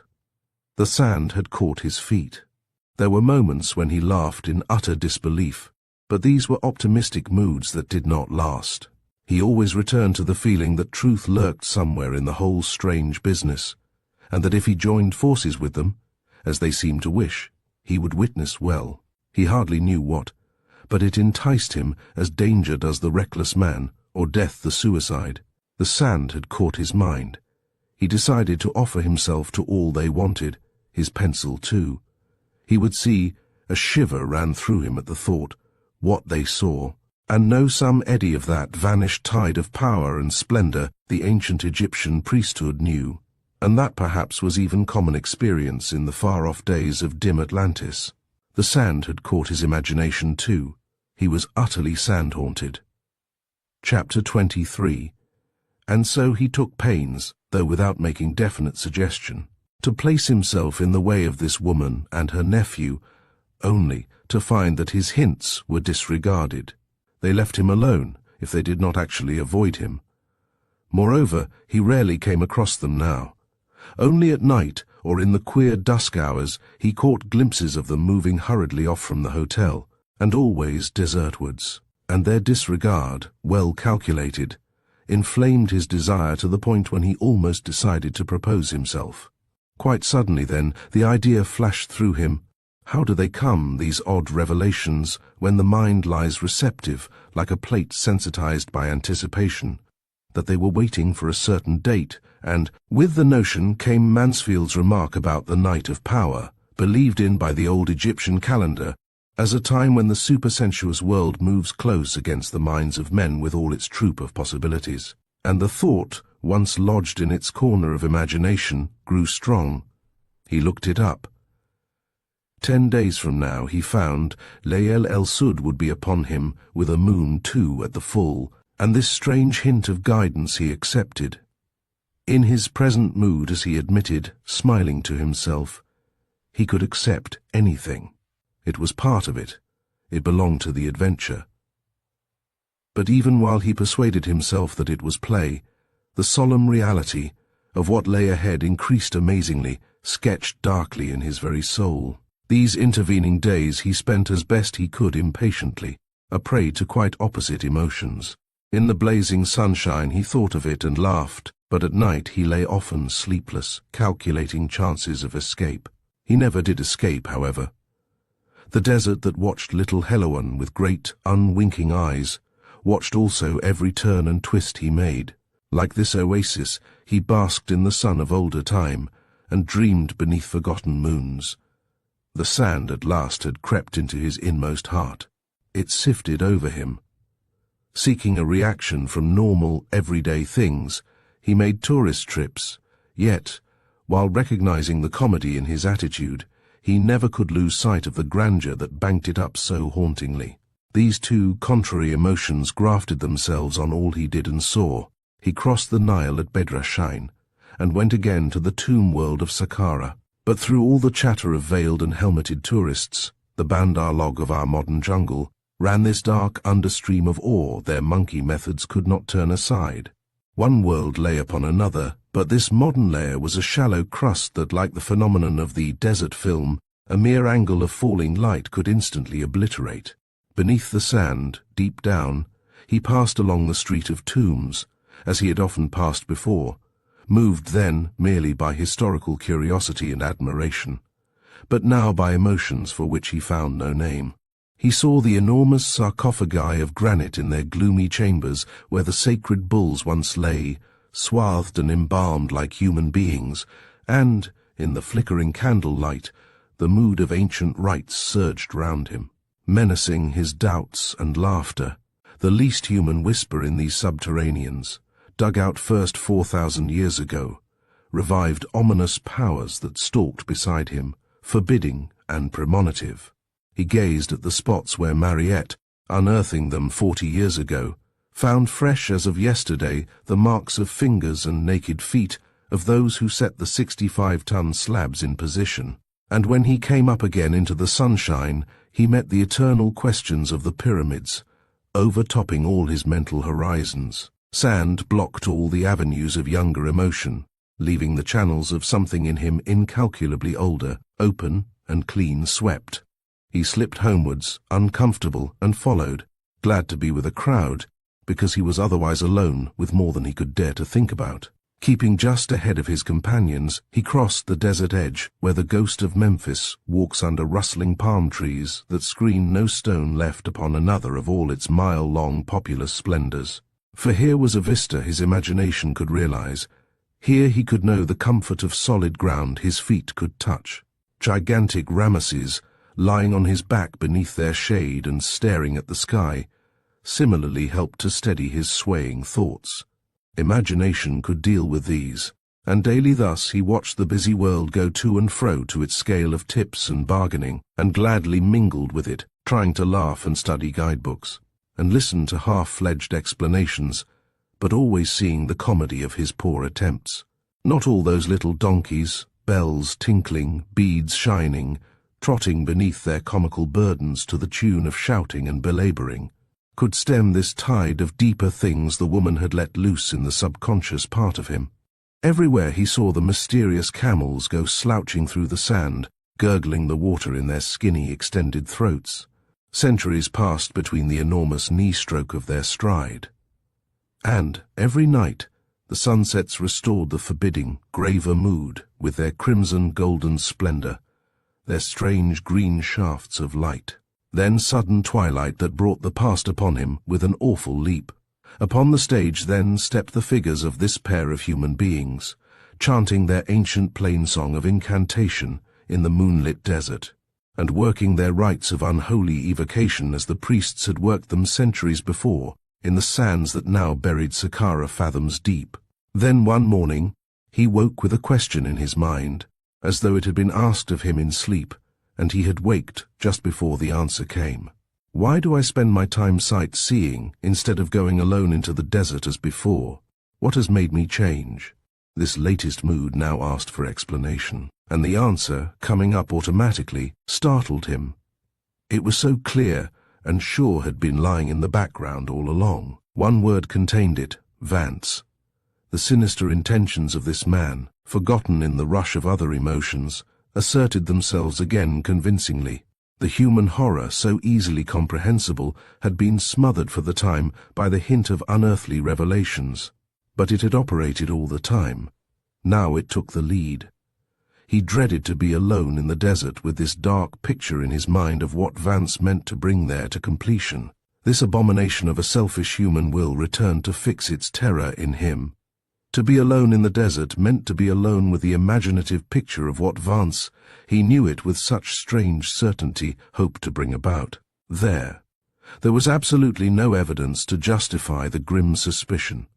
It seemed indeed far-fetched enough, this connection between the sand and the purpose of an evil-minded, violent man. But Henriette saw it true. He could argue it away in a few minutes easily. Yet the instant thought ceased, it returned, led up by intuition. It possessed him, filled his mind with horrible possibilities. He feared the desert as he might have feared the scene of some atrocious crime. And, for the time, this dread of a merely human thing corrected the big seduction of the other, the suggested supernatural. Side by side with it, his desire to join himself to the purposes of the woman increased steadily. They kept out of his way, apparently. The offer seemed withdrawn. He grew restless, unable to settle to anything for long, and once he asked the porter casually if they were leaving the hotel. Lady Statham had been invisible for days, and Vance was somehow never within speaking distance. He heard with relief that they had not gone, but with dread as well. Keen excitement worked in him underground. He slept badly. Like a schoolboy, he waited for the summons to an important examination that involved portentous issues, and contradictory emotions disturbed his peace of mind abominably. Chapter 24. But it was not until the end of the week, when Vance approached him with purpose in his eyes and manner, that Henriette knew his fears unfounded, and caught himself trembling with sudden anticipation, because the invitation, so desired yet so dreaded, was actually at hand. Firmly determined to keep caution uppermost, yet he went unresistingly to a secluded corner by the palms where they could talk in privacy. For prudence is of the mind, but desire is of the soul. And while his brain of today whispered wariness, voices in his heart of long ago shouted commands that he knew he must obey with joy. It was evening, and the stars were out. Helouan, with her fairy twinkling lights, lay silent against the desert edge. The sand was at the flood. The period of the encroaching of the desert was at hand, and the deeps were all astir with movement, but in the windless air was a great peace. A calm of infinite stillness breathed everywhere. The flow of time, before it rushed away backwards, stopped somewhere between the dust of stars and desert. The mystery of sand touched every street with its unutterable softness, and Vance began without the smallest circumlocution. His voice was low, in keeping with the scene, but the words dropped with a sharp distinctness into the other's heart, like grains of sand that pricked the skin before they smothered him. Caution they smothered instantly, resistance too. "I have a message for you from my aunt," he said, as though he brought an invitation to a picnic. Henriette sat in shadow, but his companion's face was in a patch of light that followed them from the windows of the central hall. There was a shining in the light blue eyes that betrayed the excitement his quiet manner concealed. "We are going the day after tomorrow to spend the night in the desert. She wondered if perhaps you would care to join us." "For your experiment?" asked Henriette bluntly. Vance smiled with his lips, holding his eyes steady, though unable to suppress the gleam that flashed in them and was gone so swiftly. There was a hint of shrugging his shoulders. "It is the night of power in the old Egyptian calendar, you know," he answered with assumed lightness almost, "the final moment of Layl el-Sud, the period of black nights when the desert was held to encroach with various possibilities of a supernatural order. She wishes to revive a certain practice of the old Egyptians.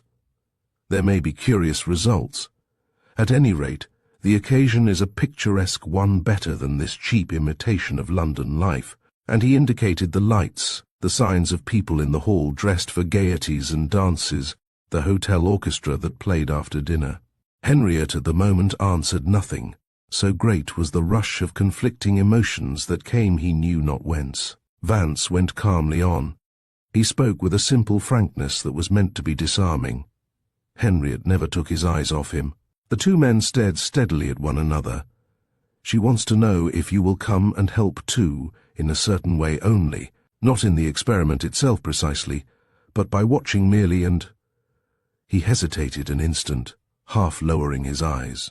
"Drawing the picture," Henriette helped him deliberately. "Drawing what you see, yes," Vance replied, the voice turned graver in spite of himself. She hopes to catch the outlines of anything that comes, exactly, determine the shape of anything that comes. You may remember your conversation of the other night with her. She is very certain of success." This was direct enough at any rate. It was as formal as an invitation to a dinner, and as guileless. The thing he thought he wanted lay within his reach. He had merely to say yes. He did say yes, but first he looked about him instinctively, as for guidance. He looked at the stars twinkling high above the distant Libyan plateau, at the long arms of the desert, gleaming weirdly white in the moonlight, and reaching towards him down every opening between the houses, at the heavy mass of the Mokattam hills, guarding the Arabian wilderness with strange peaked barriers, their sand-carved ridges dark and still above the Wadi Hof. These questionings attracted no response. The desert watched him, but it did not answer. There was only the shrill whistling cry of the lizards and the sing-song a white-robed Arab gliding down the sandy street. And through these sounds he heard his own voice answer, "I will come, yes. But how can I help? Tell me what you propose, your plan." And the face of Vance, seen plainly in the electric glare, betrayed his satisfaction. The opposing things in the fellow's mind of darkness fought visibly in his eyes and skin. The sordid motive, planning a dreadful act, leaped to his face, and with it a flash of this other yearning that sought unearthly knowledge, perhaps believed it too. No wonder there was conflict written on his features. Then all expression vanished again. He leaned forward, lowering his voice. "You remember our conversation about there being types of life too vast to manifest in a single body, and my aunt's belief that these were known to certain of the older religious systems of the world? Perfectly. Her experiment, then, is to bring one of these great powers back. We possess the sympathetic ritual that can rouse some among them to activity and win it down into the sphere of our minds heightened, you see, by ceremonial to that stage of clairvoyant vision which can perceive them. And then?" They might have been discussing the building of a house, so naturally followed answer upon question.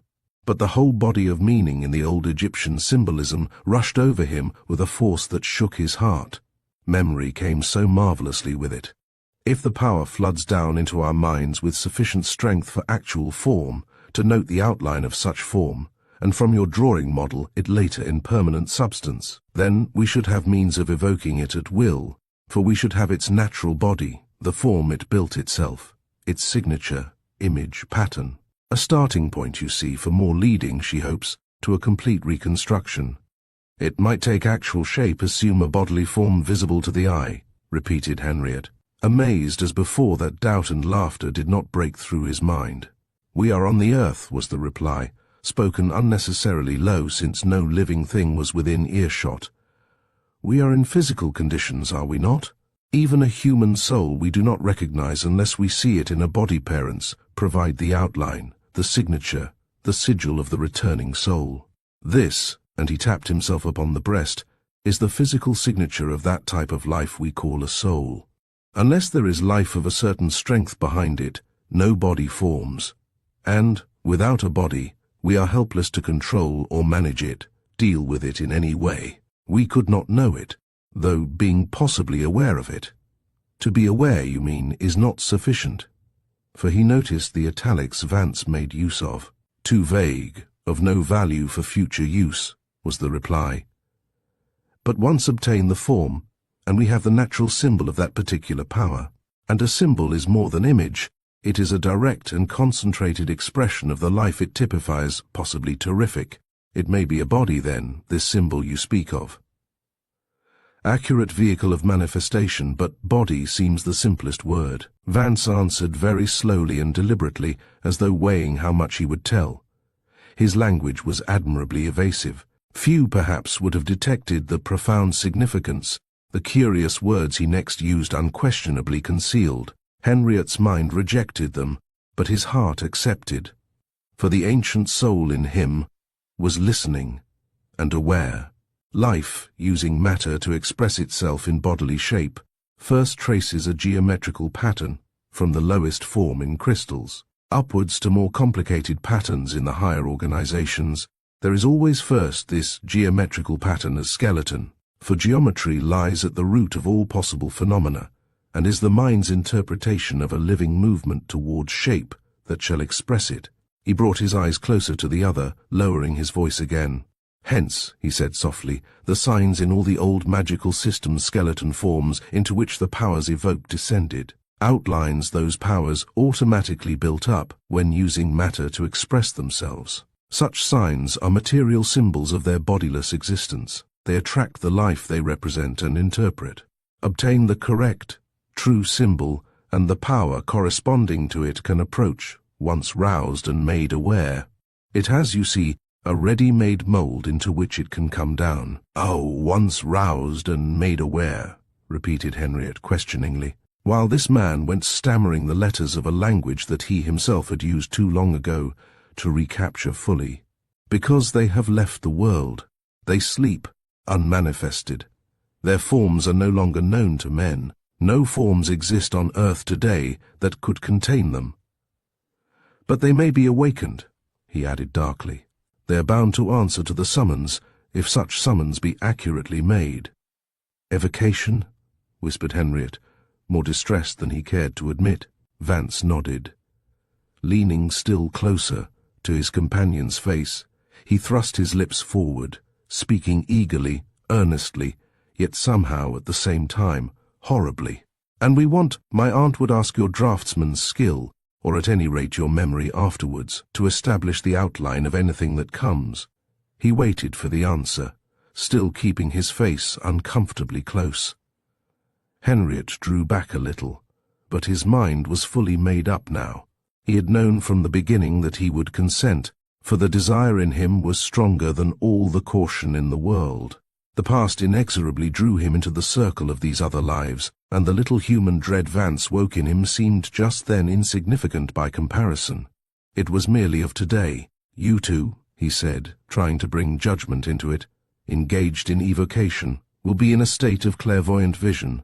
Granted. But shall I, as an outsider, observing with unexcited mind, see anything, know anything, be aware of anything at all, let alone the drawing of it. Unless, the reply came instantly with decision, the descent of power is strong enough to take actual material shape, the experiment is a failure. Anybody can induce subjective vision. Such fantasies have no value, though. They are born of an overwrought imagination. And then he added quickly, as though to clinch the matter before caution and hesitation could take effect. You must watch from the heights above. We shall be in the valley. The Wadi Hof is the place. You must not be too close. Why not too close? Asked Henriette, springing forward like a flash before he could prevent the sudden impulse. With a quickness equal to his own, Vance answered. There was no faintest sign that he was surprised. His self-control was perfect.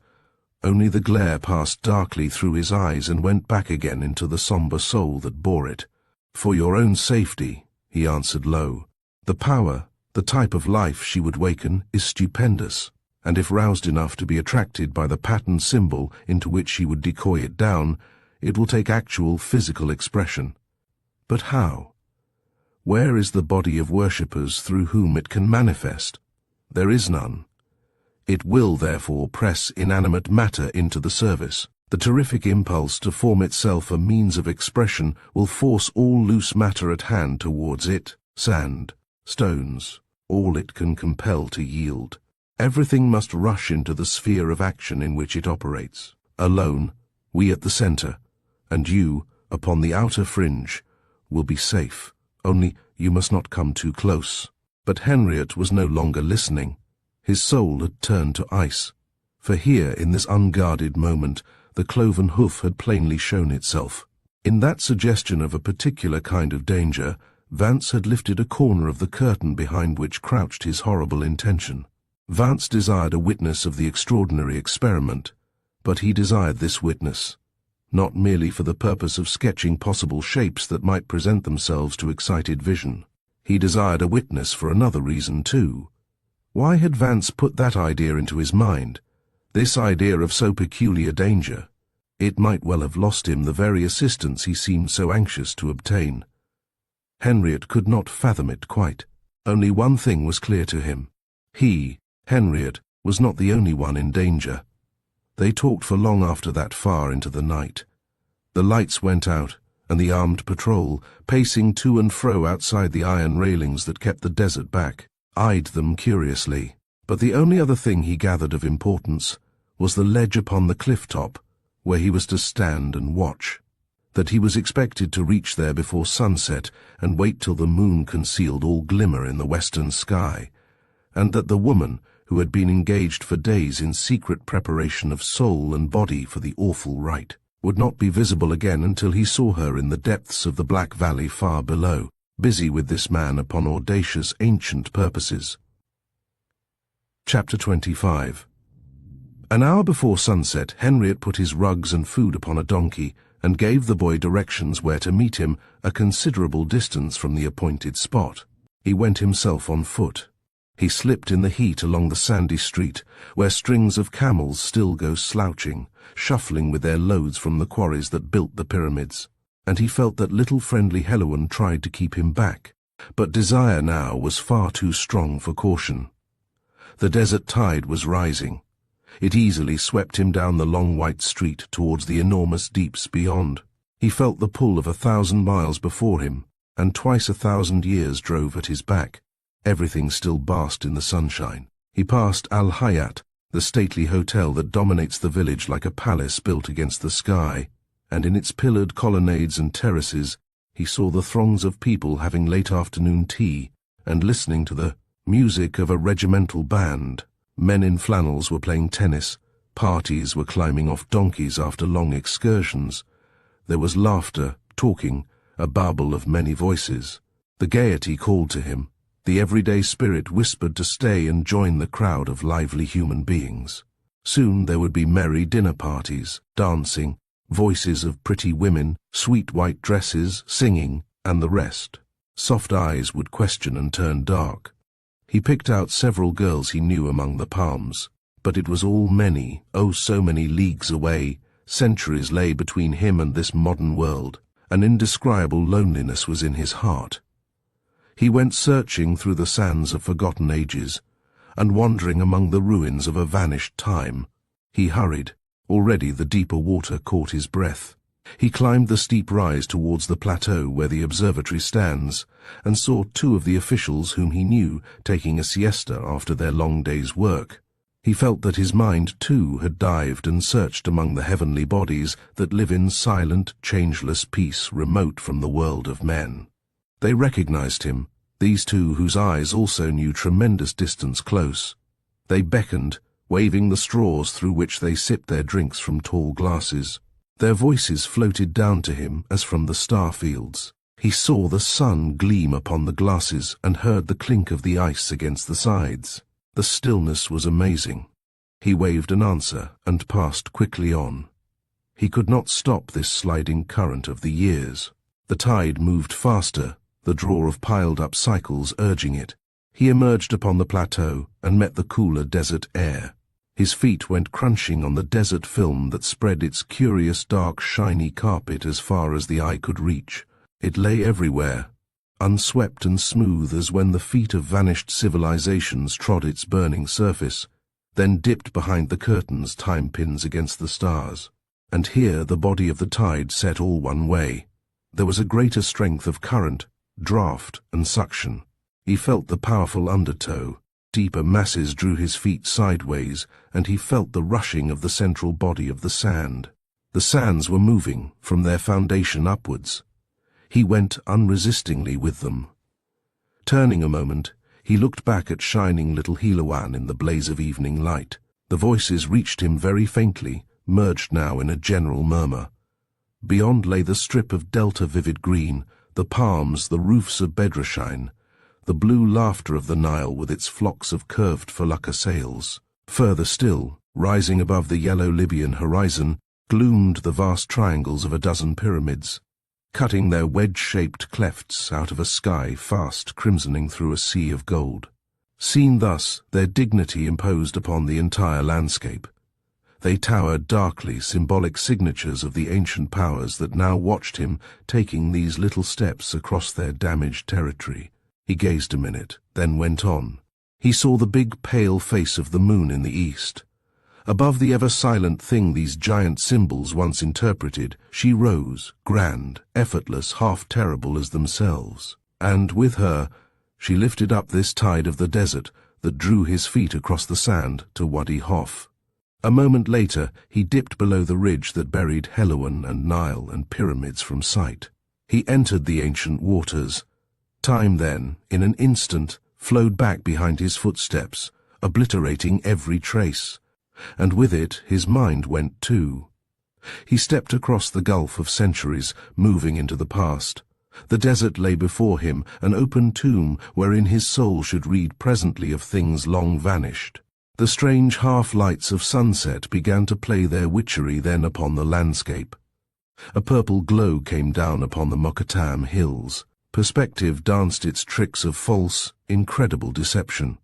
The soaring kites that were a mile away seemed suddenly close, passing in a moment from the size of gnats to birds with a fabulous stretch of wing. Ridges and cliffs rushed close without a hint of warning, and level places sank into declivities and basins that made him trip and stumble.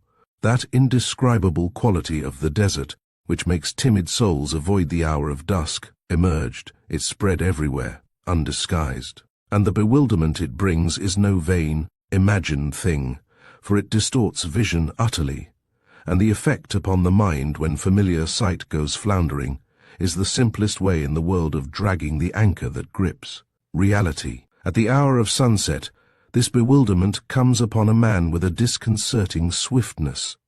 It rose now with all this weird rapidity. Henriette found himself enveloped at a moment's notice, but knowing well its effect, he tried to judge it and pass on. The other matters, the object of his journey chief of all, he refused to dwell upon with any imagination. Wisely, his mind, while never losing sight of it, declined to admit the exaggeration that over-elaborate thinking brings. "I'm going to witness an incredible experiment in which two enthusiastic religious dreamers believe firmly," he repeated to himself. "I have agreed to draw anything I see. There may be truth in it, or they may be merely self-suggested vision due to an artificial exaltation of their minds. I'm interested, perhaps against my better judgment. Yet I'll see the adventure out because This was the attitude he told himself to take. Whether it was the real one, or merely adopted to warm a cooling courage, he could not tell. The emotions were so complex and warring. His mind automatically kept repeating this comforting formula. Deeper than that he could not see to judge.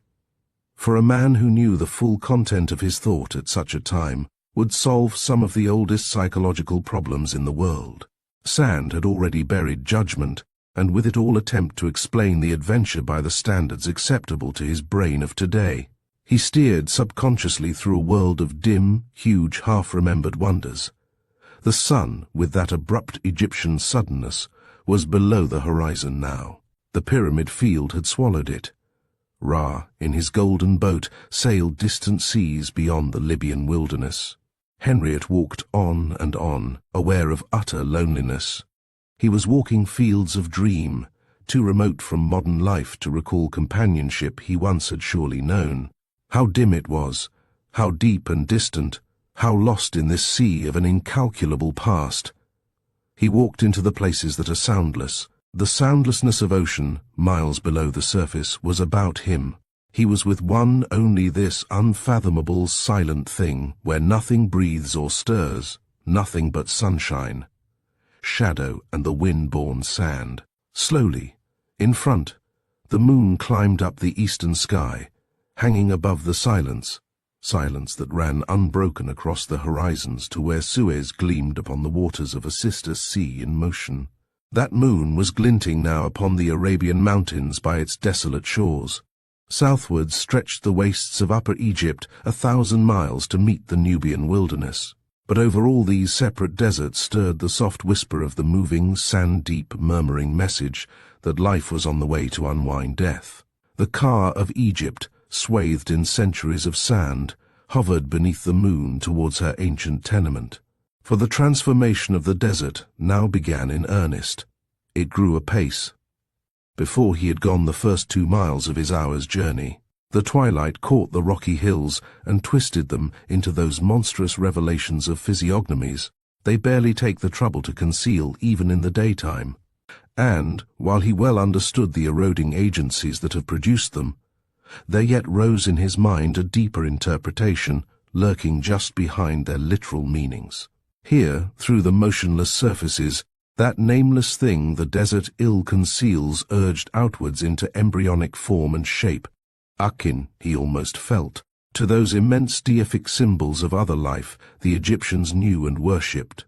Hence, from the desert had first come, he felt, the unearthly life they typified in their monstrous figures of granite, evoked in their stately temples, and communed with in the ritual of their mystery ceremonials. This watching aspect of the Libyan desert is really natural enough, but it is just the natural, Henriot knew, that brings the deepest revelations. The surface limestones, resisting the erosion, block themselves ominously against the sky, while the softer sand beneath sets them on altered pedestals that define their isolation splendidly. Blunt and unconquerable, these masses now watched him pass between them. The desert surface formed them, gave them birth. They rose, they soar, they sank down again waves upon a sea that carried forgotten life up from the depths below. Of forbidding, even menacing type, they somewhere mated with genuine grandeur. Unformed, according to any standard of human or of animal faces, they achieved an air of giant physiognomy which made them terrible, the unwinking stare of lidless eyes that yet ever succeed in hiding, looked out under well-marked, level eyebrows, suggesting a vision that included the motives and purposes of his very heart. They looked up grandly, understood why he was there, and then slowly withdrew their mysterious, penetrating gaze. The strata built them so marvelously up, the heavy, threatening brows, thick lips curved by the ages into a semblance of cold smiles, jowls drooping into sandy heaps that climbed against the cheeks, protruding jaws, and the suggestion of shoulders just about to lift the entire bodies out of the sandy beds. This host of countenances conveyed a solemnity of expression that seemed everlasting, implacable as death. Of human signature they bore no trace, nor was comparison possible between their kind and any animal life.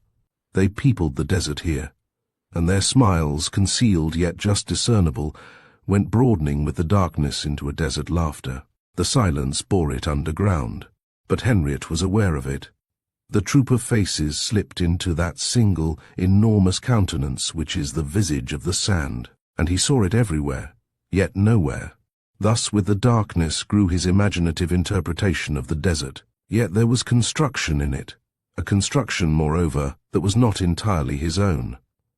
Powers, he felt, were rising, stirring, wakening from sleep. Behind the natural faces that he saw, these other things peered gravely at him as he passed. They used, as it were, materials that lay ready to their hand. Imagination furnished these hints of outline, yet the powers themselves were real. There was this amazing movement of the sand. By no other manner could his mind have conceived of such a thing, nor dreamed of this simple yet dreadful method of approach. Approach, that was the word that first stood out and startled him. There was approach. Something was drawing nearer. The desert rose and walked beside him. For not alone these ribs of gleaming limestone contributed towards the elemental visages, but the entire hills, of which they were an outcrop, ran to assist in the formation, and were a necessary part of them. He was watched and stared at from behind, in front, on either side, and even from below. The sand that swept him on kept even pace with him. It turned luminous too, with a patchwork of glimmering effect that was indescribably weird. Lanterns glowed within its substance, and by their light he stumbled on, glad of the Arab boy he would presently meet at the appointed place. The last torch of the sunset had flickered out, melting into the wilderness when, suddenly opening at his feet, gaped the deep, wide gully known as Wadi Hof. Its curve swept past him. This first impression came upon him with a certain violence, that the desolate valley rushed. He saw but a section of its curve and sweep, but through its entire length of several miles the wadi fled away. The moon whitened it like snow, piling black shadows very close against the cliffs. In the flood of moonlight it went rushing past. It was emptying itself. For a moment the stream of movement seemed to pause and look up into his face, then instantly went on again upon its swift career. It was like the procession of a river to the sea. The valley emptied itself to make way for what was coming. The approach, moreover, had already begun. Conscious that he was trembling, he stood and gazed into the depths, seeking to steady his mind by the repetition of the little formula he had used before. He said it half aloud, but, while he did so, his heart whispered quite other things. Thoughts the woman and the man had sown rose up in a flock and fell upon him like a storm of sand. Their impetus drove off all support of ordinary ideas. They shook him where he stood, staring down into this river of strange, invisible movement that was hundreds of feet in depth and a quarter of a mile across. He sought to realize himself, as he actually was today mere visitor to Helouan, tempted into this wild adventure with two strangers, but in vain. That seemed a dream, unreal, a transient detail picked out from the enormous past that now engulfed him, heart and mind and soul. This was the reality. The shapes and faces that the hills of sand built round him were the play of excited fancy only. By sheer force he pinned his thought against this fact, but further he could not get. There were powers at work. They were being stirred, wakened somewhere into activity. Evocation had already begun. That sense of their approach as he had walked along from Helouan was not imaginary. A descent of some type of life, vanished from the world too long for recollection, was on the way so vast that it would manifest itself in a group of forms, a troop, a host, an army. These two were near him somewhere at this very moment, already long at work, their minds driving beyond this little world. The valley was emptying itself for the descent of life their ritual invited, and the movement in the sand was likewise true. He recalled the sentences the woman had used.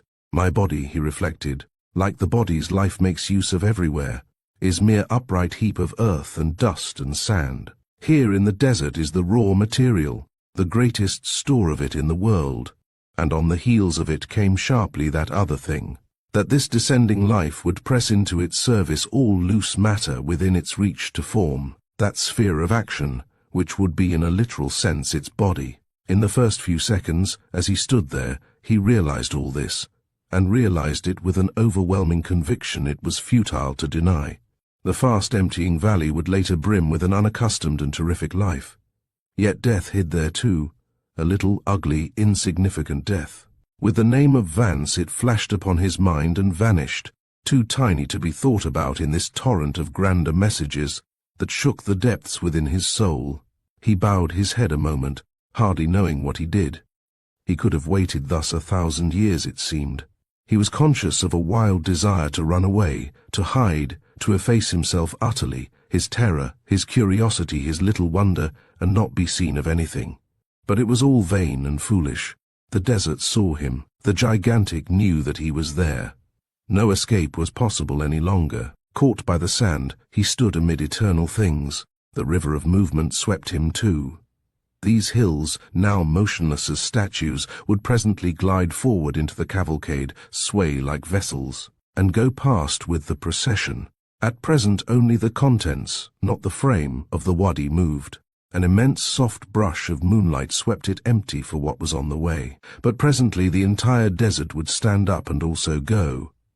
Then, making a sideways movement, his feet kicked against something soft and yielding that lay heaped upon the desert floor, and Henriette discovered the rugs the Arab boy had carefully set down before he made full speed for the friendly lights of Helouan. The sound of his departing footsteps had long since died away. He was alone. The detail restored to him his consciousness of the immediate present, and, stooping, he gathered up the rugs and overcoat and began to make preparations for the night. But the appointed spot, whence he was to watch, lay upon the summit of the opposite cliffs. He must cross the wadi bed and climb. Slowly and with labor, he made his way down a steep cleft into the depth of the Wadi Hof, sliding and stumbling often, till at length he stood upon the floor of shining moonlight. It was very smooth, windless utterly, still as space. Each particle of sand lay in its ancient place asleep. The movement, it seemed, had ceased. He clambered next up the eastern side, through pitch-black shadows, and within the hour reached the ledge upon the top, whence he could see below him, like a silvered map, the sweep of the valley bed. The wind nipped keenly here again, coming over the leagues of cooling sand. Loose boulders of splintered rock, started by his climbing, crashed and boomed into the depths. He banked the rugs behind him, wrapped himself in his overcoat, and lay down to wait. Behind him was a 2-foot crumbling wall against which he leaned, in front a drop of several hundred feet through space. He lay upon a platform, therefore, invisible from the desert at his back. Below, the curving wadi formed a natural amphitheatre, in which each separate boulder fallen from the cliffs, and even the little scilla shrubs the camels eat, were plainly visible. He noted all the bigger ones among them. He counted them over half aloud. And the moving stream he had been unaware of when crossing the bed itself now began again. The wadi went rushing past before the broom of moonlight. Again, the enormous and the tiny combined in one single strange impression.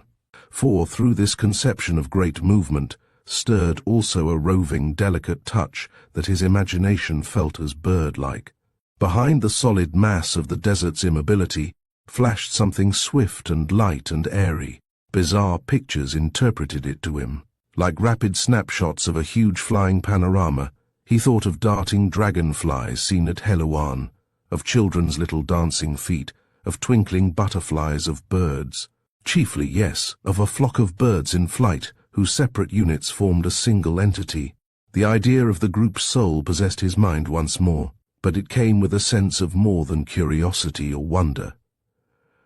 Veneration lay behind it, a veneration touched with awe.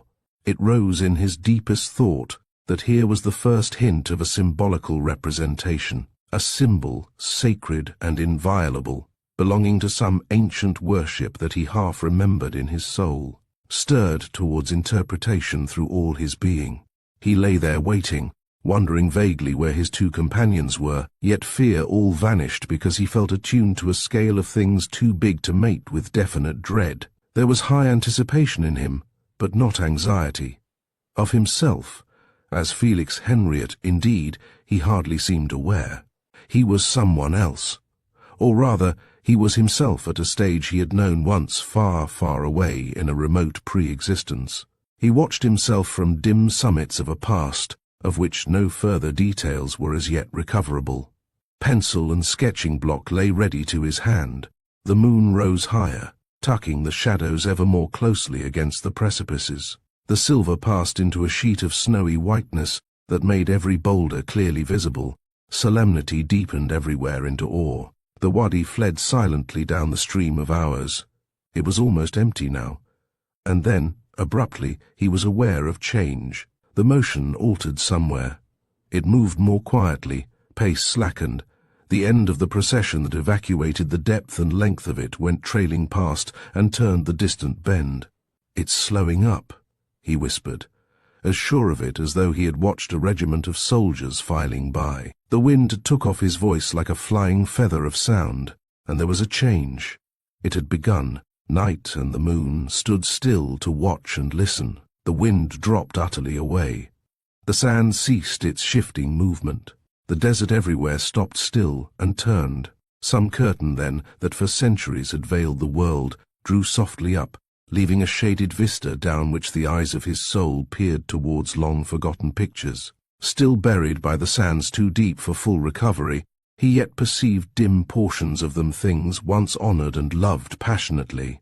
For once, they had surely been to him the whole of life, not merely a fragment for cheap wonder to inspect. And they were curiously familiar, even as the person of this woman who now evoked them was familiar. Henriot made no pretense to more definite remembrance, but the haunting certainty rushed over him, deeper than doubt or denial, and with such force that he felt no effort to destroy it. Some lost sweetness of spiritual ambitions, lived for with this passionate devotion and passionately worshipped as men today worship fame and money, revived in him with a tempest of high glory. Centers of memory stirred from an age-long sleep, so that he could have wept at their so complete obliteration hitherto. That such majesty had departed from the world as though it never had existed, was a thought for desolation and for tears. And though the little fragment he was about to witness might be crude in itself and incomplete, yet it was part of a vast system that once explored the richest realms of deity. The reverence in him contained a holiness of the night and of the stars. Great, gentle awe lay in it too, for he stood, aflame with anticipation and humility, at the gateway of sacred things. And this was the mood, no thrill of cheap excitement or alarm to weaken in which he first became aware that two spots of darkness he had taken all along for boulders on the snowy valley bed were actually something very different. They were living figures. They moved. It was not the shadows slowly following the moonlight, but the stir of human beings who all these hours had been motionless as stone. He must have passed them unnoticed within a dozen yards when he crossed the wadi bed, and 100 times from this very ledge his eyes had surely rested on them without recognition. Their minds, he knew full well, had not been inactive as their bodies. The important part of the ancient ritual lay, he remembered, in the powers of the evoking mind. Here, indeed, was no effective nor theatrical approach of the principal figures. It had nothing in common with the cheap external ceremonial of modern days. In forgotten powers of the soul its grandeur lay, potent, splendid. True, long before he came, perhaps all through the day, these two had labored with their arduous preparations. They were there, part of the desert, when hours ago he had crossed the plateau in the twilight. To them, to this woman's potent working of old ceremonial, had been due that singular rush of imagination he had felt. He had interpreted the desert as alive. Here was the explanation. It was alive. Life was on the way. Long latent, her intense desire summoned it back to physical expression, and the effect upon him had steadily increased as he drew nearer to the center where she would focus its revival and return. Those singular impressions of being watched and accompanied were explained. A priest of this old-world worship performed a genuine evocation. A great one of vision revived the cosmic powers. Henriette watched the small figures far below him with a sense of dramatic splendor that only this association of far-off memory could account for. It was their rising now, and the lifting of their arms to form a slow revolving outline that marked the abrupt cessation of the larger river of movement. For the sweeping of the wadi sank into sudden stillness, and these two, with motions not unlike some dance of deliberate solemnity, passed slowly through the moonlight to and fro. His attention fixed upon them both. All other movement ceased. They fastened the flow of time against the desert's body. What happened then? How could his mind interpret an experience so long denied that the power of expression, as of comprehension, has ceased to exist? How translate this symbolical representation, small detail though it was, of a transcendent worship entombed for most so utterly beyond recovery? Its splendor could never lodge in minds that conceive deity perched upon a cloud within telephoning distance of fashionable churches. How should he phrase it even to himself, whose memory drew up pictures from so dim a past that the language fit to frame them lay unreachable and lost? Henriette did not know. Perhaps he never yet has known. Certainly at the time he did not even try to think. His sensations remain his own untranslatable, and even that instinctive description the mind gropes for automatically floundered, halted, and stopped dead. Yet there rose within him somewhere, from depths long drowned in slumber, a reviving power by which he saw. Divined and recollected remembered seemed too literal a word. These elements of a worship he once had personally known. He too had worshipped thus. His soul had moved amid similar evocations in some aeonian past, whence now the sand was being cleared away. Symbols of stupendous meaning flashed and went their way across the lifting mists. He hardly caught their meaning, so long it was since he had known them. Yet they were familiar as the faces seen in dreams, and some hint of their spiritual significance left faint traces in his heart by means of which their grandeur reached towards interpretation. And all were symbols of a cosmic, deific nature, of powers that only symbols can express. Prayer books and sacraments used in the wisdom religion of an older time, but today known only in the decrepit. Literal shell which is their degradation. Grandly the figures moved across the valley bed. The powers of the heavenly bodies once more joined them. They moved to the measure of a cosmic dance, whose rhythm was creative. The universe partnered them. There was this transfiguration of all common, external things. He realized that appearances were visible letters of a soundless language, a language he once had known. The powers of night and moon and desert sand married with points in the fluid stream of his inmost spiritual being that knew and welcomed them. He understood. Old Egypt herself stooped down from her uncovered throne. The stars sent messengers.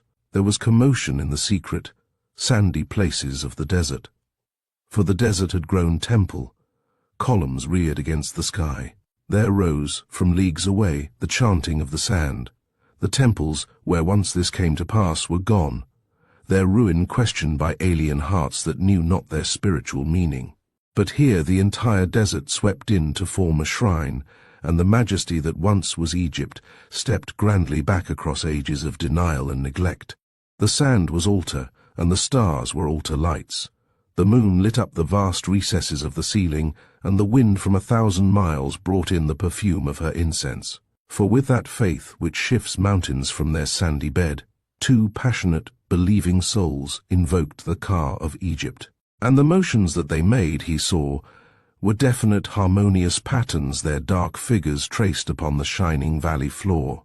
Like the points of compasses, with stems invisible and directed from the sky, their movements marked the outlines of great signatures of power, the sigils of the type of life they would evoke. It would come as a procession. No individual outline could contain it. It needed for its visible expression many. The descent of a group soul, known to the worship of this mighty system, rose from its lair of centuries and moved hugely down upon them. The Ka, answering to the summons, would mate with sand. The desert was its body. Yet it was not this that he had come to fix with block and pencil. Not yet was the moment when his skill might be of use. He waited, watched and listened, while this river of half-remembered things went past him. The patterns grew beneath his eyes like music. Too intricate and prolonged to remember with accuracy later, he understood that they were forms of that root geometry which lies behind all manifested life.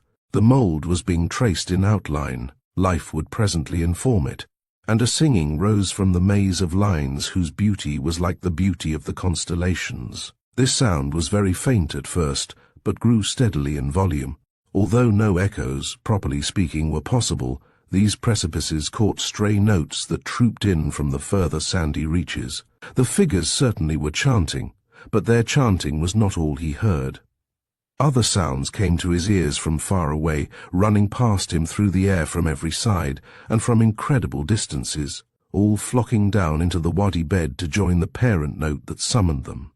The desert was giving voice, and memory, lifting her hood yet higher, showed more of her grey, mysterious face that searched his soul with questions. Had he so soon forgotten that strange union of form and sound which once was known to the evocative rituals of olden days? Henriette tried patiently to disentangle this desert music that their intoning voices woke from the humming of the blood in his own veins. But he succeeded only in part. Sand was already in the air. There was reverberation, rhythm, measure. There was almost the breaking of the stream into great syllables. But was it due, this strange reverberation, to the countless particles of sand meeting in mid-air about him, or to larger bodies, whose surfaces caught this friction of the sand and threw it back against his ears? The wind, now rising, brought particles that stung his face and hands, and filled his eyes with a minute fine dust that partially veiled the moonlight. But was not something larger, vaster these particles composed now also on the way?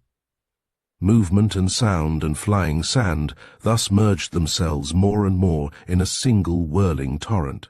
But Henriette sought no commonplace explanation of what he witnessed, and here was the proof that all happened in some vestibule of inner experience, where the strain of question and answer had no business. One sitting beside him need not have seen anything at all. His host, for instance, from Helouan, need not have been aware. Night screened it. Helouan, as the whole of modern experience, stood in front of the screen. This thing took place behind it. He crouched motionless, watching in some reconstructed antechamber of the soul's pre-existence, while the torrent grew into a veritable tempest. Yet night remained unshaken. The veil of moonlight did not quiver. The stars dropped their slender golden pillars unobstructed. Calmness reigned everywhere as before. The stupendous representation passed on behind it all. But the dignity of the little human movements that he watched had become now indescribable. The gestures of the arms and bodies invested themselves with consummate grandeur, as these two strode into the caverns behind manifested life and drew forth symbols that represented vanished powers. The sound of their chanting voices broke in cadenced fragments against the shores of language.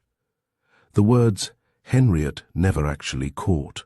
If words they were, yet he understood their purport, these names of power to which the type of returning life gave answer as they approached. He remembered fumbling for his drawing materials, with such violence, however, that the pencil snapped in two between his fingers as he touched it. For now, even here, upon the outer fringe of the ceremonial ground, there was a stir of forces that set the very muscles working in him before he had become aware of it. Then came the moment when his heart leaped against his ribs with a sudden violence that was almost pain. Standing a second later, still as death, the lines upon the valley floor ceased their maze-like dance. All movement stopped. Sound died away. In the midst of this profound and dreadful silence, the sigils lay empty there below him. They waited to be informed, for the moment of entrance had come at last. Life was close, and he understood why this return of life had all along suggested a procession and could be no mere momentary flash of vision. From such appalling distance did it sweep down towards the present. Upon this network, then, of splendid lines, at length held rigid, the entire desert reared itself with walls of curtained sand that dwarfed the cliffs, the shouldering hills, the very sky. The desert stood on end, As once before he had dreamed it from his balcony windows, it rose upright, towering and close against his face. It built sudden ramparts to the stars that chambered the thing he witnessed behind walls no centuries could ever bring down, crumbling into dust. He himself, in some curious fashion, lay just outside, viewing it apart. As from a pinnacle, he peered down with straining eyes, into the vast picture gallery. Memory threw abruptly open, and the picture spaced its noble outline, thus against the very stars. He gazed between columns that supported the sky itself, like pillars of sand that swept across the field of vanished years. Sand poured and streamed aside, laying bare the past. For down the enormous vista into which he gazed, as into an avenue running 1,000,000 miles towards a tiny point, he saw this moving thing that came towards him, shaking loose the countless veils of sand the ages had swathed about it. The Ka of buried Egypt wakened out of sleep. She had heard the potent summons of her old, time-honored ritual. She came. She stretched forth an arm towards the worshippers who evoked her.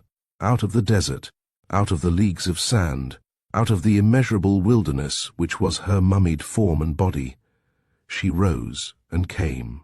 And this fragment of her he would actually see, this little portion that was obedient to the stammered and broken ceremonial.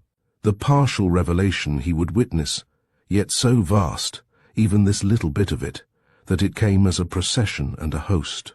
For a moment there was nothing, and then the voice of the woman rose in a resounding cry that filled the wadi to its furthest precipices, before it died away again to silence. That a human voice could produce such volume, accent, depth, seemed half incredible.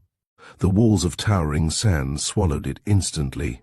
But the procession of life, needing a group, a host, an army for its physical expression, reached at that moment the nearer end of the huge avenue. It touched the present, it entered the world of men. Chapter 26. The entire range of Henriette's experience, read, imagined, dreamed, then fainted into unreality before the sheer wonder of what he saw. In the brief interval it takes to snap the fingers, the climax was thus so hurriedly upon him. And through it all, he was clearly aware of the pair of little human figures, man and woman, standing erect and commanding at the center, knew, too, that she directed and controlled, while he in some secondary fashion supported her and ever watched. But both were dim, dropped somewhere into a lesser scale. It was the knowledge of their presence, however, that alone enabled him to keep his powers in hand at all. But for these two human beings there within possible reach, he must have closed his eyes and swooned. For a tempest that seemed to toss loose stars about the sky swept round about him, pouring up the pillared avenue in front of the procession.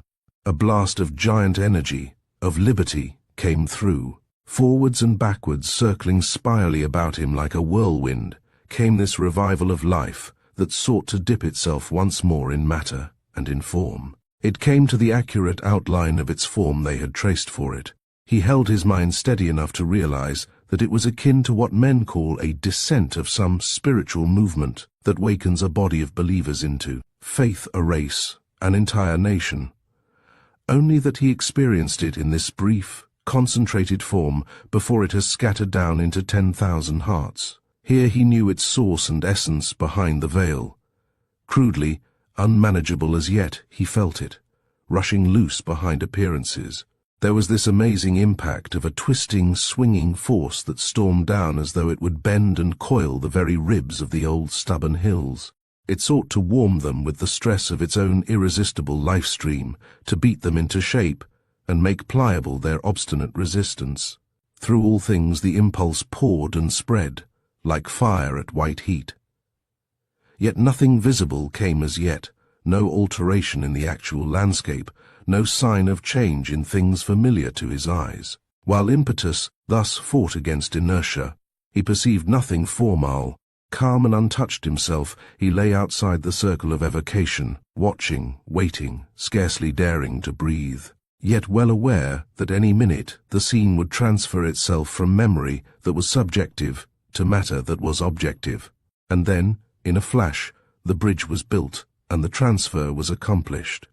How or where he did not see, he could not tell. It was there before he knew it, there before his normal, earthly sight. He saw it as he saw the hands he was holding stupidly up to shield his face. For this terrific release of force, long held back, long stored up, latent for centuries, came pouring down the empty wadi bed prepared for its reception. Through stones and sand and boulders it came in an impetuous hurricane of power. The liberation of its life appalled him. All that was free, untied, responded instantly like chaff. Loose objects fled towards it. There was a yielding in the hills and precipices, and even in the massive desert which provided their foundation. The hinges of the sand went creaking in the night. It shaped for itself a bodily outline, yet, most strangely, nothing definitely moved. How could he express the violent contradiction? For the immobility was apparent only a sham, a counterfeit, while behind it the essential being of these things did rush and shift and alter. He saw the two things side by side, the outer immobility the senses commonly agree upon, and this amazing flying out of their inner invisible substance towards the vortex of attracting life that sucked them in. For stubborn matter turned docile before the stress of this returning life. Taught somewhere to be plastic, it was being molded into an approach to bodily outline. A mobile elasticity invaded rigid substance. The two officiating human beings, safe at the stationary center, and himself, just outside the circle of operation, alone remained untouched and unaffected. But a few feet in any direction, for any one of them, meant instantaneous death. They would be absorbed into the vortex, mere corpuscles, pressed into the service of this sphere of action of a mighty body. How these perceptions reached him with such conviction, Henriot could never say. He knew it because he felt it. Something fell about him from the sky that already paled towards the dawn. The stars themselves, it seemed, contributed some part of the terrific, flowing impulse that conquered matter and shaped itself this physical expression. Then, before he was able to fashion any preconceived idea of what visible form this potent life might assume, he was aware of further change. It came at the briefest possible interval after the beginning, this certainty that to and fro about him, as yet however indeterminate, passed magnitudes that were stupendous as the desert. There was beauty in them too, though a terrible beauty hardly of this earth at all. A fragment of old Egypt had returned, a little portion of that vast body of belief that once was Egypt. Evoked by the worship of one human heart, passionately sincere, the Ka of Egypt stepped back to visit the material it once informed, the sand. Yet only a portion came. Henriot clearly realized that. It stretched forth an arm. Finding no mass of worshippers through whom it might express itself completely, it pressed inanimate matter thus into its service. Here was the beginning the woman had spoken of little opening clue. Entire reconstruction lay perhaps beyond. And Henriot next realized that these magnitudes in which this group energy sought to clothe itself as visible form were curiously familiar. It was not a new thing that he would see. Booming softly as they dropped downwards through the sky, with a motion the size of them rendered delusive, they trooped up the avenue towards the central point that summoned them. He realized the giant flock of them descent of fearful beauty, outlining a type of life denied to the world for ages, countless as this sand that blew against his skin. Careering over the waste of desert moved the army of dark splendors that dwarfed any organic structure called a body men have ever known. He recognized them, cold in him of death, though the outlines reared higher than the pyramids and towered up to hide whole groups of stars. Yes, he recognized them in their partial revelation, though he never saw the monstrous host complete. But one of them, he realized, posing its eternal riddle to the sands, had of old been glimpsed sufficiently to seize its form in stone, yet poorly seized. As a doll may stand for the dignity of a human being, or a child's toy represent an engine that draws trains, and he knelt there on his narrow ledge, the world of men forgotten. The power that caught him was too great a thing for wonder or for fear. He even felt no awe. Sensation of any kind that can be named or realized left him utterly. He forgot himself. He merely watched. The glory numbed him. Block and pencil, as the reason of his presence there at all, no longer existed. Yet one small link remained that held him to some kind of consciousness of earthly things. He never lost sight of this, that being just outside the circle of evocation, he was safe, and that the man and woman, being stationary in its untouched center, were also safe.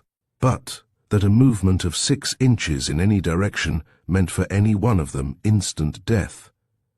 What was it, then, that suddenly strengthened this solitary link, so that the chain tautened and he felt the pull of it?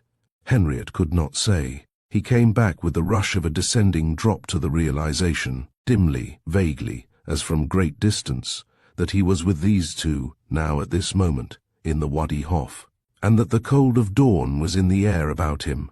The chill breath of the desert made him shiver, but at first, so deeply had his soul been dipped in this fragment of ancient worship, he could remember nothing more. Somewhere lay a little spot of streets and houses. Its name escaped him. He had once been there. There were many people, but insignificant people. Who were they, and what had he to do with them? All recent memories had been drowned in the tide that flooded him from an immeasurable past.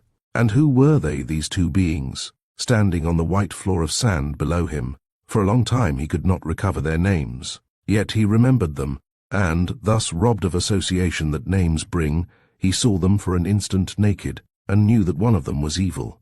One of them was vile. Blackness touched the picture there. The man, his name still out of reach, was sinister, impure and dark at the heart, and for this reason the evocation had been partial only. The admixture of an evil motive was the flaw that marred complete success. The names then flashed upon him: Lady Statham, Richard Vance. Vance, with a horrid drop from splendor into something mean and sordid. Henriette felt the pain of it. The motive of the man was so insignificant, his purpose so atrocious. More and more with the name came back his first repugnance, fear, suspicion, and human terror caught him. He shrieked, but, as in nightmare, no sound escaped his lips. He tried to move, a wild desire to interfere, to protect, to prevent, flung him forward close to the dizzy edge of the gulf below. But his muscles refused obedience to the will. The paralysis of common fear rooted him to the rocks, but the sudden change of focus instantly destroyed the picture, and so vehement was the fall from glory into meanness that it dislocated the machinery of clairvoyant vision. The inner perception clouded and grew dark. Outer and inner mingled in violent, inextricable confusion. The wrench seemed almost physical. It happened all at once, retreat and continuation for a moment somehow combined. And, if he did not definitely see the awful thing, at least he was aware that it had come to pass. He knew it as positively as though his eye were glued against a magnifying lens in the stillness of some laboratory. He witnessed it. The supreme moment of evocation was close. Life, through that awful sandy vortex, whirled and raged. Loose particles showered and pelted, caught by the draught of vehement life that molded the substance of the desert into imperial outline, when suddenly shot the little evil thing across that marred and blasted it. Into the whirlpool flew forward a particle of material that was a human being, and the group soul caught and used it. The actual accomplishment Henriette did not claim to see. He was a witness, but a witness who could give no evidence. Whether the woman was pushed of set intention, or whether some detail of sound and pattern was falsely used to effect the terrible result, he was helpless to determine. He pretends no itemized account. She went. In 1 second, with appalling swiftness, she disappeared, swallowed out of space and time within that awful maw, one little corpuscle among a million through which the life, now stalking the desert wastes, molded itself a troop-like body. Sand took her. There followed emptiness, a hush of unutterable silence, stillness, peace. Movement and sound instantly retired whence they came. The avenues of memory closed. The splendors all went down into their sandy tombs. The moon had sunk into the Libyan wilderness. The eastern sky was red. The dawn drew out that wondrous sweetness of the desert, which is a sister to the sweetness that the moonlight brings. The desert settled back to sleep, huge, unfathomable, charged to the brim with life that watches, waits, and yet conceals itself behind the ruins of apparent desolation. and the wadi, empty at his feet, filled slowly with the gentle little winds that bring the sunrise. Then, across the pale glimmering of sand, Henriette saw a figure moving.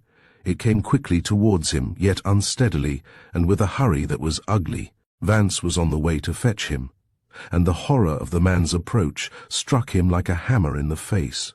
He closed his eyes, sinking back to hide. But, before he swooned, there reached him the clatter of the murderer's tread as he began to climb over the splintered rocks, and the faint echo of his voice, calling him by name falsely and in pretense for help. Thank you for joining us on this eerie journey through 4 Weird Tales by Algernon Blackwood. His ability to craft haunting atmospheres and tap into primal fears leaves an indelible mark on the imagination, whether through spectral presences, cosmic mysteries, or psychological horrors. Blackwood's storytelling lingers long after the last word is spoken. If you enjoyed these tales, be sure to subscribe for more classic and chilling stories. Until next time, keep your mind open to the unknown, for in the shadows of the familiar, the truly strange awaits. Good night, and happy listening.